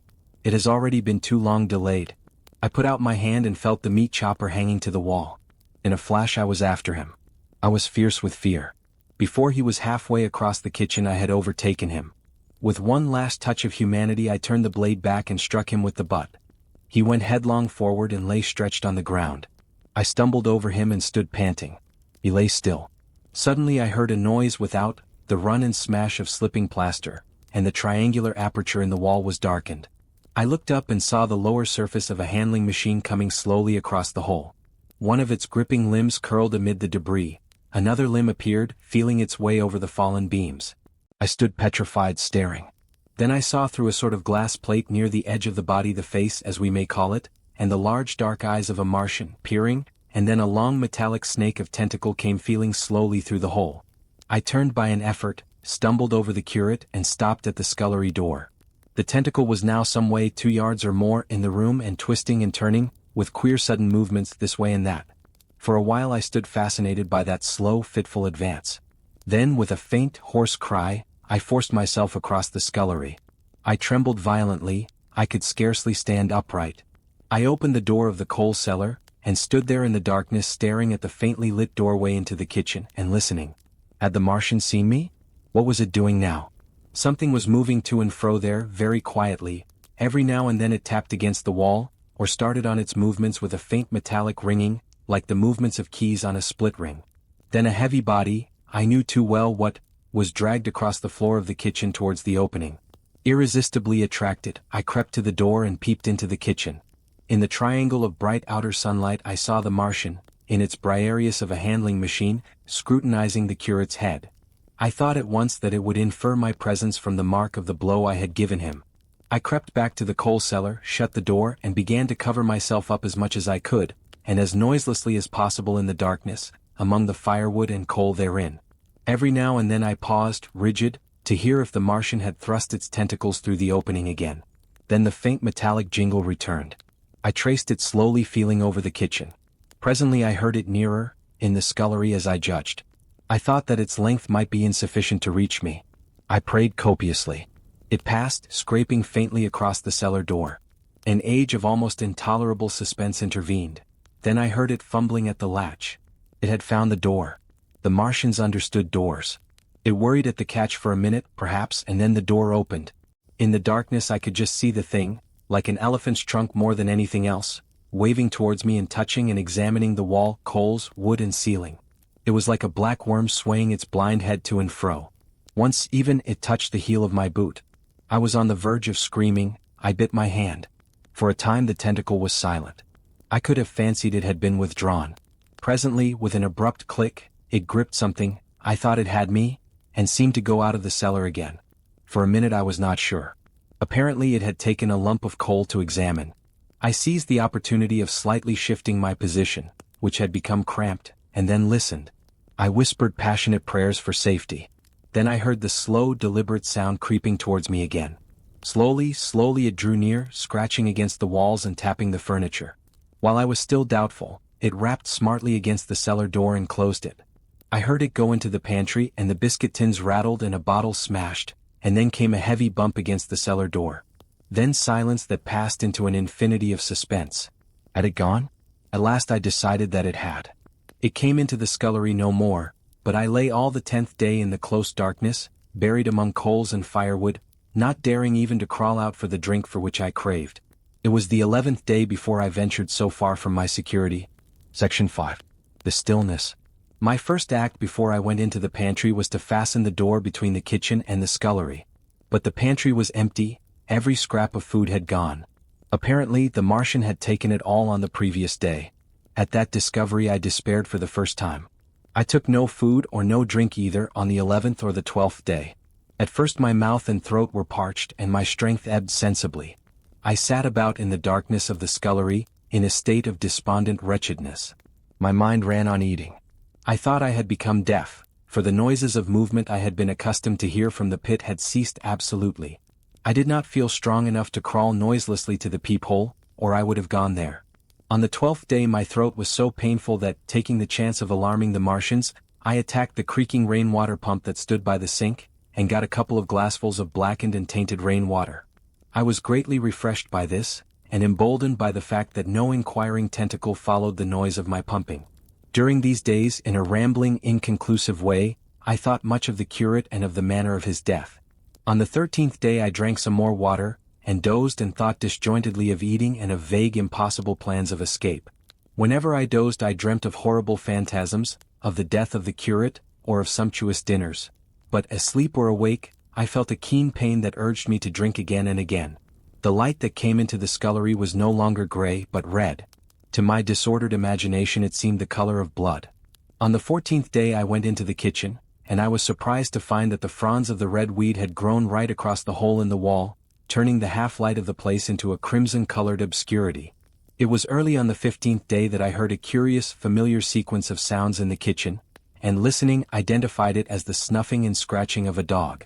Going into the kitchen, I saw a dog's nose peering in through a break among the ruddy fronds. This greatly surprised me. At the scent of me he barked shortly. I thought if I could induce him to come into the place quietly I should be able, perhaps, to kill and eat him, and in any case, it would be advisable to kill him, lest his actions attracted the attention of the Martians. I crept forward saying "Good dog," very softly, but he suddenly withdrew his head and disappeared. I listened. I was not deaf, but certainly the pit was still. I heard a sound like the flutter of a bird's wings and a horse croaking, but that was all.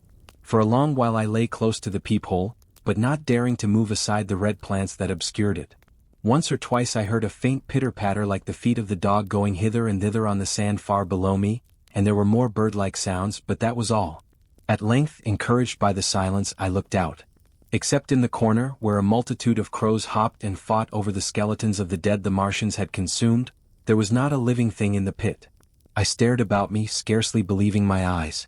All the machinery had gone. Save for the big mound of grayish-blue powder in one corner, certain bars of aluminium in another, the black birds and the skeletons of the killed, the place was merely an empty circular pit in the sand. Slowly I thrust myself out through the red weed, and stood upon the mound of rubble. I could see in any direction save behind me to the north, and neither Martians nor sign of Martians were to be seen. The pit dropped sheerly from my feet, but a little way along the rubbish afforded a practicable slope to the summit of the ruins. My chance of escape had come. I began to tremble. I hesitated for some time, and then, in a gust of desperate resolution, and with a heart that throbbed violently, I scrambled to the top of the mound in which I had been buried so long. I looked about again. To the northward, too, no Martian was visible. When I had last seen this part of Sheen in the daylight, it had been a straggling street of comfortable white and red houses, interspersed with abundant shady trees. Now I stood on a mound of smashed brickwork, clay and gravel, over which spread a multitude of red cactus-shaped plants, knee-high, without a solitary terrestrial growth to dispute their footing. The trees near me were dead and brown, but further a network of red threads scaled the still living stems. The neighboring houses had all been wrecked, but none had been burned. Their walls stood, sometimes to the second story, with smashed windows and shattered doors. The red weed grew tumultuously in their roofless rooms. Below me was the great pit, with the crows struggling for its refuse. A number of other birds hopped about among the ruins. Far away I saw a gaunt cat slink crouchingly along a wall, but traces of men there were none. The day seemed, by contrast with my recent confinement, dazzlingly bright, the sky a glowing blue. A gentle breeze kept the red weed that covered every scrap of unoccupied ground gently swaying. And oh, the sweetness of the air. Section 6. The work of 15 days. For some time I stood tottering on the mound regardless of my safety. Within that noisome den from which I had emerged I had thought with a narrow intensity only of our immediate security. I had not realized what had been happening to the world, had not anticipated this startling vision of unfamiliar things. I had expected to see Sheen in ruins. I found about me the landscape, weird and lurid, of another planet. For that moment I touched an emotion beyond the common range of men, yet one that the poor brutes we dominate know only too well. I felt as a rabbit might feel returning to his burrow and suddenly confronted by the work of a dozen busy navvies digging the foundations of a house. I felt the first inkling of a thing that presently grew quite clear in my mind, that oppressed me for many days, a sense of dethronement, a persuasion that I was no longer a master, but an animal among the animals under the Martian heel. With us it would be as with them, to lurk and watch, to run and hide. The fear and empire of man had passed away. But so soon as this strangeness had been realized it passed, and my dominant motive became the hunger of my long and dismal fast. In the direction away from the pit I saw, beyond a red-covered wall, a patch of garden ground unburied. This gave me a hint, and I went knee-deep and sometimes neck-deep in the red weed. The density of the weed gave me a reassuring sense of hiding. The wall was some 6 feet high, and when I attempted to clamber it I found I could not lift my feet to the crest. So I went along by the side of it and came to a corner and a rockwork that enabled me to get to the top, and tumble into the garden I coveted. Here I found some young onions, a couple of gladiolus bulbs and a quantity of immature carrots, all of which I secured, and scrambling over a ruined wall, went on my way through scarlet and crimson trees towards Q. It was like walking through an avenue of gigantic blood drops, possessed with two ideas, to get more food and to limp as soon and as far as my strength permitted, out of this accursed unearthly region of the pit. Some way farther, in a grassy place, was a group of mushrooms which also I devoured, and then I came upon a brown sheet of flowing shallow water, where meadows used to be. These fragments of nourishment served only to whet my hunger. At first I was surprised at this flood in a hot, dry summer, but afterwards I discovered that it was caused by the tropical exuberance of the red weed. Directly this extraordinary growth encountered water it straightway became gigantic and of unparalleled fecundity. Its seeds were simply poured down into the water of the Wey and Thames, and its swiftly growing and titanic water fronds speedily choked both those rivers. At Putney, as I afterwards saw, the bridge was almost lost in a tangle of this weed, and at Richmond too, the Thames water poured in a broad and shallow stream across the meadows of Hampton and Twickenham. As the water spread the weed followed them, until the ruined villas of the Thames Valley were for a time lost in this red swamp, whose margin I explored, and much of the desolation the Martians had caused was concealed. In the end the red weed succumbed almost as quickly as it had spread. A cankering disease, due, it is believed, to the action of certain bacteria, presently seized upon it. Now by the action of natural selection, All terrestrial plants have acquired a resisting power against bacterial diseases. They never succumb without a severe struggle, but the red weed rotted like a thing already dead. The fronds became bleached and then shriveled and brittle. They broke off at the least touch, and the waters that had stimulated their early growth carried their last vestiges out to sea. My first act on coming to this water was, of course, to slake my thirst. I drank a great deal of it and, moved by an impulse, gnawed some fronds of red weed, but they were watery and had a sickly, metallic taste. I found the water was sufficiently shallow for me to wade securely, although the red weed impeded my feet a little. But the flood evidently got deeper towards the river, and I turned back to Mortlake. I managed to make out the road by means of occasional ruins of its villas and fences and lamps, and so presently I got out of this spate and made my way to the hill going up towards Roehampton and came out on Putney Common. Here the scenery changed from the strange and unfamiliar to the wreckage of the familiar. Patches of ground exhibited the devastation of a cyclone, and in a few score yards I would come upon perfectly undisturbed spaces, houses with their blinds trimly drawn and doors closed, as if they had been left for a day by the owners, or as if their inhabitants slept within. The red weed was less abundant. The tall trees along the lane were free from the red creeper. I hunted for food among the trees, finding nothing, and I also raided a couple of silent houses, but they had already been broken into and ransacked. I rested for the remainder of the daylight in a shrubbery, being, in my enfeebled condition, too fatigued to push on. All this time I saw no human beings and no signs of the Martians. I encountered a couple of hungry-looking dogs, but both hurried circuitously away from the advances I made them. Near Roehampton I had seen 2 human skeletons, not bodies but skeletons picked clean, and in the wood by me I found the crushed and scattered bones of several cats and rabbits and the skull of a sheep. But though I gnawed parts of these in my mouth, there was nothing to be got from them. After sunset I struggled on along the road towards Putney, where I think the heat ray must have been used for some reason. And in the garden beyond Roehampton I got a quantity of immature potatoes, sufficient to stay my hunger. From this garden one looked down upon Putney and the river. The aspect of the place in the dusk was singularly desolate. Blackened trees, blackened, desolate ruins, and down the hill the sheets of the flooded river, red-tinged with the weed. And over all, silence. It filled me with indescribable terror to think how swiftly that desolating change had come. For a time I believed that mankind had been swept out of existence, and that I stood there alone, the last man left alive. Hard by the top of Putney Hill I came upon another skeleton, with the arms dislocated and removed several yards from the rest of the body. As I proceeded I became more and more convinced that the extermination of mankind was, save for such stragglers as myself, already accomplished in this part of the world. The Martians, I thought, had gone on and left the country desolated, seeking food elsewhere. Perhaps even now they were destroying Berlin or Paris, or it might be they had gone northward. Section 7. The Man on Putney Hill. I spent that night in the inn that stands at the top of Putney Hill, sleeping in a made bed for the first time since my flight to Leatherhead. I will not tell the needless trouble I had breaking into that house. Afterwards I found the front door was on the latch, nor how I ransacked every room for food, until just on the verge of despair, in what seemed to me to be a servant's bedroom, I found a rat-gnawed crust and 2 tins of pineapple. The place had been already searched and emptied. In the bar I afterwards found some biscuits and sandwiches that had been overlooked. The latter I could not eat, they were too rotten, but the former not only stayed my hunger but filled my pockets. I lit no lamps, fearing some Martian might come beating that part of London for food in the night.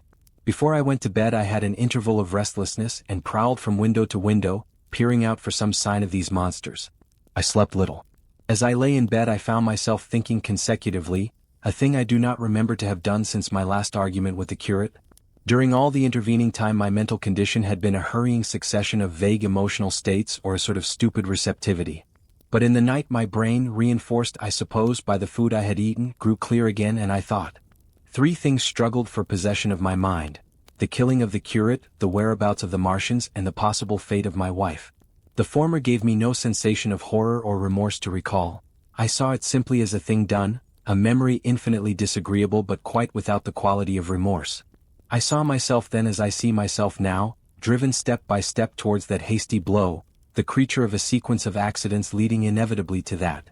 I felt no condemnation, yet the memory, static, unprogressive, haunted me. In the silence of the night, with that sense of the nearness of God that sometimes comes into the stillness and the darkness, I stood my trial, my only trial, for that moment of wrath and fear. I retraced every step of our conversation from the moment when I had found him crouching beside me, heedless of my thirst, and pointing to the fire and smoke that streamed up from the ruins of Weybridge. We had been incapable of cooperation. Grim chance had taken no heed of that. Had I foreseen, I should have left him at Halliford. But I did not foresee, and crime is to foresee and do. And I set this down as I have set all this story down as it was. There were no witnesses, all these things I might have concealed. But I set it down, and the reader must form his judgment as he will. And when, by an effort, I had set aside that picture of a prostrate body, I faced the problem of the Martians and the fate of my wife. For the former I had no data. I could imagine 100 things, and so, unhappily, I could for the latter. And suddenly that night became terrible. I found myself sitting up in bed, staring at the dark. I found myself praying that the heat ray might have suddenly and painlessly struck her out of being. Since the night of my return from Leatherhead I had not prayed. I had uttered prayers, fetish prayers, had prayed as heathens mutter charms when I was in extremity, but now I prayed indeed, pleading steadfastly and sanely face to face with the darkness of God. Strange night. Strangest in this, that so soon as dawn had come, I, who had talked with God, crept out of the house like a rat leaving its hiding place. A creature scarcely larger, an inferior animal, a thing that for any passing whim of our masters might be hunted and killed. Perhaps they also prayed confidently to God. Surely, if we have learned nothing else, this war has taught us pity, pity for those witless souls that suffer our dominion. The morning was bright and fine, and the eastern sky glowed pink, and was fretted with little golden clouds. In the road that runs from the top of Putney Hill to Wimbledon was a number of poor vestiges of the panic torrent that must have poured London-ward on the Sunday night after the fighting began. There was a little two-wheeled cart inscribed with the name of Thomas Lobb, greengrocer, New Malden, with a smashed wheel and an abandoned tin trunk. There was a straw hat trampled into the now hardened mud, and at the top of West Hill a lot of blood-stained glass about the overturned water trough. My movements were languid, my plans of the vaguest. I had an idea of going to Leatherhead, though I knew that there I had the poorest chance of finding my wife. Certainly, unless death had overtaken them suddenly, my cousins and she would have fled thence. But it seemed to me I might find or learn there whither the Surrey people had fled. I knew I wanted to find my wife, that my heart ached for her and the world of men, but I had no clear idea how the finding might be done. I was also sharply aware now of my intense loneliness. From the corner I went, under cover of a thicket of trees and bushes, to the edge of Wimbledon Common, stretching wide and far. That dark expanse was lit in patches by yellow gorse and broom. There was no red weed to be seen, and as I prowled, hesitating, on the verge of the open, the sun rose, flooding it all with light and vitality. I came upon a busy swarm of little frogs in a swampy place among the trees. I stopped to look at them, drawing a lesson from their stout resolve to live. And presently, turning suddenly with an odd feeling of being watched, I beheld something crouching amid a clump of bushes. I stood regarding this. I made a step towards it, and it rose up and became a man armed with a cutlass. I approached him slowly. He stood silent and motionless, regarding me. As I drew nearer I perceived he was dressed in clothes as dusty and filthy as my own. He looked, indeed, as though he had been dragged through a culvert. Nearer, I distinguished the green slime of ditches mixing with the pale drab of dried clay and shiny coaly patches.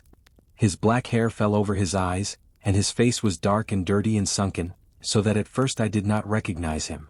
There was a red cut across the lower part of his face. "Stop!" he cried when I was within 10 yards of him, and I stopped. His voice was hoarse. "Where do you come from?" he said.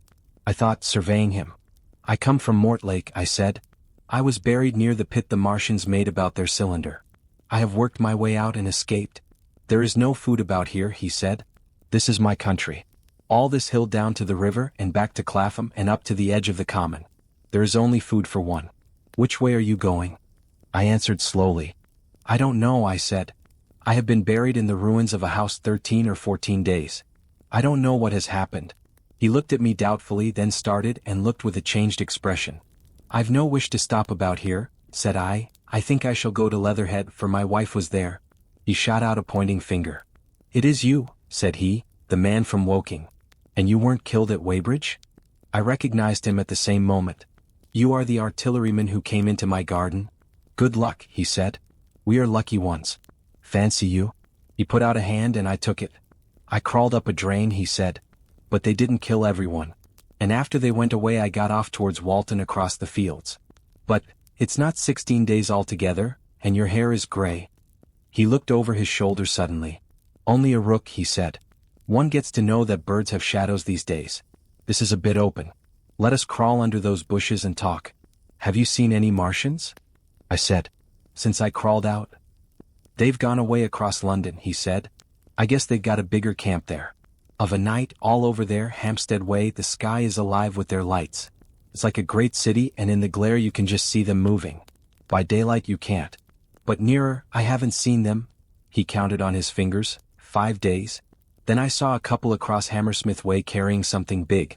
And the night before last. He stopped and spoke impressively. It was just a matter of lights, but it was something up in the air. I believe they've built a flying machine and are learning to fly. I stopped, on hands and knees, for we had come to the bushes. Fly. Yes, he said, fly. I went on into a little bower and sat down. It is all over with humanity, I said. If they can do that, they will simply go round the world. He nodded. They will. But it will relieve things over here a bit. And besides, he looked at me. Aren't you satisfied it is up with humanity? I am. We're down, we're beat. I stared.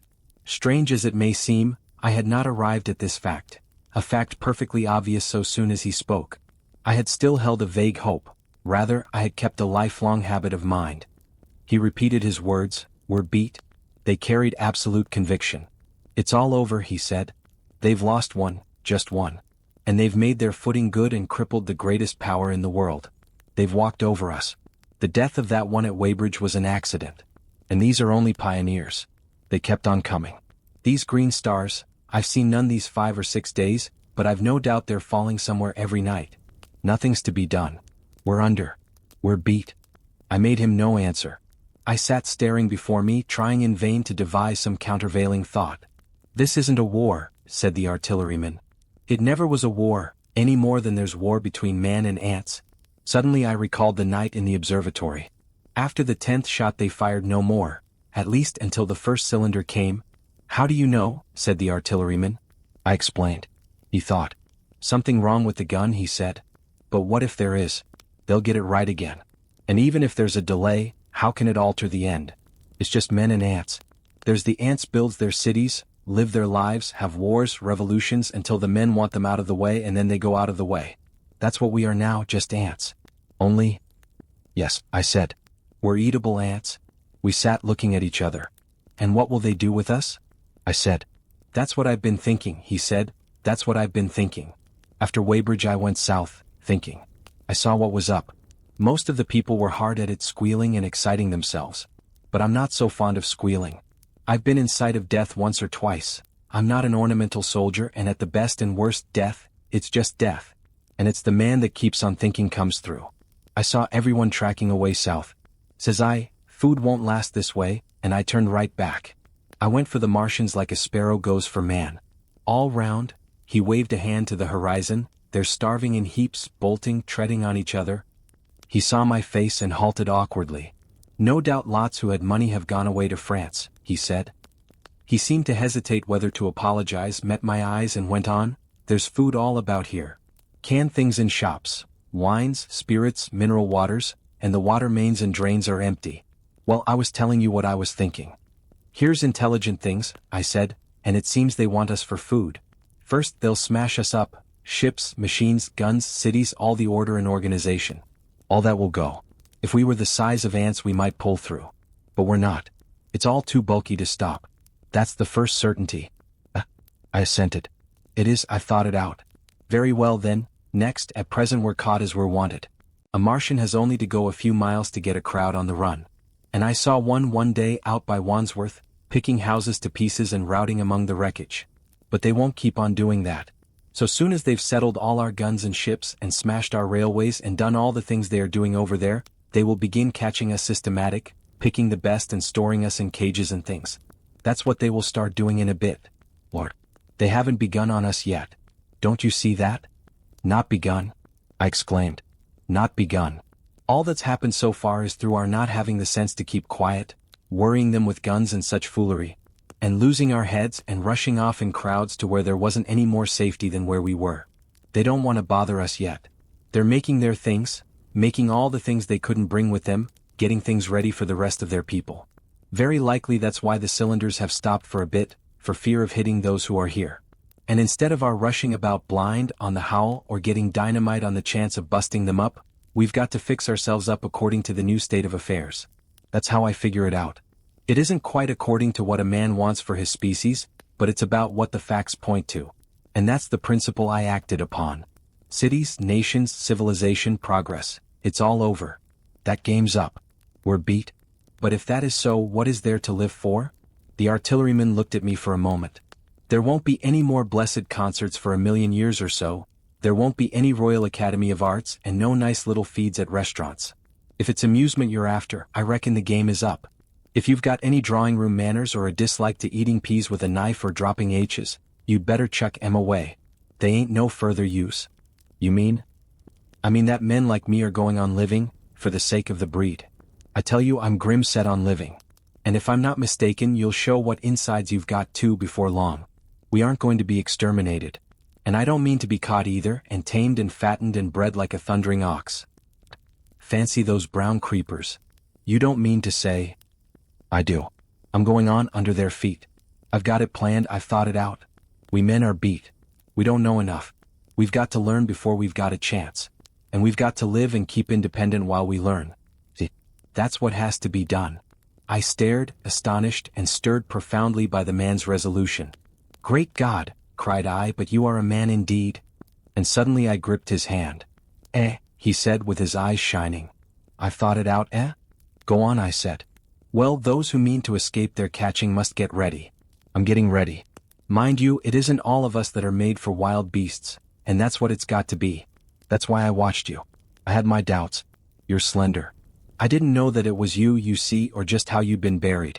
All these, the sort of people that lived in these houses and all those damn little clerks that used to live down that way, they'd be no good. They haven't any spirit in them, no proud dreams and no proud lusts, and a man who hasn't one or the other, Lord, what is he but funk and precautions? They just used to skedaddle off to work. I've seen hundreds of 'em, bit of breakfast in hand, running wild and shining to catch their little season ticket train, for fear they'd get dismissed if they didn't. Working at businesses they were afraid to take the trouble to understand, skedaddling back for fear they wouldn't be in time for dinner, keeping indoors after dinner for fear of the back streets, and sleeping with the wives they married, not because they wanted them but because they had a bit of money that would make for safety in their one little miserable skedaddle through the world. Lives insured and a bit invested for fear of accidents. And on Sundays, fear of the hereafter. As if hell was built for rabbits. Well, the Martians will just be a godsend to these. Nice roomy cages, fattening food, careful breeding, no worry. After a week or so chasing about the fields and lands on empty stomachs, they'll come and be caught cheerful. They'll be quite glad after a bit. They'll wonder what people did before there were Martians to take care of them. And the bar loafers and mashers and singers, I can imagine them. I can imagine them, he said with a sort of somber gratification. There'll be any amount of sentiment and religion loose among them. There's hundreds of things I saw with my eyes that I've only begun to see clearly these last few days. There's lots will take things as they are, fat and stupid, and lots will be worried by a sort of feeling that it's all wrong, and that they ought to be doing something. Now whenever things are so that a lot of people feel they ought to be doing something, the weak, and those who go weak with a lot of complicated thinking, always make for a sort of do-nothing religion, very pious and superior, and submit to persecution and the will of the Lord. Very likely you've seen the same thing. It's energy in a gale of funk and turned clean inside out. These cages will be full of psalms and hymns and piety. And those of a less simple sort will work in a bit of, what is it? Eroticism? He paused. Very likely these Martians will make pets of some of them, train them to do tricks, who knows? Get sentimental over the pet boy who grew up and had to be killed. And some, maybe they will train to hunt us. No, I cried, that's impossible. No human being. What's the good of going on with such lies? Said the artilleryman. There's men who do it cheerful. What nonsense to pretend there isn't. And I succumbed to his conviction. If they come after me, he said, Lord, if they come after me, and subsided into a grim meditation. I sat contemplating these things. I could find nothing to bring against this man's reasoning. In the days before the invasion no one would have questioned my intellectual superiority to his. I, a professed and recognized writer on philosophical themes, and he, a common soldier, and yet he had already formulated a situation that I had scarcely realized. What are you doing? I said presently. What plans have you made? He hesitated. Well, it's like this, he said. What have we to do? We have to invent a sort of life where men can live and breed, and be sufficiently secure to bring the children up. Yes, wait a bit and I'll make it clearer what I think ought to be done. The tame ones will go like all tame beasts. In a few generations they'll be big, beautiful, rich-blooded, stupid, rubbish. The risk is that we who keep wild will go savage, degenerate into a sort of big, savage rat. You see, how I mean to live is underground. I've been thinking about the drains. Of course those who don't know drains think horrible things, but under this London are miles and miles, hundreds of miles, and a few days' rain in London empty will leave them sweet and clean. The main drains are big enough and airy enough for anyone. Then there's cellars, vaults, stores from which bolting passages may be made to the drains. And the railway tunnels and subways. You begin to see? And we form a band, able-bodied, clean-minded men. We're not going to pick up any rubbish that drifts in. Weaklings go out again. As you meant me to go? Well, I parleyed, didn't I? We won't quarrel about that. Go on. Those who stop obey orders. Able-bodied, clean-minded women we want also, mothers and teachers. No lackadaisical ladies, no blasted rolling eyes. We can't have any weak or silly.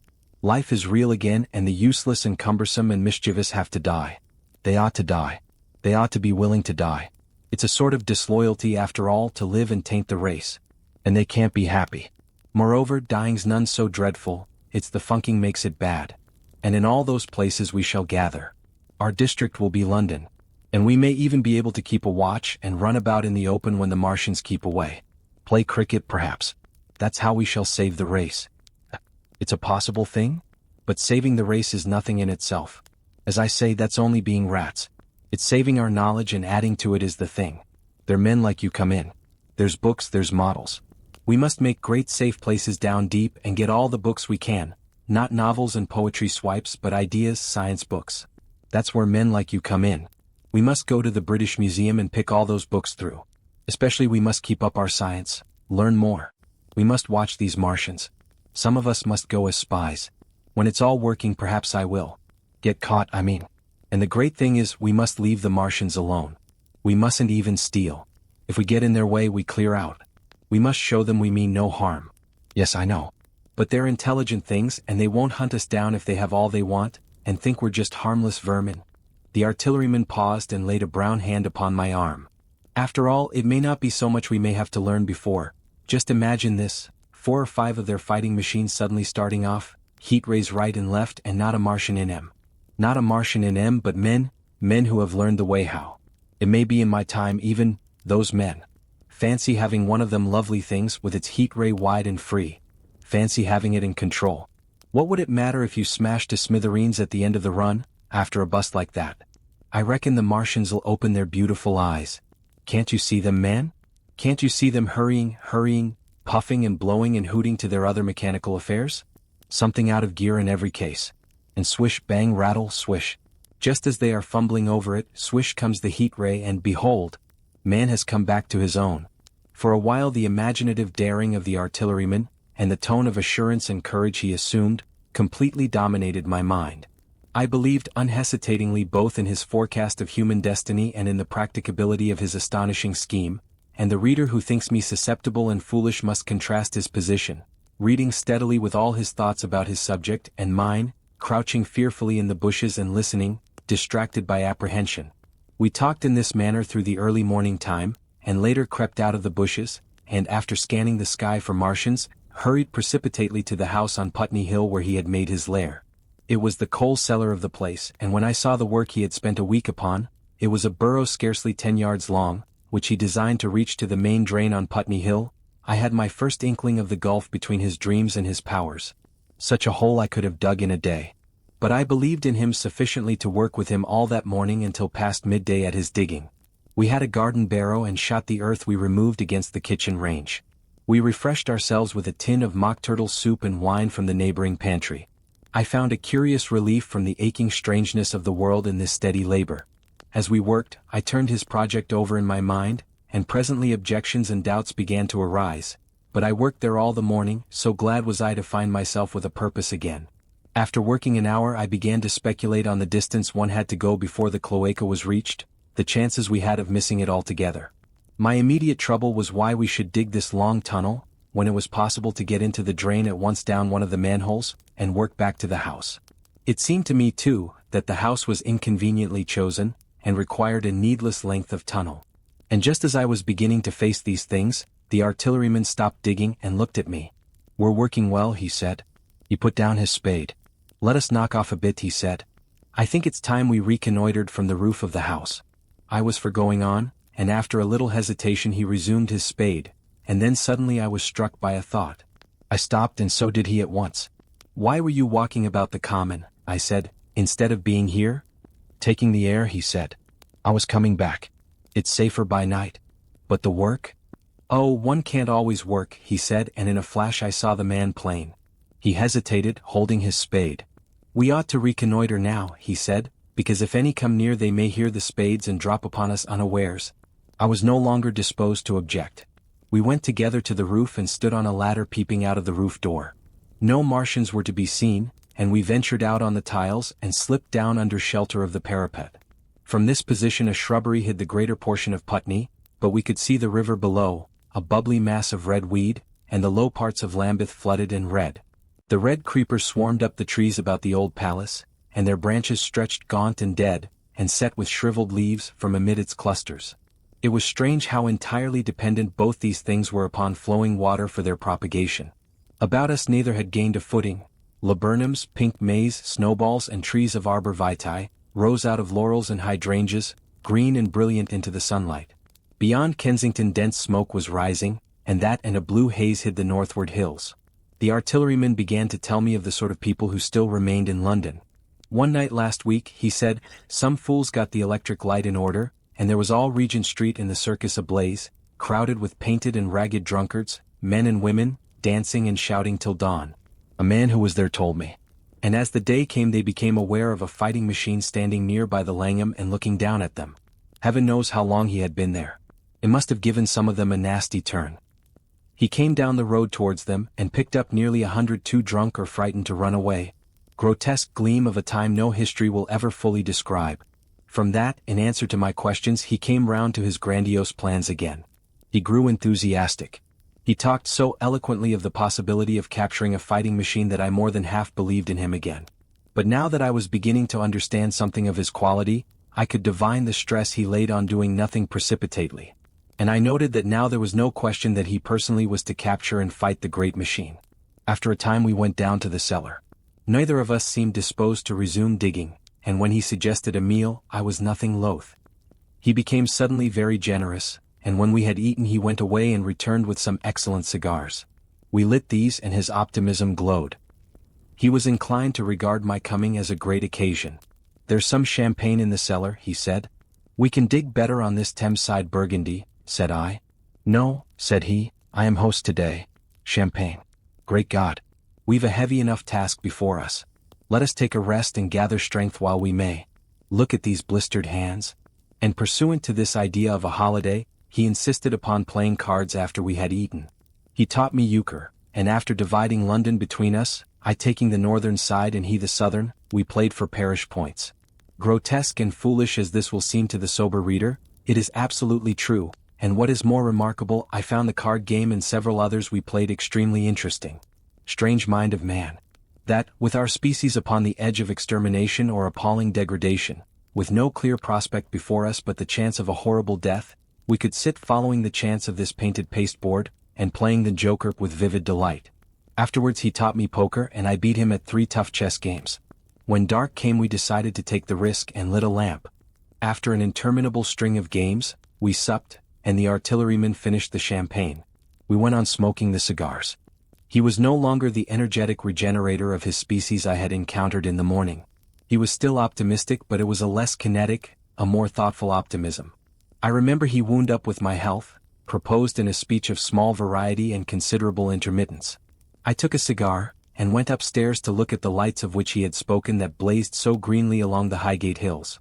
At first I stared unintelligently across the London Valley. The northern hills were shrouded in darkness.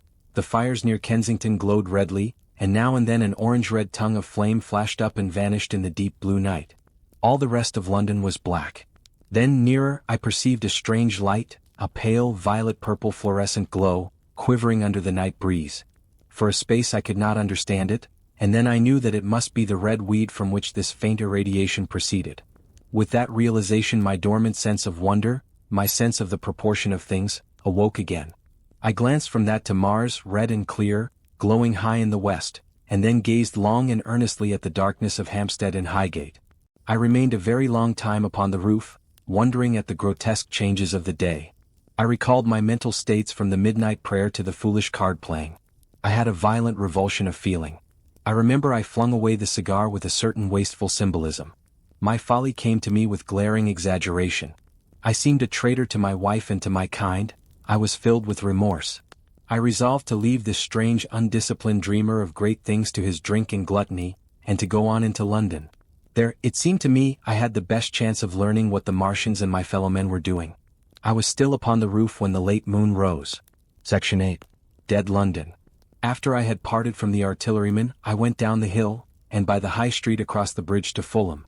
The red weed was tumultuous at that time, and nearly choked the bridge roadway, but its fronds were already whitened in patches by the spreading disease that presently removed it so swiftly. At the corner of the lane that runs to Putney Bridge Station I found a man lying. He was as black as a sweep with the black dust, alive, but helplessly and speechlessly drunk. I could get nothing from him but curses and furious lunges at my head. I think I should have stayed by him but for the brutal expression of his face. There was black dust along the roadway from the bridge onwards, and it grew thicker in Fulham. The streets were horribly quiet. I got food, sour, hard and mouldy but quite eatable, in a baker's shop here. Some way towards Walham Green the streets became clear of powder, and I passed a white terrace of houses on fire. The noise of the burning was an absolute relief. Going on towards Brompton, the streets were quiet again. Here I came once more upon the black powder in the streets and upon dead bodies.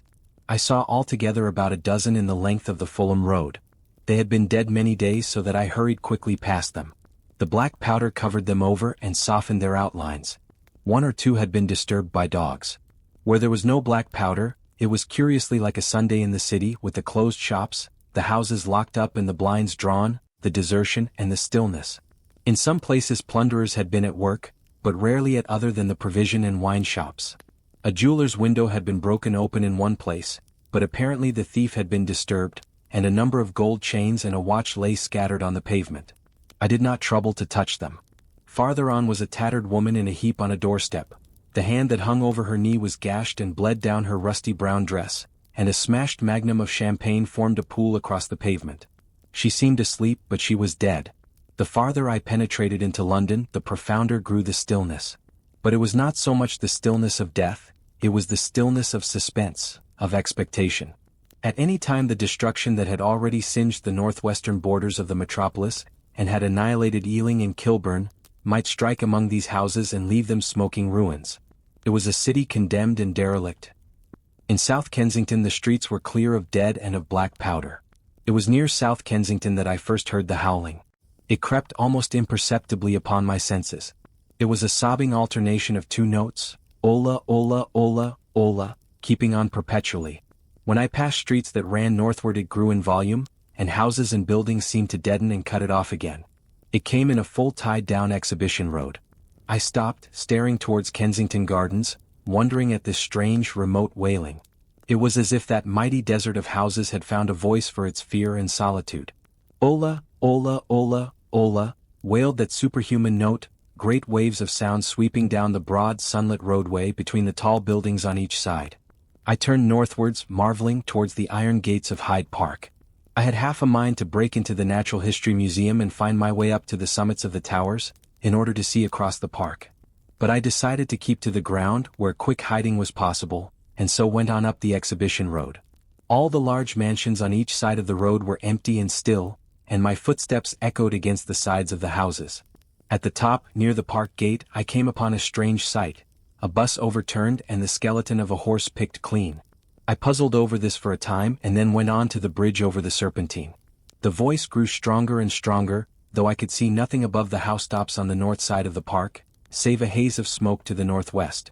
Ola, ola, ola, ola, cried the voice, coming as it seemed to me from the district about Regent's Park.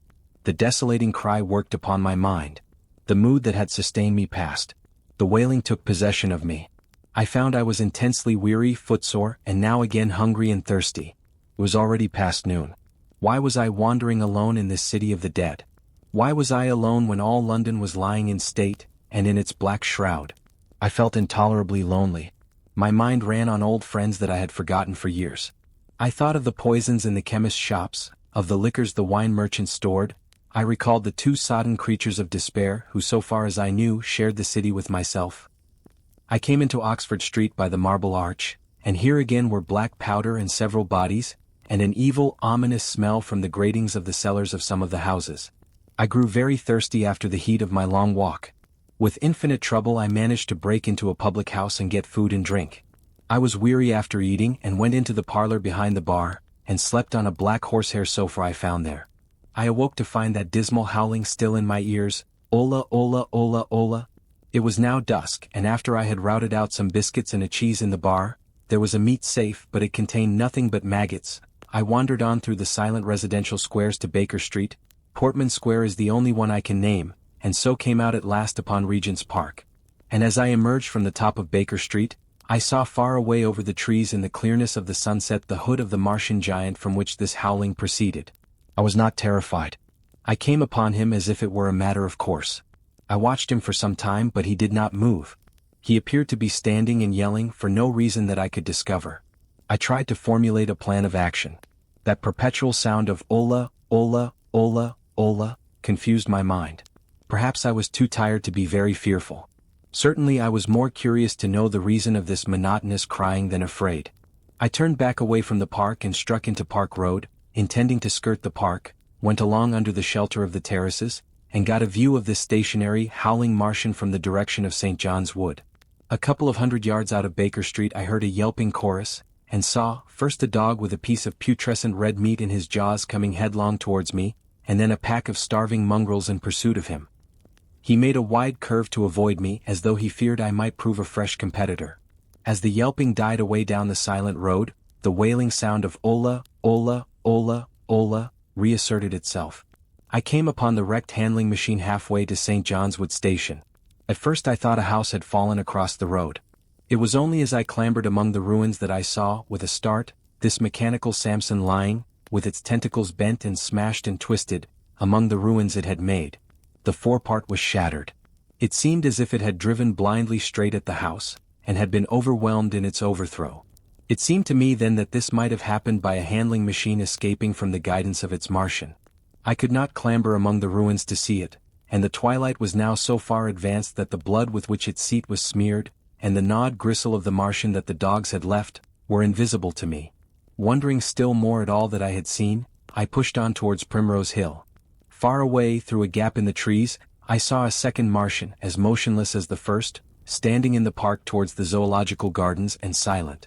A little beyond the ruins about the smashed handling machine I came upon the red weed again, and found the Regent's Canal, a spongy mass of dark red vegetation. As I crossed the bridge, the sound of "Ola, ola, ola, ola" ceased. It was as it were cut off. The silence came like a thunderclap. The dusky houses about me stood faint and tall and dim. The trees towards the park were growing black. All about me the red weed clambered among the ruins, writhing to get above me in the dimness. Night, the mother of fear and mystery, was coming upon me.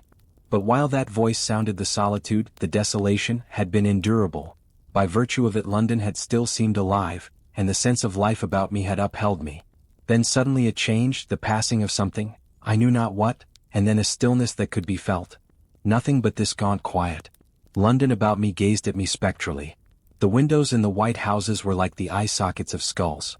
About me my imagination found 1,000 noiseless enemies moving. Terror seized me, a horror of my temerity. In front of me the road became pitchy black as though it was tarred, and I saw a contorted shape lying across the pathway. I could not bring myself to go on. I turned down St. John's Wood Road, and ran headlong from this unendurable stillness towards Kilburn. I hid from the night and the silence, until long after midnight in a cabman's shelter in Harrow Road. But before the dawn my courage returned, and while the stars were still in the sky I turned once more towards Regent's Park. I missed my way among the streets, and presently saw down a long avenue, in the half-light of the early dawn, the curve of Primrose Hill. On the summit, towering up to the fading stars, was a third Martian, erect and motionless like the others. An insane resolve possessed me. I would die and end it, and I would save myself even the trouble of killing myself. I marched on recklessly towards this titan, and then as I drew nearer and the light grew, I saw that a multitude of black birds was circling and clustering about the hood. At that my heart gave a bound and I began running along the road. I hurried through the red weed that choked St. Edmund's Terrace. I waded breast-high across a torrent of water that was rushing down from the waterworks towards the Albert Road, and emerged upon the grass before the rising of the sun. Great mounds had been heaped about the crest of the hill, making a huge redoubt of it.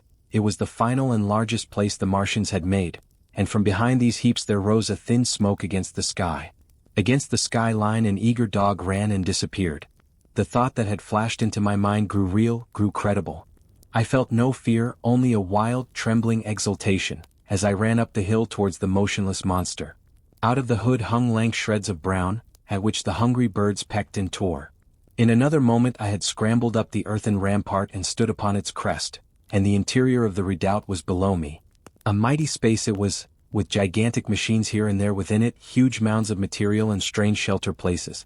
And scattered about it, some in their overturned war machines, some in the now rigid handling machines, and a dozen of them stark and silent and laid in a row, were the Martians, dead, slain by the putrefactive and disease bacteria against which their systems were unprepared, slain as the red weed was being slain, slain after all man's devices had failed by the humblest things that God in his wisdom has put upon this earth. For so it had come about, as indeed I and many men might have foreseen had not terror and disaster blinded our minds. These germs of disease have taken toll of humanity since the beginning of things, taken toll of our prehuman ancestors since life began here. But by virtue of this natural selection of our kind we have developed resisting power. To no germs do we succumb without a struggle, and to many, those that cause putrefaction in dead matter for instance, our living frames are altogether immune. But there are no bacteria in Mars, and directly these invaders arrived, directly they drank and fed, our microscopic allies began to work their overthrow. Already when I watched them they were irrevocably doomed, dying and rotting even as they went to and fro. It was inevitable. By the toll of 1 billion deaths man has bought his birthright of the earth, and it is his against all comers. It would still be his were the Martians 10 times as mighty as they are. For neither do men live nor die in vain.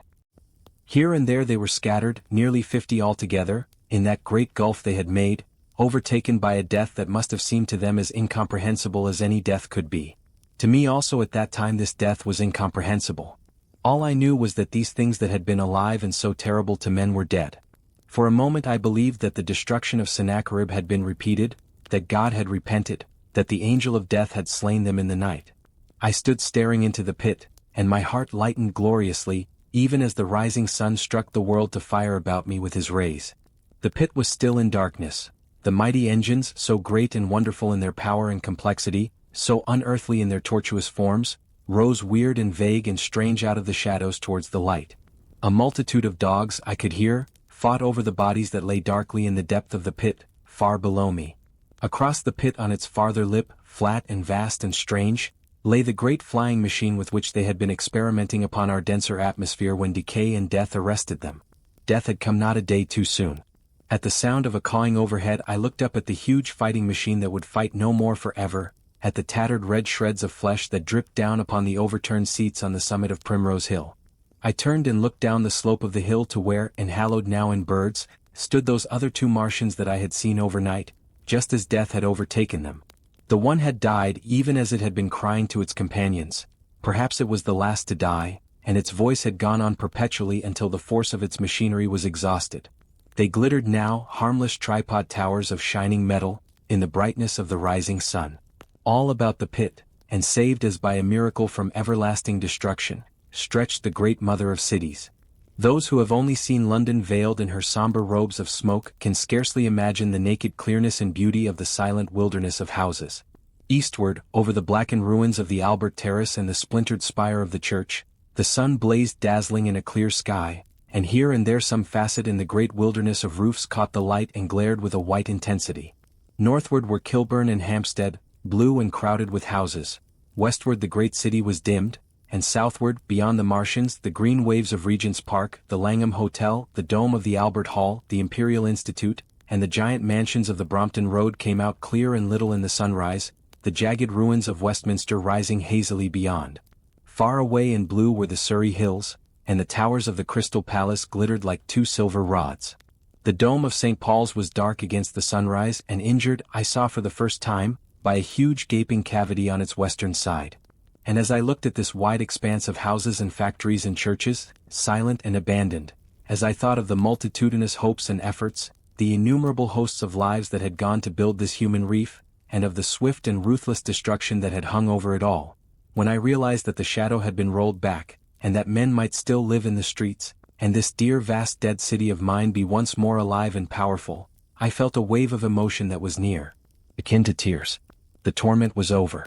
Even that day the healing would begin. The survivors of the people scattered over the country, leaderless, lawless, foodless, like sheep without a shepherd, the thousands who had fled by sea would begin to return.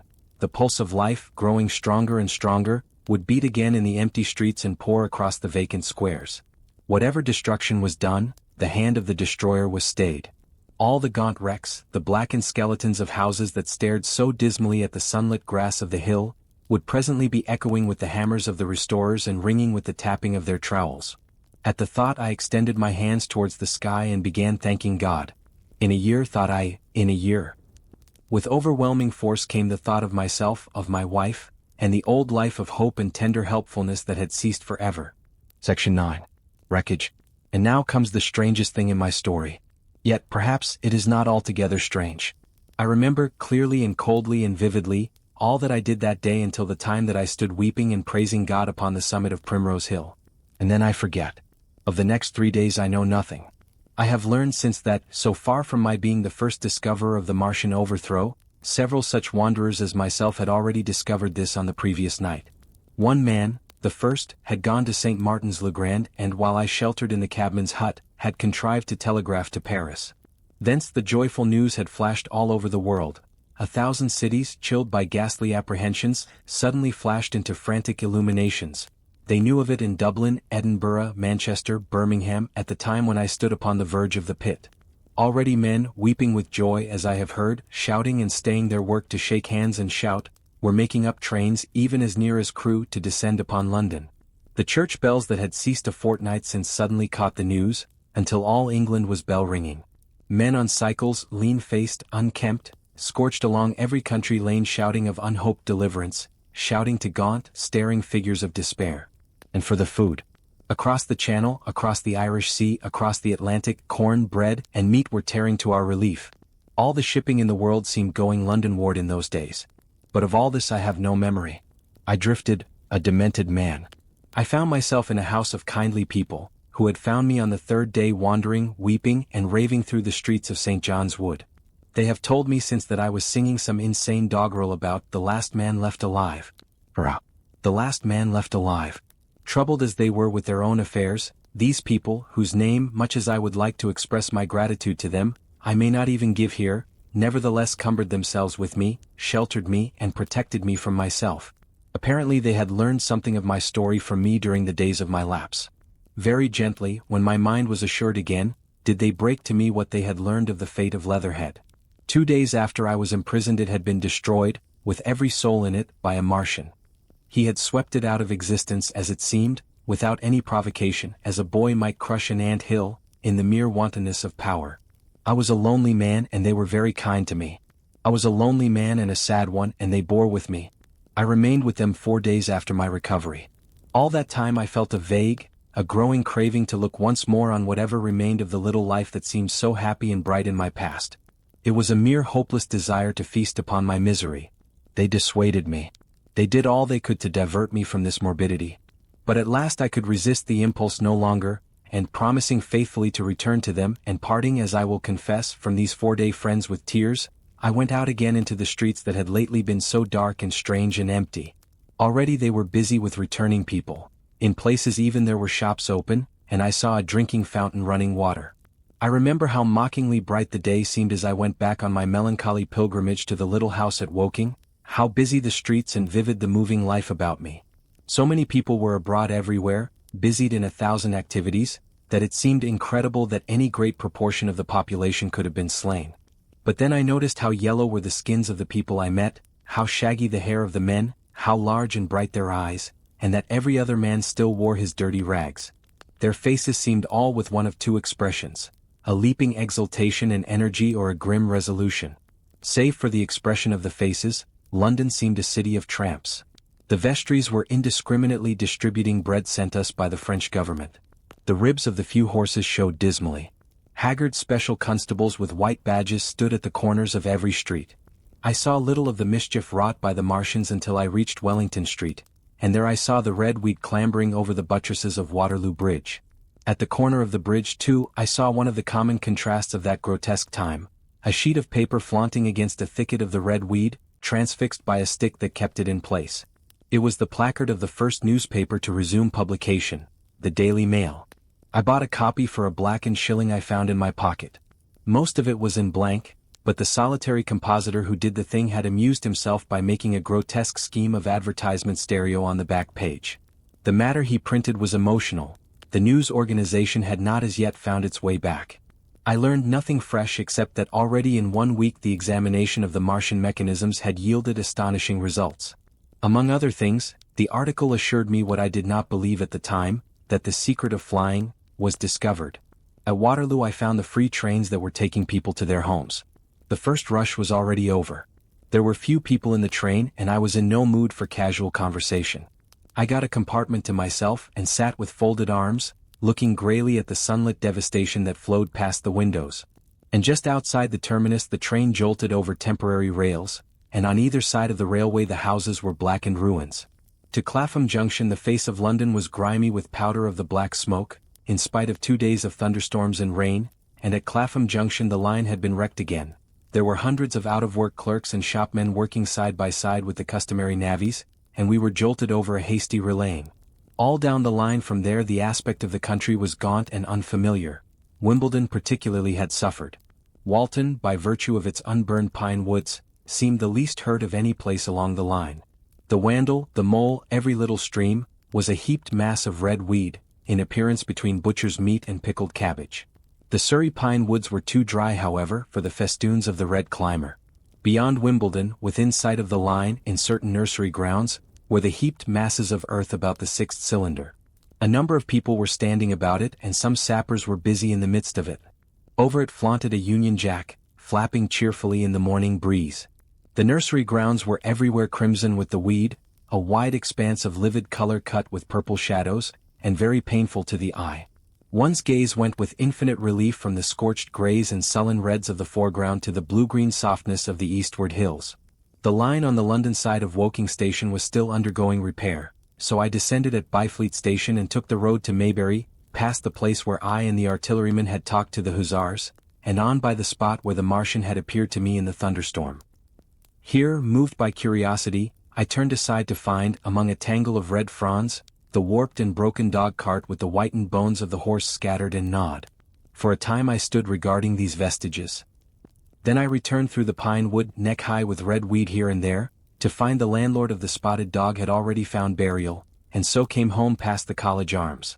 A man standing at an open cottage door greeted me by name as I passed. I looked at my house with a quick flash of hope that faded immediately. The door had been forced, it was unfast and was opening slowly as I approached. It slammed again. The curtains of my study fluttered out of the open window from which I and the artilleryman had watched the dawn. No one had closed it since.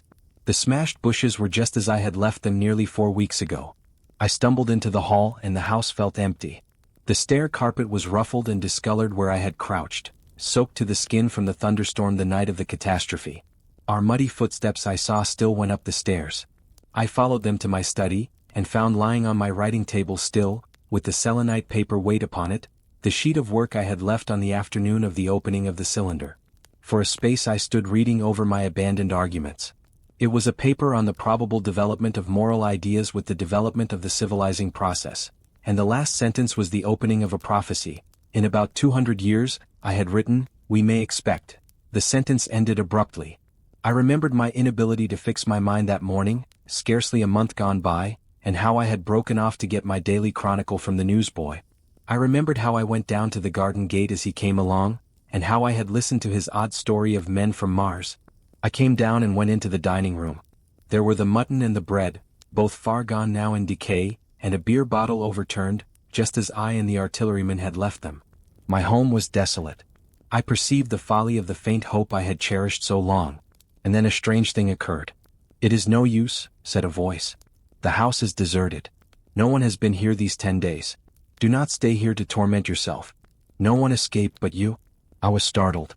Had I spoken my thought aloud? I turned, and the French window was open behind me. I made a step to it and stood looking out.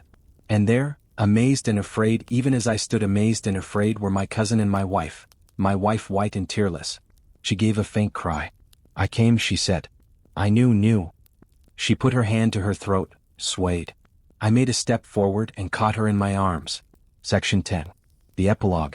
I cannot but regret, now that I am concluding my story, how little I am able to contribute to the discussion of the many debatable questions which are still unsettled. In one respect I shall certainly provoke criticism. My particular province is speculative philosophy. My knowledge of comparative physiology is confined to a book or two, but it seems to me that Carver's suggestions as to the reason of the rapid death of the Martians is so probable as to be regarded almost as a proven conclusion. I have assumed that in the body of my narrative.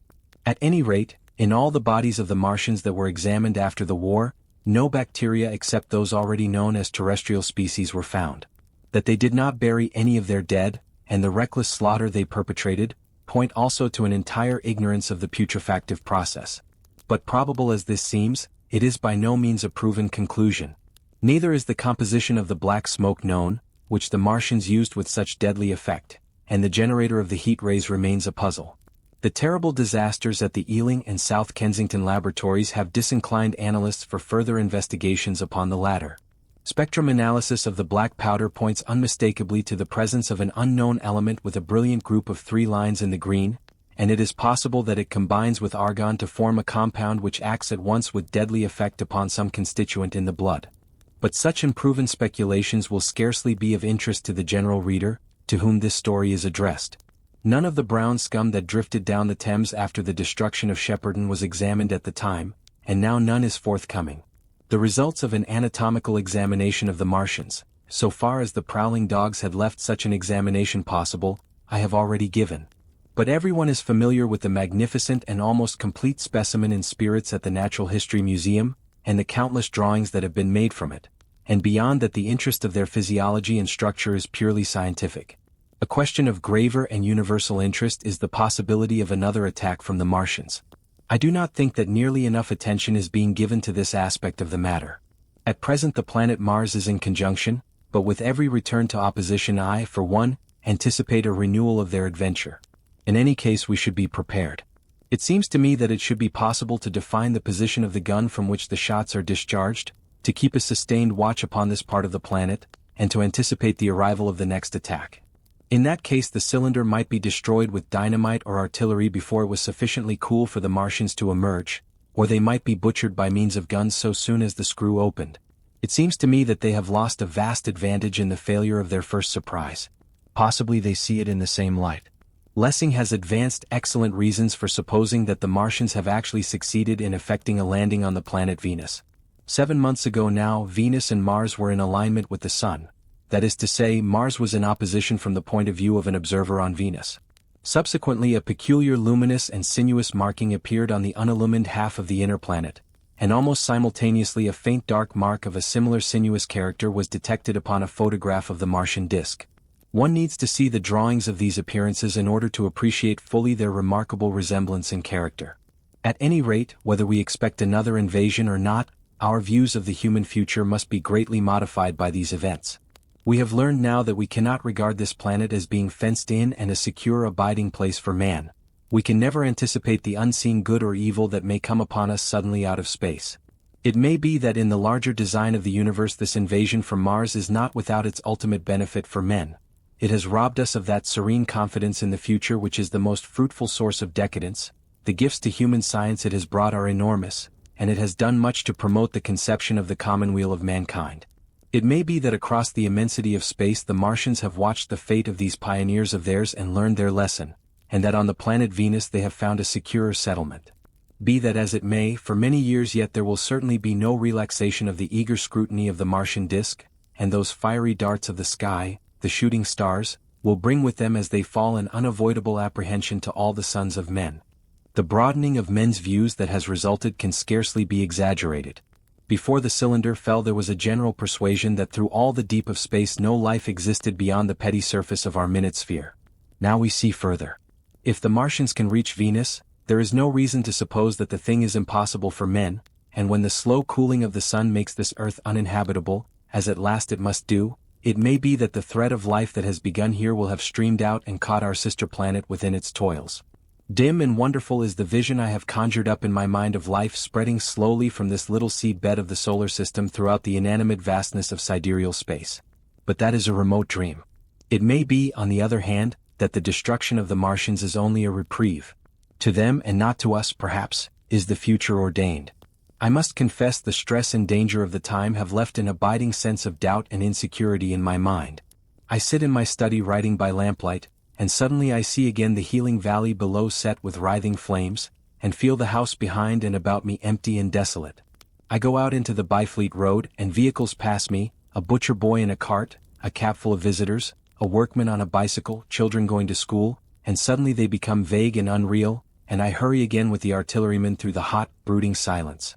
Of a night I see the black powder darkening the silent streets, and the contorted bodies shrouded in that layer. They rise upon me tattered and dog-bitten. They gibber and grow fiercer, paler, uglier, mad distortions of humanity at last, and I wake cold and wretched in the darkness of the night. I go to London and see the busy multitudes in Fleet Street and the Strand, and it comes across my mind that they are but the ghosts of the past, haunting the streets that I have seen silent and wretched, going to and fro, phantasms in a dead city, the mockery of life in a galvanized body. And strange, too, it is to stand on Primrose Hill, as I did but a day before writing this last chapter, to see the great province of houses, dim and blue through the haze of the smoke and mist, vanishing at last into the vague lower sky, to see the people walking to and fro among the flower beds on the hill, to see the sightseers about the Martian machine that stands there still, to hear the tumult of playing children, and to recall the time when I saw it all bright and clear-cut, hard and silent under the dawn of that last great day. And strangest of all is it to hold my wife's hand again, and to think that I have counted her, and that she has counted me, among the dead.